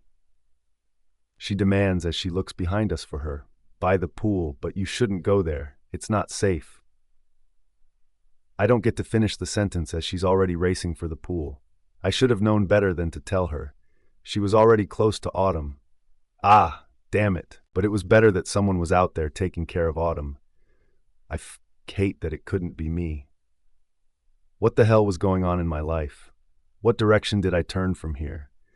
Should I be angry that Autumn just tried to kill Anya? Or should I be worried about her? She looked like she'd lost all control of her body. It's crazy, but I feel like I know her. I somehow know that Autumn would not intentionally try to harm Anya. That wasn't the kind of person that she was. Anya didn't seem to think so, however. Whatever happened before I lost my memory must have pushed them apart. Atticus, Anya cries. I don't want to stay here. I don't want to be near Autumn. Either she goes or I go. I stop walking. Are you asking me to kick her out of the house? She sighs. Would you want someone that tried to kill me to stay in your home? I searched my mind for the correct response, even though the answer was supposedly an easy one. If it were anyone other than Autumn, I would have been able to answer within a split second. But this was Autumn that she was talking about. I didn't know how to respond. What happened to her? Damon demands as he takes her from me. I rubbed the back of my neck. I wasn't sure that this was something I wanted to tell my brothers, and this time, it wasn't Anya I was trying to protect. It was Autumn. I didn't want anyone to know what I'd seen. She tripped. I say before I can stop myself. She looked at me like I'd betrayed her, and I winced. I wasn't sure what came over me. I was so desperate to protect Autumn that I chose to lie. That's not what happened, she snaps. She hit her head a little too hard. I continue to lie. I wouldn't listen to what she's saying. Anya gapes at me, and I know I'll pay for this later.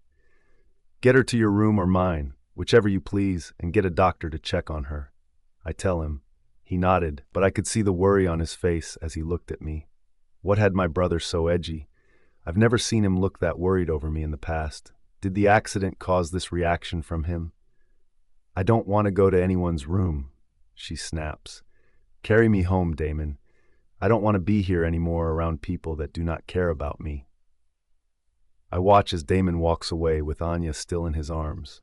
When she was out of my view, I couldn't stop myself as I rushed back to where I'd left Autumn earlier. To my disappointment, she's no longer there. Clarissa must have taken her inside. Her clothes were wet from falling into the pool the last time I saw her, which meant they probably went to get her outfit changed. I always thought that something was wrong, but now I was sure about it. I pull out my phone and search for any news about my accident. I've done this before, but I was hoping that there would be at least one article that would help me figure out the truth. Autumn was not just Anya's friend to me. These feelings I had for her were strong, and they weren't going away. It meant that I was right all along. Whatever they were keeping from me included Autumn. She was a big part of the lie, and I was not going to rest until I found out the truth. Tonight. I was finding the truth tonight and didn't care who tried to stop me. Anya. As soon as I got home, I shouted for my mother to join me in the living room. I had to tell her what happened at the party tonight. She was right all along. Autumn was much more dangerous than even she thought she was. What she did today was stronger than even my mother. Her strength was insane. I wasn't even aware she could do something like that. I'm freaking out inside, and I don't know what to do to stop myself from feeling this way. She'd tried to kill me. Autumn tried to freaking kill me. If Atticus wasn't there, I might not have been alive today. It pissed me off to know that even after seeing what she could do, he never once tried to throw her out. That was the perfect opportunity for him to hate her, but for some reason, he was hesitant to do what he was supposed to do. Atticus may have lost his memories, but his heart still belonged to Autumn. He couldn't hide his feelings from me. It wouldn't be long before I lost him again, and Autumn wouldn't be easy to get rid of either. Knowing her power, I understood what this meant for my mother and me.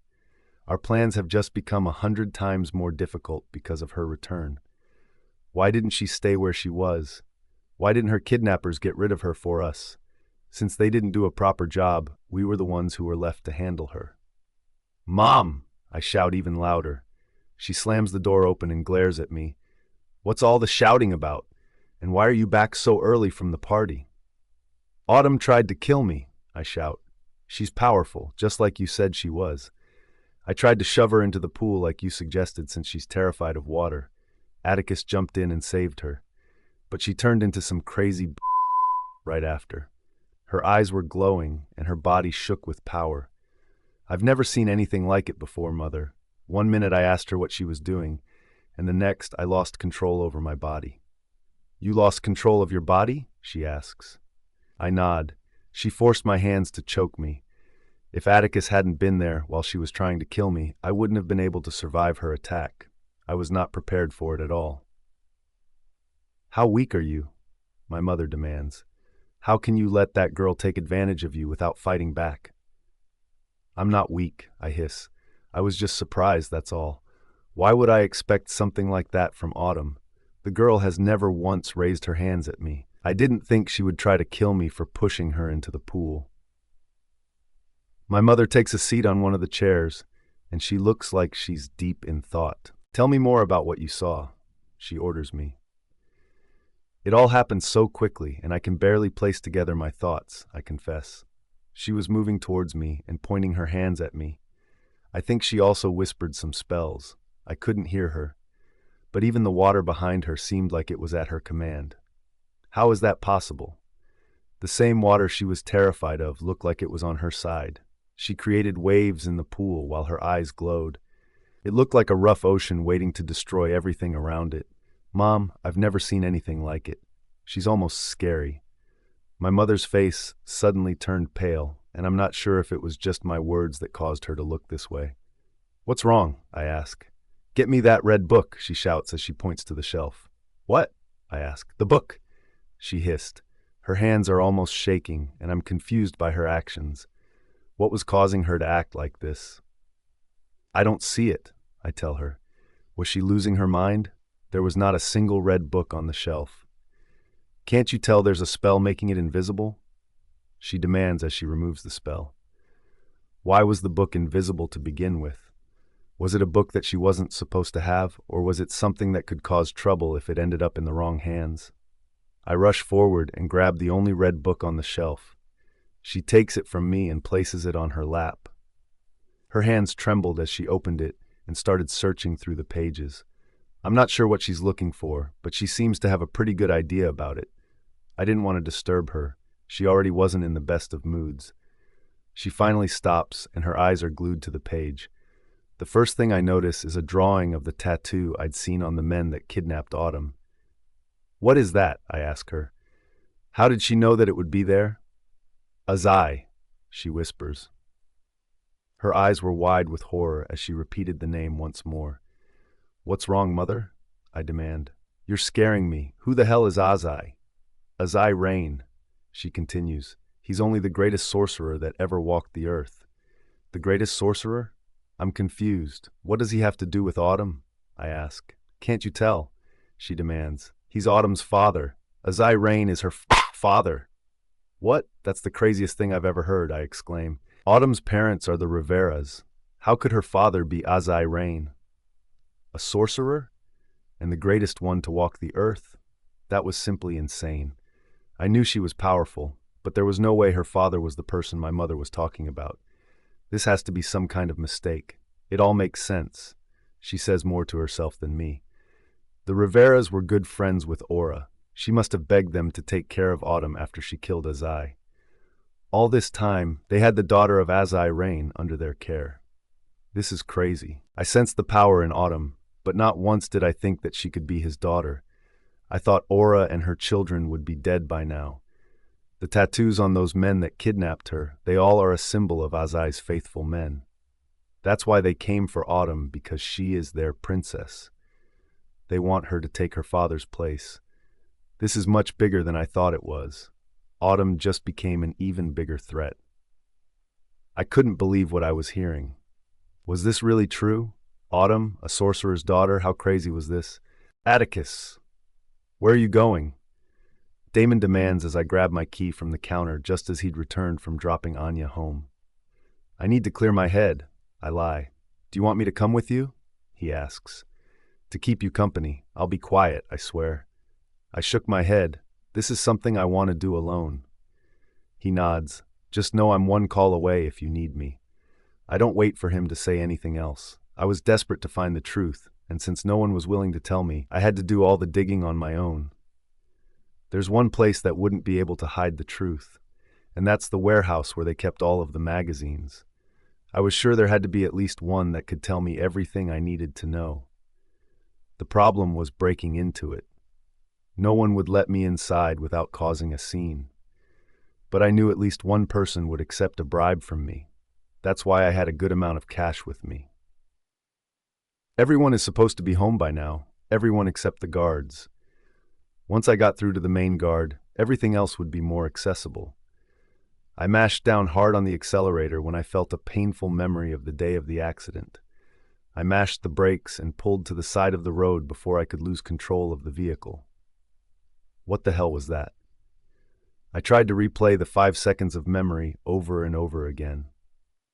I was racing after a vehicle on that day. I clutched my chest at the pain I felt at the reminder. It wasn't anything significant, but it was enough to make me wonder what the hell had genuinely happened on that day. Why was I racing after a vehicle? No one mentioned that to me, but they hadn't mentioned anything at all about that day. Autumn had asked me once if the accident traumatized me, and my answer was no. Now, I wasn't sure that was the correct answer. It was the first time I'd chosen to drive this fast since the accident, and I wasn't expecting to have this kind of reaction. It meant that I was speeding that day the crash took place. Even if I was speeding, I always thought I was a good driver. I should have been able to stop the vehicle. Nothing about that day made sense to me. Something had to have caused the accident. But what was it? I pulled back onto the road. I couldn't let this stop me from finding the truth. It's not like I could ask anyone for help. No one would do it. I chose to drive slower. I hoped that would help with the unsettling feeling in my chest. It takes longer than it should for me to reach my destination.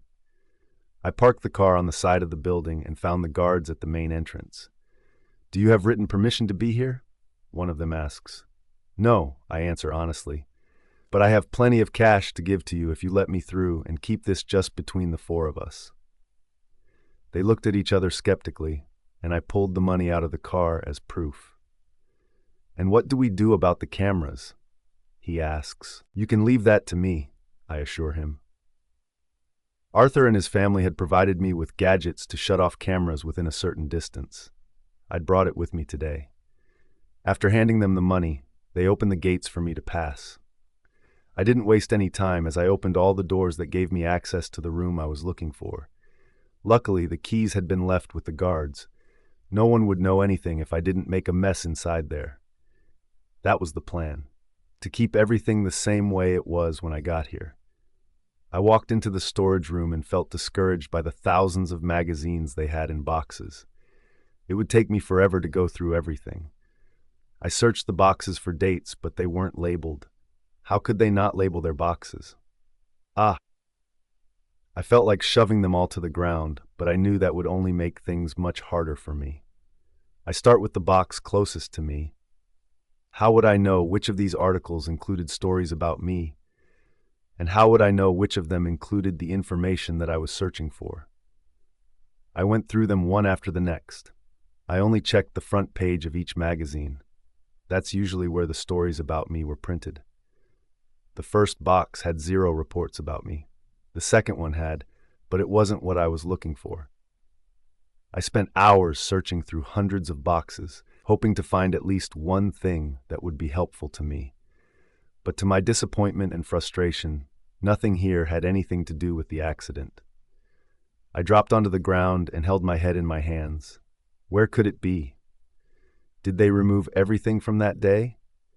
My family was more desperate than I initially thought to keep the truth from me. They must have thought about all of this. The fact that no one in school mentioned it to me meant that they forced everyone to keep their mouth shut. I knew how my parents acted when they were desperate for something not to come out in the open. They had enough money to shut the mouths of millions. It only made me more determined to keep searching. Why were they making me go through this? All they had to do was tell me the truth. I couldn't even be pissed at them. They kept saying that they were only trying to protect me. I moved from the storage room and into the main office. I wasn't about to give up. I came here for answers, and I wasn't leaving until I'd gotten them. I opened one drawer after the next, but there wasn't anything that could help me. There was only one more thing I could think about doing, and that was accessing their work on the computer. Fuck. I hissed when I realized that there was a lock on it. The only persons that could help me with that were the Blackners, and they weren't here. I didn't have time to call them for help either. I wasn't sure if they would have helped me either. There's no telling how many people my parents have bribed or warned to prevent me from knowing the truth. I walk out of the room with plenty on my mind. I wasn't successful in finding the truth. I'd failed yet again. On my way out, I notice a sign pointing to their dumping grounds. It's where they kept the magazines they had no use for again. Would I have any luck inside there? It was worth a try. I barged my way into the room, and I instantly felt discouraged. Everything had been shredded, but it wasn't so bad that I wouldn't be able to put the pieces back together. I grabbed the ones with my face on them and spent hours searching for the missing pieces. When I'd finally gotten the front page back in one piece again, I slowly read what was written on it. Atticus Fawn gets into an accident while trying to save his wife, Autumn Rivera Fawn. The blood drains from my face as the realization hits me over what I've just read. Wife. My wife? Autumn Rivera Fawn? What the when did Autumn become my wife? It took my body a while to recover from what I'd just read. It felt like some kind of joke, yet deep down inside, I knew that it was the truth. It was a big enough secret for my parents to want to hide from me. I placed the other magazine's front page in front of me. Atticus Fawn to wed Autumn Rivera.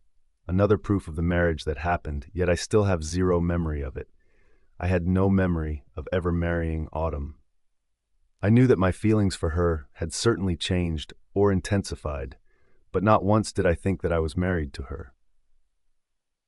Another magazine had a picture of the two of us on our wedding day. She looked absolutely beautiful. Radiant. Stunning. How could I not remember something like that?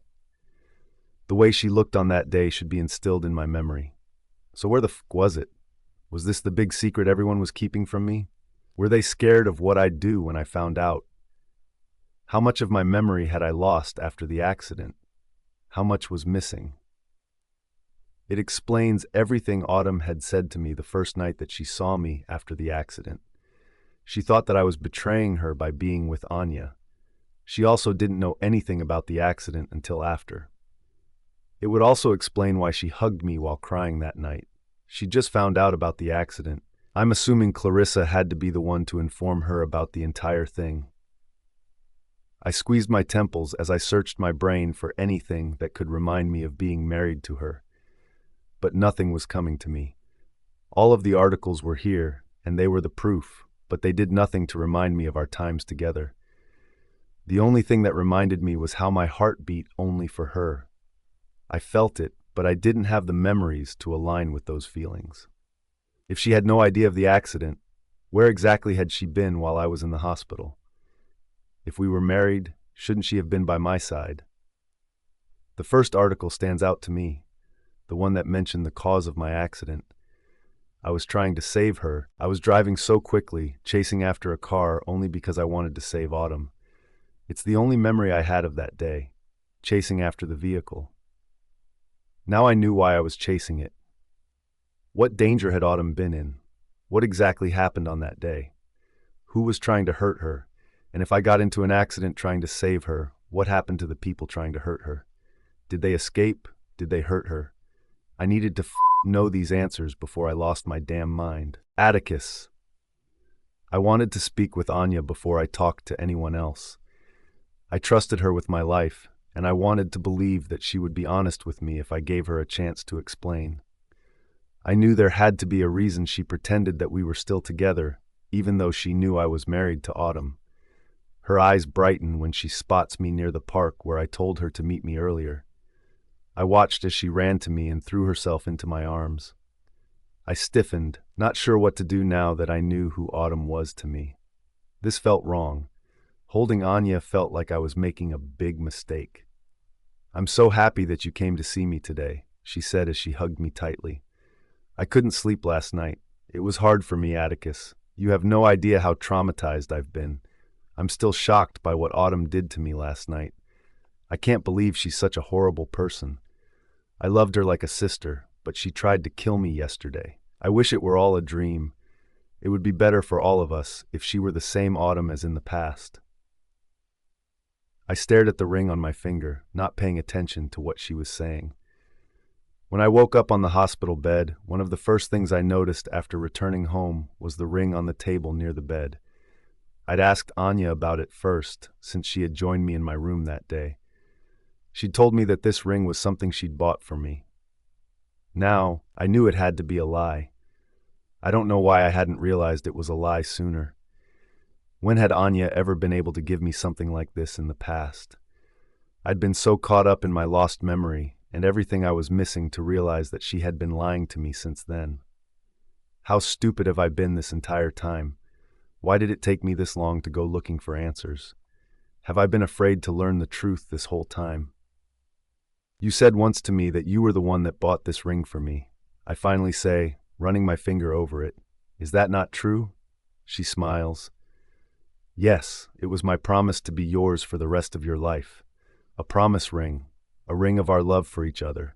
I remember how happy you were when I first gave it to you. It's a memory I want to keep with me for the rest of my life." I nod and stare into the distance. "How could you afford something this expensive?" I ask. I was giving her a chance to tell me the truth, and she kept digging a hole deeper for herself. I thought that I could trust her. I felt that Anya would at least tell me the truth or something close to it if I kept asking her questions. Not once did I think that she would make up even bigger lies to convince me that it was the truth. I was both disappointed and angry with her, but I didn't want to show her my genuine emotion. There was plenty that I still wanted to do before I confronted her. She wasn't the only person I had questions for. Everyone close to me, everyone that I trusted, all had explaining to do, and I wanted to give them all the opportunity to tell me what I wanted to hear. Her eyes widen. "What are you insinuating?" I shrug my shoulders. "It's a reasonable question considering your condition. I'm not trying to insult you if that's what you're thinking. I'm curious about who gave you the funds to get this for me. It doesn't look like a promise ring either. It seems like something much more than that. It looks like a ring a wife would get for her husband." I can see the uncertainty in her eyes as she tries to respond. Was she searching for more lies to cover up her other lies? I exhaled before taking a deep breath once more. I had to remind myself to stay calm. She smiled. "Since I couldn't afford it on my own, I got Damon and Dante to help me. But that doesn't change the amount of love I placed into getting this for you. Look how well it suits you. Who else would know exactly what you like?" My jaw clenched. She was no doubt continuing to lie to me. This was my wedding ring. All of the articles showed it. Knowing my parents, they wouldn't have missed the opportunity to get pictures of this ring and Autumn's in the magazines. It hurt to know that Anya could lie so easily to me without remorse. It hurt that my entire family could lie to me as well. And Autumn. I had no idea what to think about her. Could I trust her? She had plenty of opportunities to tell me the truth. Why couldn't she tell me that she was my wife? All of the proof was there. I would have believed her. My heart would have understood her. Instead, they all made me look like a fool. The entire school. Everyone. They fooled me. They made me think that I was still with Anya. All this time, my conflicted feelings, fighting myself, feeling guilty for wanting Autumn when I should have been with Anya. Everything was a blasted lie that they all made me believe. And I was foolish enough to believe them because I trusted each and every one of them. My hands tightened into fists at my sides. All this time, I hugged and kissed Anya while I had a wife. A wife. They let me kiss another woman when my wife was still in my life. The more I thought about it, the angrier I got. I've never been that way. I've never been a cheater. That was for a weak man. If I had gotten married to Autumn, there was no way I would have touched Anya inappropriately. The fact that my feelings were still there for Autumn, even after losing my memory, was proof of that. They'd all betrayed me. They'd all let me down. And for what? What was their reason behind it? Why did they think the best thing was to keep the truth from me? I'd made a mess out of my life because of this lie. Still, I couldn't find it in my heart to hate them. Still, I partly knew why they did it in the first place. But this just made everything so much worse. I didn't understand anything that happened. How did I ever marry Autumn when Anya was my mate? How did my feelings for Anya change and all of them suddenly turn towards Autumn? Nothing made sense to me. The last thing I remembered was loving Anya like crazy. I would do anything for her in the past, so what had caused everything to change and so quickly? I had no idea what had happened before and during the accident. I wish I knew. I wish I could remember every single detail that I was missing. There were still plenty of things that were unclear to me, and I needed them to fill in those missing blanks for me. Did Autumn truly have feelings for me? I know the feelings I had for her, but I wasn't sure that hers were real. If she was willing to let me be with Anya even while we were married, what does that say about her feelings for me? I expected her to try and separate us, to do something, anything, to make sure that Anya didn't take her place. But she stood back and let it all happen. She never said anything when Anya hugged me, and not once did she try to stop it. Well, that wasn't exactly true. There were certain times when she showed her real emotions, but I never paid enough attention to them. The only proof I had of her feelings for me was what she did to Anya yesterday. But I wasn't even sure if that was for me. Maybe the signs were there, but I wasn't looking for them. Everything she said when she saw me at the beach party, or yesterday when she cried while looking at my Jeep, were all signs of what we shared. If those emotions were real, I wasn't the only one who cared between us.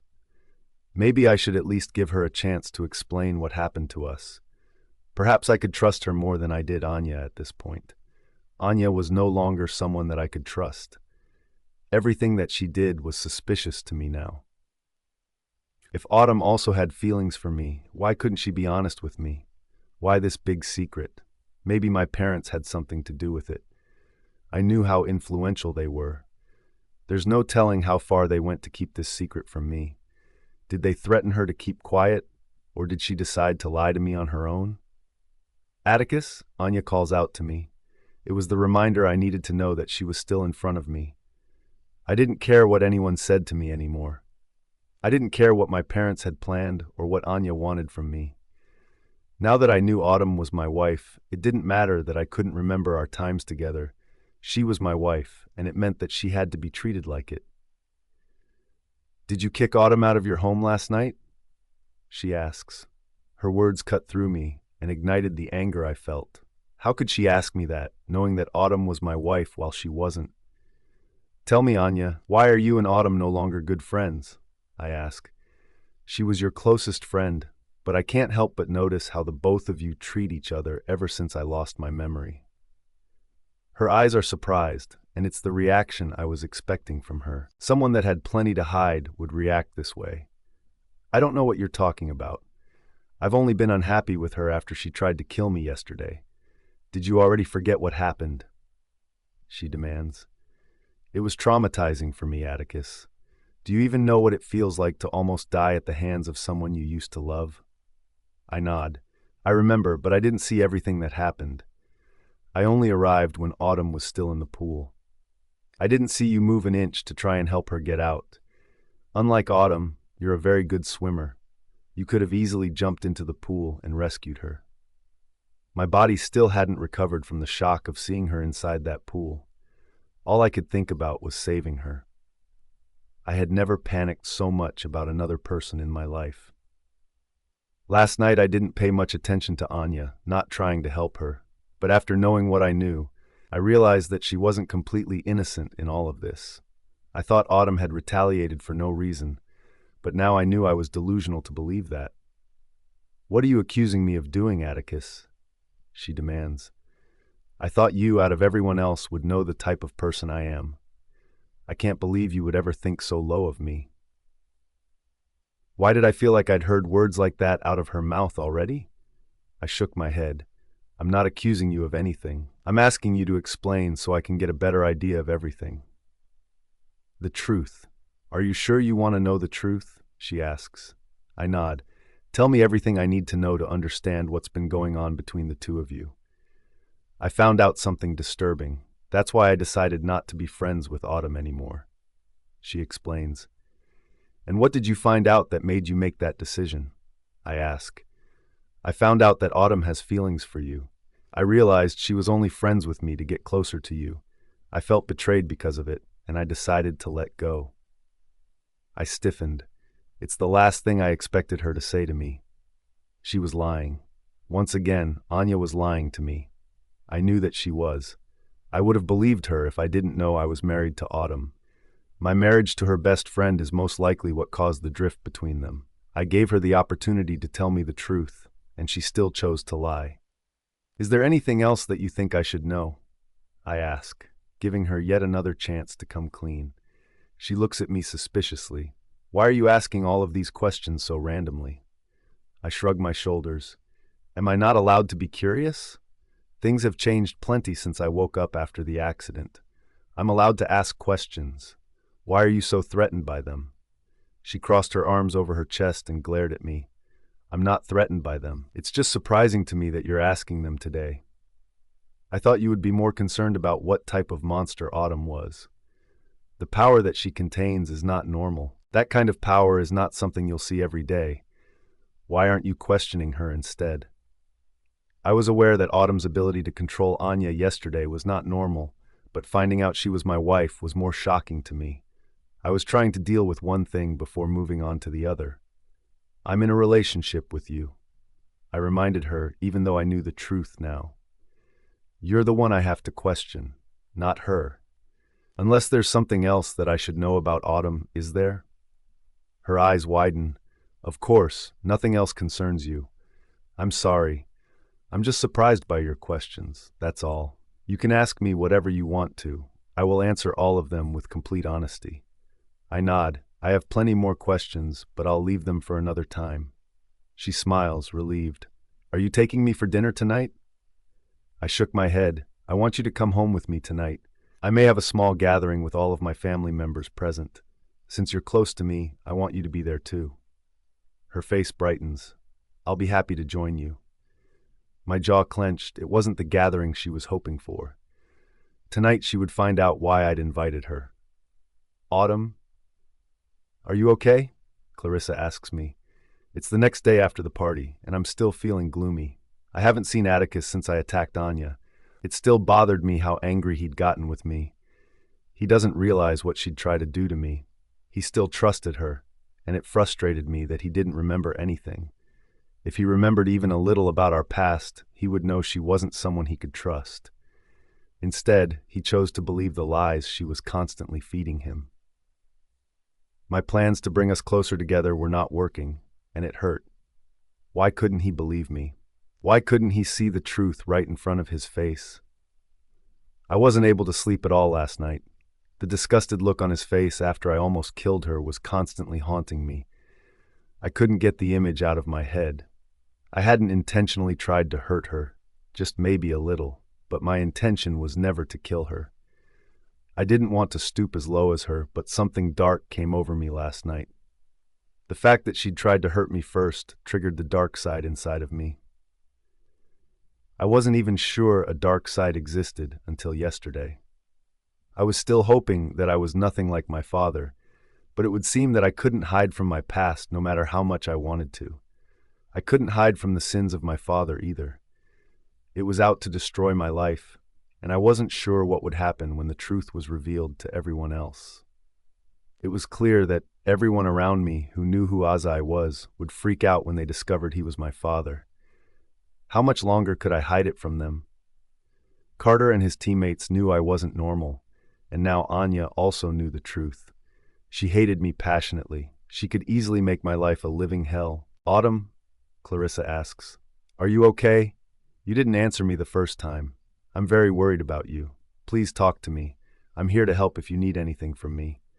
Not the best. I'm terrified of what my future has in store for me, I confess. Is Atticus upset with me? He never once returned to see whether or not I was okay after almost drowning. He was more concerned about Anya than me. I knew he was only acting that way because he'd lost his memory, but that didn't make it any easier for me. She sighs. Atticus never came home last night. Her words have managed to shock me to the core. How could he not have returned? Where could he have gone without letting anyone know of his whereabouts? I stopped walking and turned towards her. He didn't return home last night? I repeated her words to ensure I'd heard her correctly the first time. She nods. We tried calling his phone, but he never answered. No one knows where he is or where he went last night. He was very secretive about it. Fear coursed through my veins. Do you think something happened to him? I demand. Shouldn't we be looking for him? Maybe he went to see Anya and chose not to tell anyone. I don't know why he would want to keep that a secret. Damon and Dante went looking, but they never found him. Damon said that he looked suspicious when he left last night. No one knows why he chose to leave. She answers, I don't think anything bad happened to him, or we would have heard about it by now. It must be hard for him not to remember anything. I think it's affecting him negatively. I knew my parents should have told him the truth from the beginning. When Atticus learns what happened, he's not going to trust anyone. He will feel betrayed. I always knew that this would happen. When he remembers that you'd been missing and they still chose to lie to him, he will lose his mind. I hope that they're prepared for his wrath. I'm not sure we're doing the right thing. I agree. I feel we're doing more harm than good by not telling him. At first, I was too afraid to hurt him, but that wasn't my only fear. I've always been terrified that he would choose Anya over me. I've seen him do it all my life. I was scared that he would still do it even after knowing the truth because he'd lost all memory of me and my feelings for him. I can talk to my parents again, she says. I can convince them that it's time for him to know the truth. We've waited far too long. What are they waiting for? For him to ask Anya to marry him? They're playing a dangerous game, and they don't realize how wrong it is. They're trying to protect him, but they're choosing the worst way to do it. Her words have increased the worry inside of me. She was right. If Atticus didn't remember he was married to me, there's no telling what he would do for Anya. She was crazy enough to ask him for a wedding. It was time that we made the hard decision and told him the truth. The look he gave me yesterday flashes before my mind. I swallow. I'm not sure that would make a difference after yesterday. You should have seen the way he looked at me, like I was a monster, and maybe I am one. After all, my father was a crazy maniac, greedy for power. I wanted to see Atticus today, but I was also worried about how he would react after what he'd seen yesterday. Atticus could never think that way about you. He was most likely just startled by what he saw. Besides, Anya deserved everything. She pushed you into the pool and watched you fight for your life. You wouldn't have retaliated if she hadn't hurt you first. Have you seen her? I ask as I search our surroundings. I'm sure she would have plenty to say to me after what she saw. Her hateful comments would only get worse from now on. I was prepared for all of them. Her opinion of me did not bother me. The only person whose opinion mattered the most was Atticus. She won't be here today, Clarissa answers me. According to Damon, she's not feeling well and chose to skip the academy. Her not being here is already a sign that today will be a good day. Hopefully, Atticus shows up as well. If Atticus never shows up today, I could only assume he chose to spend the day with her. He was probably still trying to soothe her. My Atticus would have done the opposite. He would have taken care of me instead. I needed to remind myself that he was still inside of him somewhere. I couldn't give up.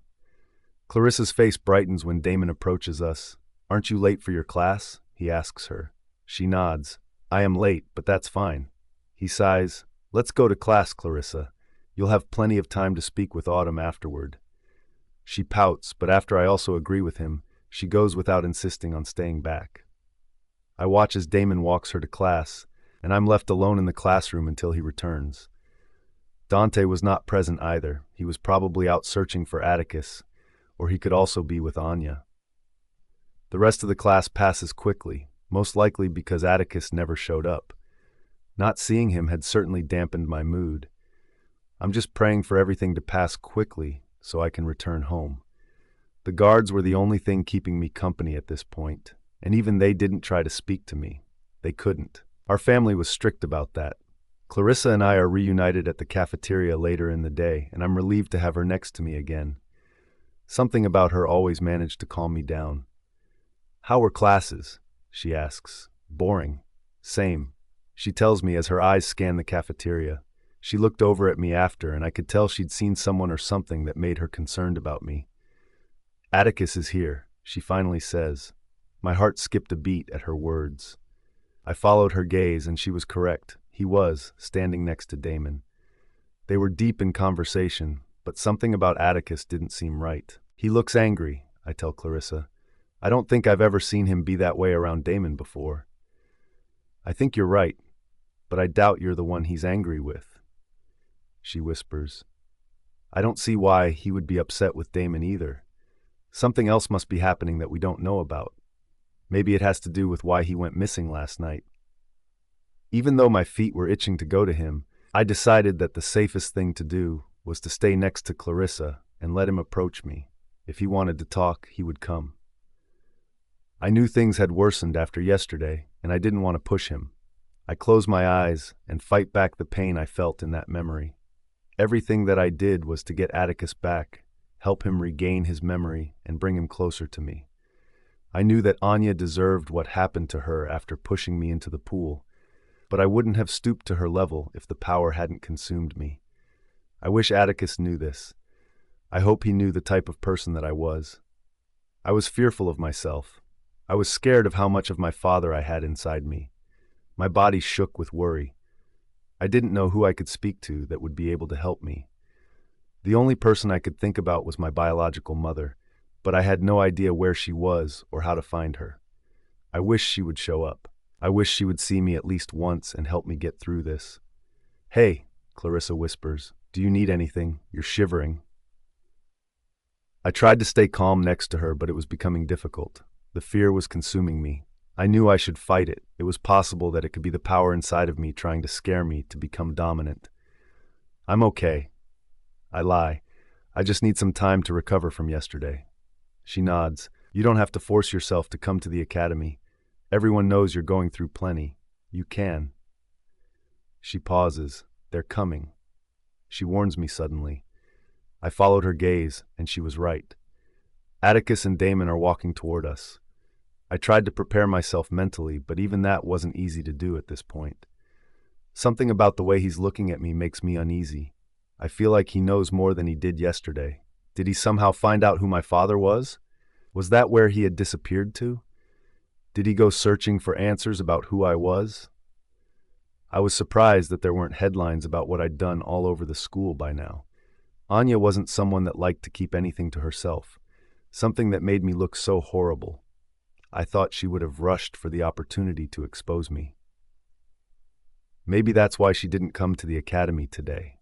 She was plotting her next big plan to get rid of me. She wasn't the only one. Now I also had to watch out for Skylar. In every direction I turned, my life was in danger, and still, my main concern was bringing Atticus back to me. I didn't care what was happening around me. I didn't care that my life was in danger.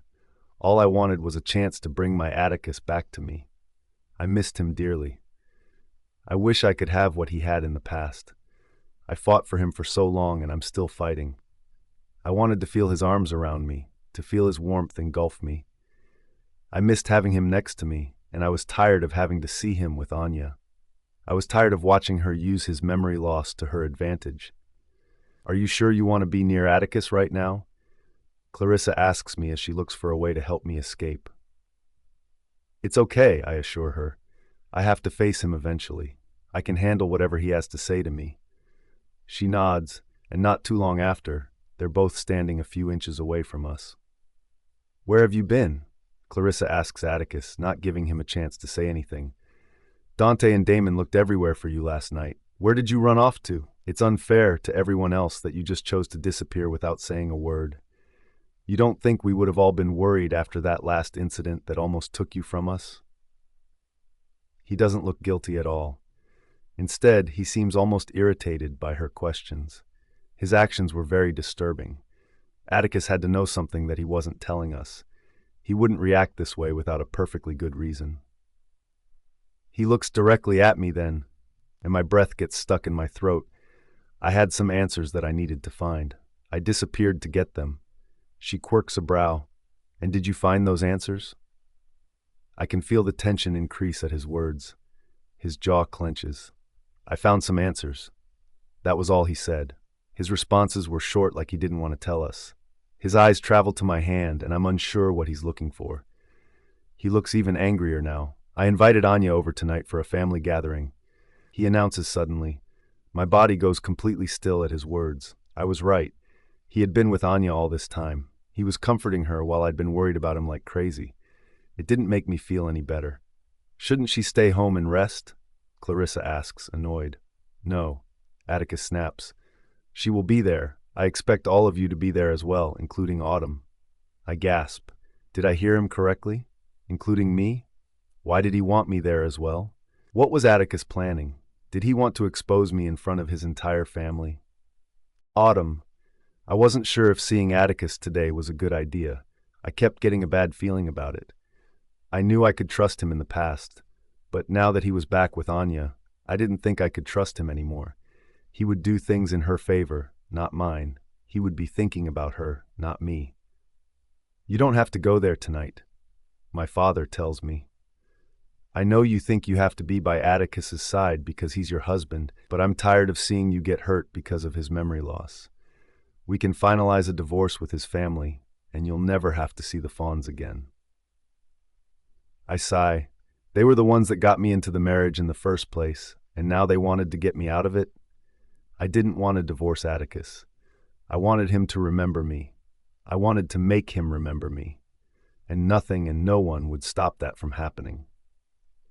Atticus lost his memory while trying to save me. He got into an accident while chasing after the men that kidnapped me. Why would I leave him when he's going through the hardest part of his life? "I'm just suggesting it for your own good, Autumn," he tells me. "I know you may think that I'm being unreasonable, but I only care about you right now. His family is looking after him. They're putting his needs first. I'm trying to do the same for my daughter. We don't know if Atticus will ever regain his memories. And if he does, we don't know if he will ever be the same. There are so much more things to worry about. If the Fawns find out who you really are, if they find out that we lied to them, your relationship with Atticus will have to end. I'm just trying to protect you from all of that. I can see that you've already grown attached to him. I'm scared to see what will happen to you if you're forced to let go of him for your own good." Why does it have to end? Why would his parents separate us because of that lie? I wasn't the one that lied. I never knew who I was until today. Were they that heartless to separate me from him because of that? I hope not. I thought the Fawns were nice. I thought that they were good people. I understood that they didn't like being lied to, but they liked me. At least, I hoped that they did. Maybe if my parents asked for their forgiveness, perhaps then they would put this all behind us. I was hoping for a miracle at this point. "I'm sorry we can't protect you from everything." My mother apologizes. "When your father and I decided to adopt you, we promised Aura that we would keep you safe. We promised her that we would keep you happy. I thought we were doing a good job at it until now. I'm so sorry, Autumn. I wish there were more that we could do for you." It's not the first time that she said this to me. I hug her. "It's okay, Mom. I know that you're trying your best. I know that these things are out of your control. It's not your fault. Don't blame yourself. I wish they knew where my mother was, or my siblings. Being around people that suffered the same faith as me would have made this a lot easier. Unfortunately, I was separate from them, and it didn't look like I would ever be able to find them again in this life. Even though I wanted to search for them, I knew I had to let them go. I was already in danger because I'd been found, and I didn't want anyone else to be in trouble because of me. I would keep them safe in whatever ways I could. And right now, staying away from them was the best way to do that. Tell us if anything goes wrong. My mother tells me as they pull up to the fawn's home. I nod and promise her before getting out of the vehicle. They would be returning for me tonight. No one wanted me to drive without company. Just like they asked, the guards would be staying by the front entrance in case anything happened. Apparently, my parents didn't even trust the fawns around me. I've never seen them this terrified of anything before. If I had any doubt of them loving me in the past, I didn't have it anymore. They were trying to protect me, and I loved them for it. I understood why they were hesitant around the fawns. They knew that the second that Atticus's parents saw my power, they would know the truth. And since my power kept resurfacing recently, there's no telling who would be the next person to see it. I had no control, and as long as I had zero control, my life would be in danger. Not only my life, but the lives of everyone around me as well. I took a deep breath before I walked into the home that was once mine, before Atticus lost his memory of us. Everyone is already on the patio, waiting for me. It turns out that I was the last to arrive. It doesn't help with my nervousness. I'm not sure what Atticus had planned, but I had to be prepared for the worst. Anya's eyes narrowed the moment that she saw me. From her reaction, I could tell that Atticus never told her that he had invited me over tonight. Why did he keep it a secret from her? Knowing Atticus, he would want to do everything to keep her happy. Why did he invite me over, knowing how much she disliked me? Why did he invite me after what I almost did to her yesterday? Nothing he was doing made any sense to me. It kept pointing to one thing, and that was him exposing who I was to everyone else. At least Clarissa already knew the truth. Damon did as well.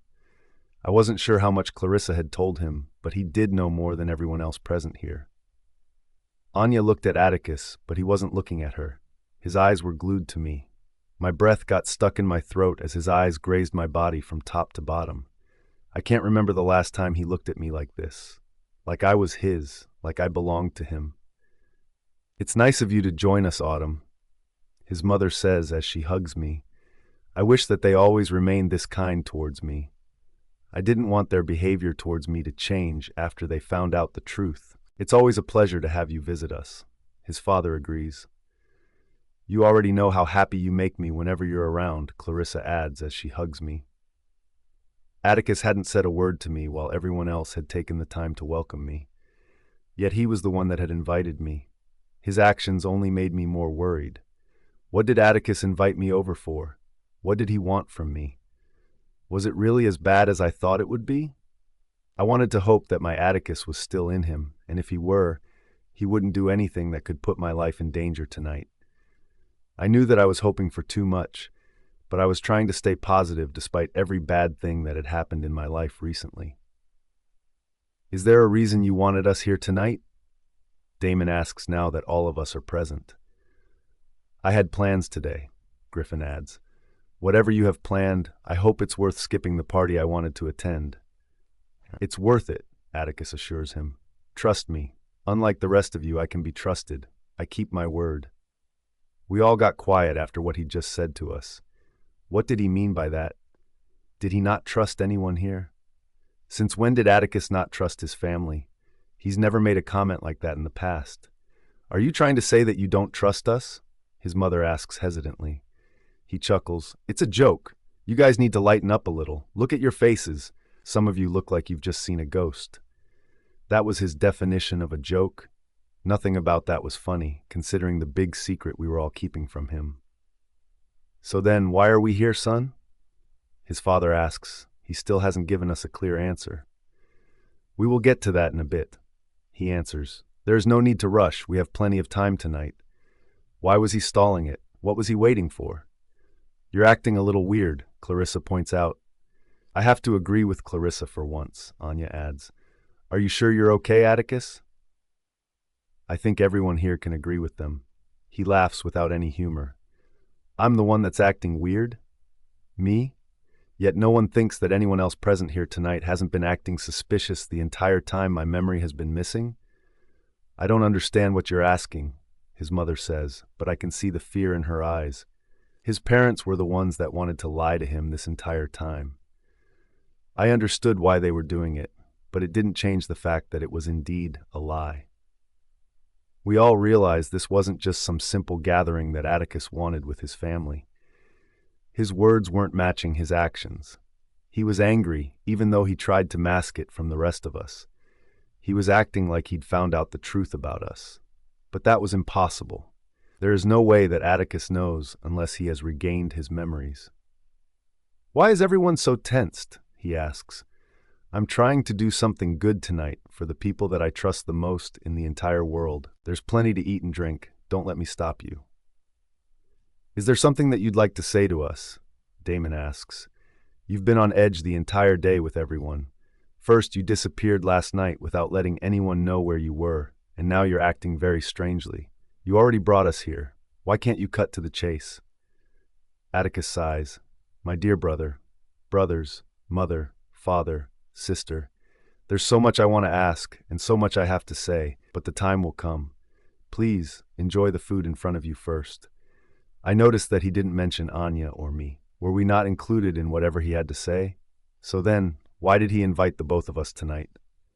"Atticus," Anya whispers, "if you don't want to talk to anyone else, then at least talk to me. Where did you go last night? Why are you not telling anyone?" His eyes move from her to me. I want to talk, but the person I want to talk to is her. My lips part. He was still looking directly at me. I held my breath as he took slow steps in my direction. Was this where he told his entire family about what happened between Anya and me last night? Since no one asked me any questions, I knew that neither he nor Anya had spoken a word about it. Maybe they were waiting for this exact moment to say what was on their mind.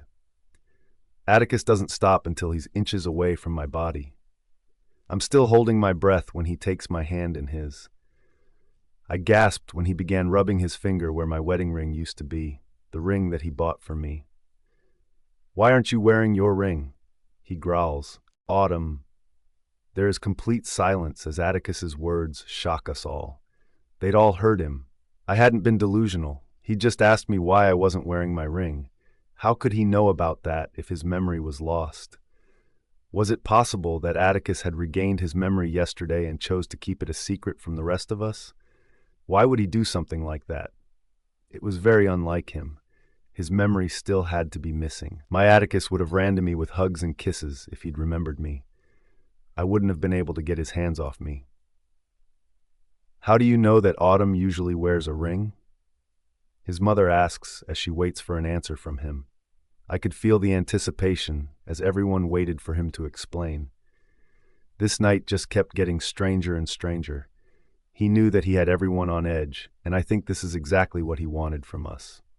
He wanted us to be confused and scared until someone slipped up and gave in. "I don't," he says, "but you just confirmed it for me, Mother. Why does she wear a ring on that finger? Is Autumn married to someone?" It felt like Atticus was playing with all of us. Was he giving us a chance to come clean with everything?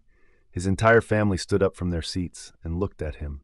Damon and Dante gave each other an alarmed look, while his parents were practically gazing at him with fear. "What do you know, Atticus?" his father asks. "Tell us what you want to find out. Why are you playing these ridiculous games with your family? If there's something that you wish to ask, just do it. Because my family, who I love and respect dearly, are the ones who chose to play ridiculous games with me first." He snaps. "What's wrong if I also join your game? I don't have only one question to ask you. I have multiple questions, so I asked each of you to be here tonight." His father glares at him. "No one is playing any games with you. You're reading too much into nothing." "Autumn," he says, returning his attention to me. "You never answered my question. Why aren't you wearing your wedding ring? Aren't you married?" My lips part. Either he knew I was married to him and testing me, or he thought that I was married to someone else. Maybe Anya made up another lie and told him. That was expected from someone like her. But Atticus didn't look at me like he thought I was married to someone else. He almost looked as though he knew I was married to him. Yes, I am married. I finally say. I spoke softly, and I wasn't sure if he'd heard me. His family surely had, however. His parents looked at me, and I could tell that they wanted me to keep my mouth shut. They'd wanted me to stay quiet since the beginning. I didn't want to lie to him anymore.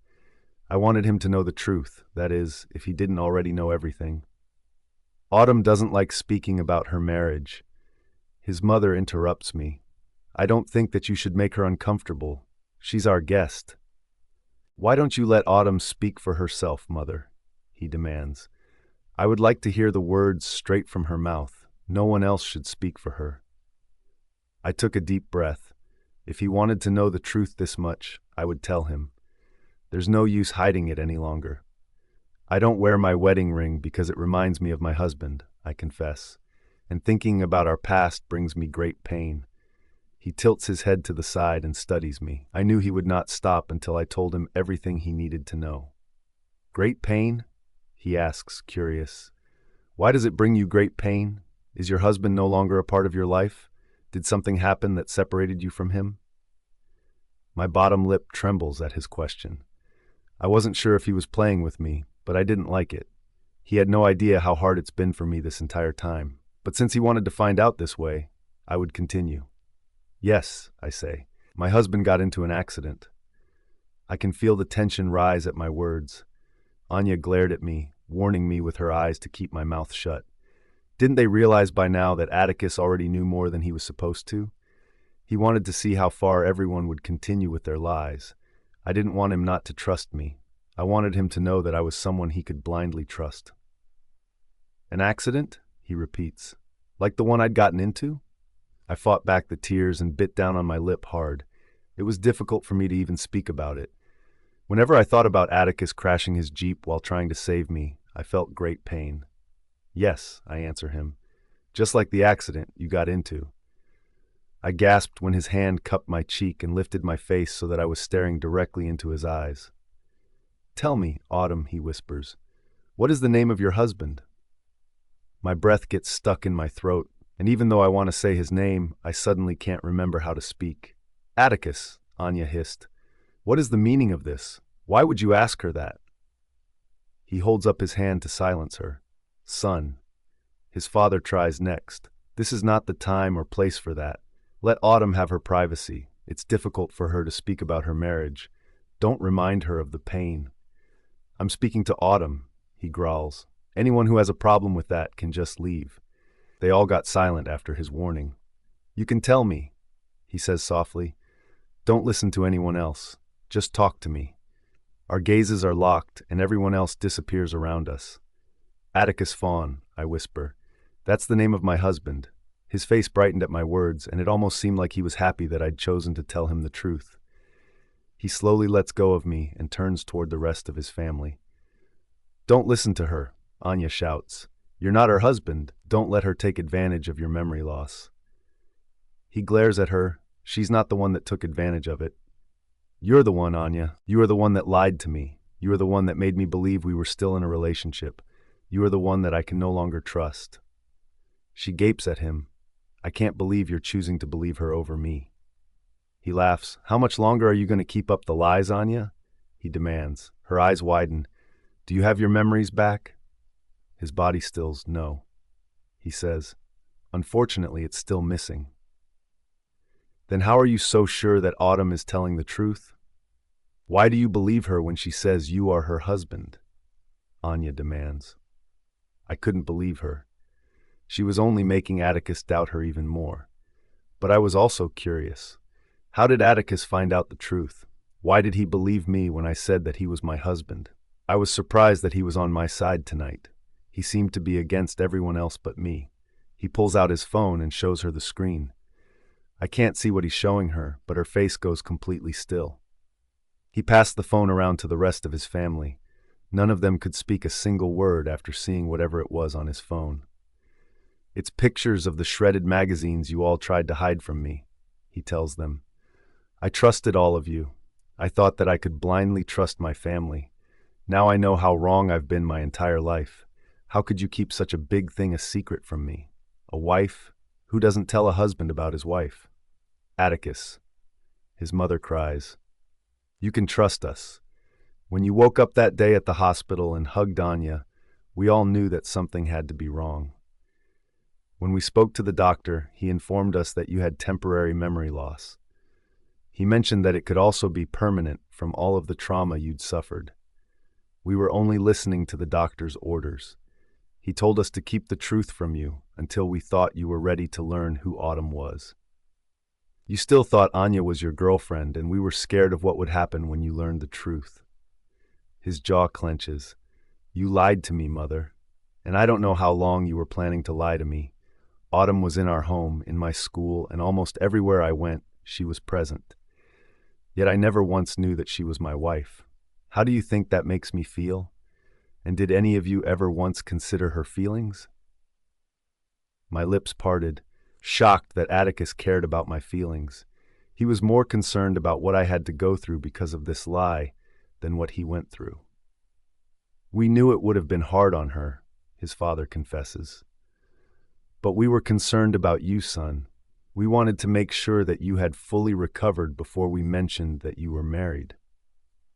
The first person you were happy to see was Anya. We thought that telling you about Autumn would have made you devastated. That's the only reason we chose to keep it a secret from you. I know it may look bad considering the extreme measures we took to make this lie believable for you, but we never had any bad intentions. Damon, he says. Dante. Griffin. I thought we had a better relationship than this. You all kept this secret from me. Every single one of you. And did any of you even bother to look after Autumn? Clarissa was the only one that was there for her this entire time. What about the rest of my family? If she's my wife, I expect my family to treat her better than that. If you were forced to pretend that I was never married because of something the doctor said, why didn't any of you ensure that she was okay? His family looked guilty and disappointed in themselves. What about me? Anya demands. You don't even remember her. You remember nothing about your marriage to her. I'm the one that you still remember. My relationship with you is what you remember. Why are you still allowing her to separate us? You have no feelings for her, Atticus. You love me, not her. His hands tightened into fists at his sides and he glared at her. You're wrong. That's all he said. What do you mean by that? She demands. You're wrong because I don't love you. He snaps. Not anymore. Not in the way I used to love you. I may not have my memories with me, but it's clear what I feel in my heart. You're not the one in it. I'm sorry, Anya, but I didn't want to hurt your feelings. I chose not to tell you the truth to protect you, but I realize now that I was wrong. I should have told you the truth and not strung you along. I guess none of us are perfect. Anya looked like he'd just slapped her across her face. Everyone had a look of shock on their faces. No one ever expected him to tell Anya something like that, especially not when he had lost his memories of us. What had caused him to react this way? We're sorry. His mother apologizes. We're so sorry for everything. We thought we were doing the right thing by hiding the truth from you. Not once did we think that it would cause more harm. I hope that you can find it in your heart to forgive me, to forgive us. Everyone chose to follow this lie because we asked them to. If you have to blame anyone for lying to you, blame your parents. We're the ones that pushed for this without properly thinking everything through. I didn't think he was ready to forgive them, not by the expression on his face. He was still outraged. I want everything that belonged to Autumn to be returned. Every single item of hers that you removed to make this lie believable, I want you to return it to its rightful place. He orders them. It should have never been removed to begin with. I didn't move an inch since Atticus started confronting his parents. I was in too much shock to do anything but stop and stare. Call her parents, he adds. I want Autumn to move back in today. Let them know that she's staying here where she belongs.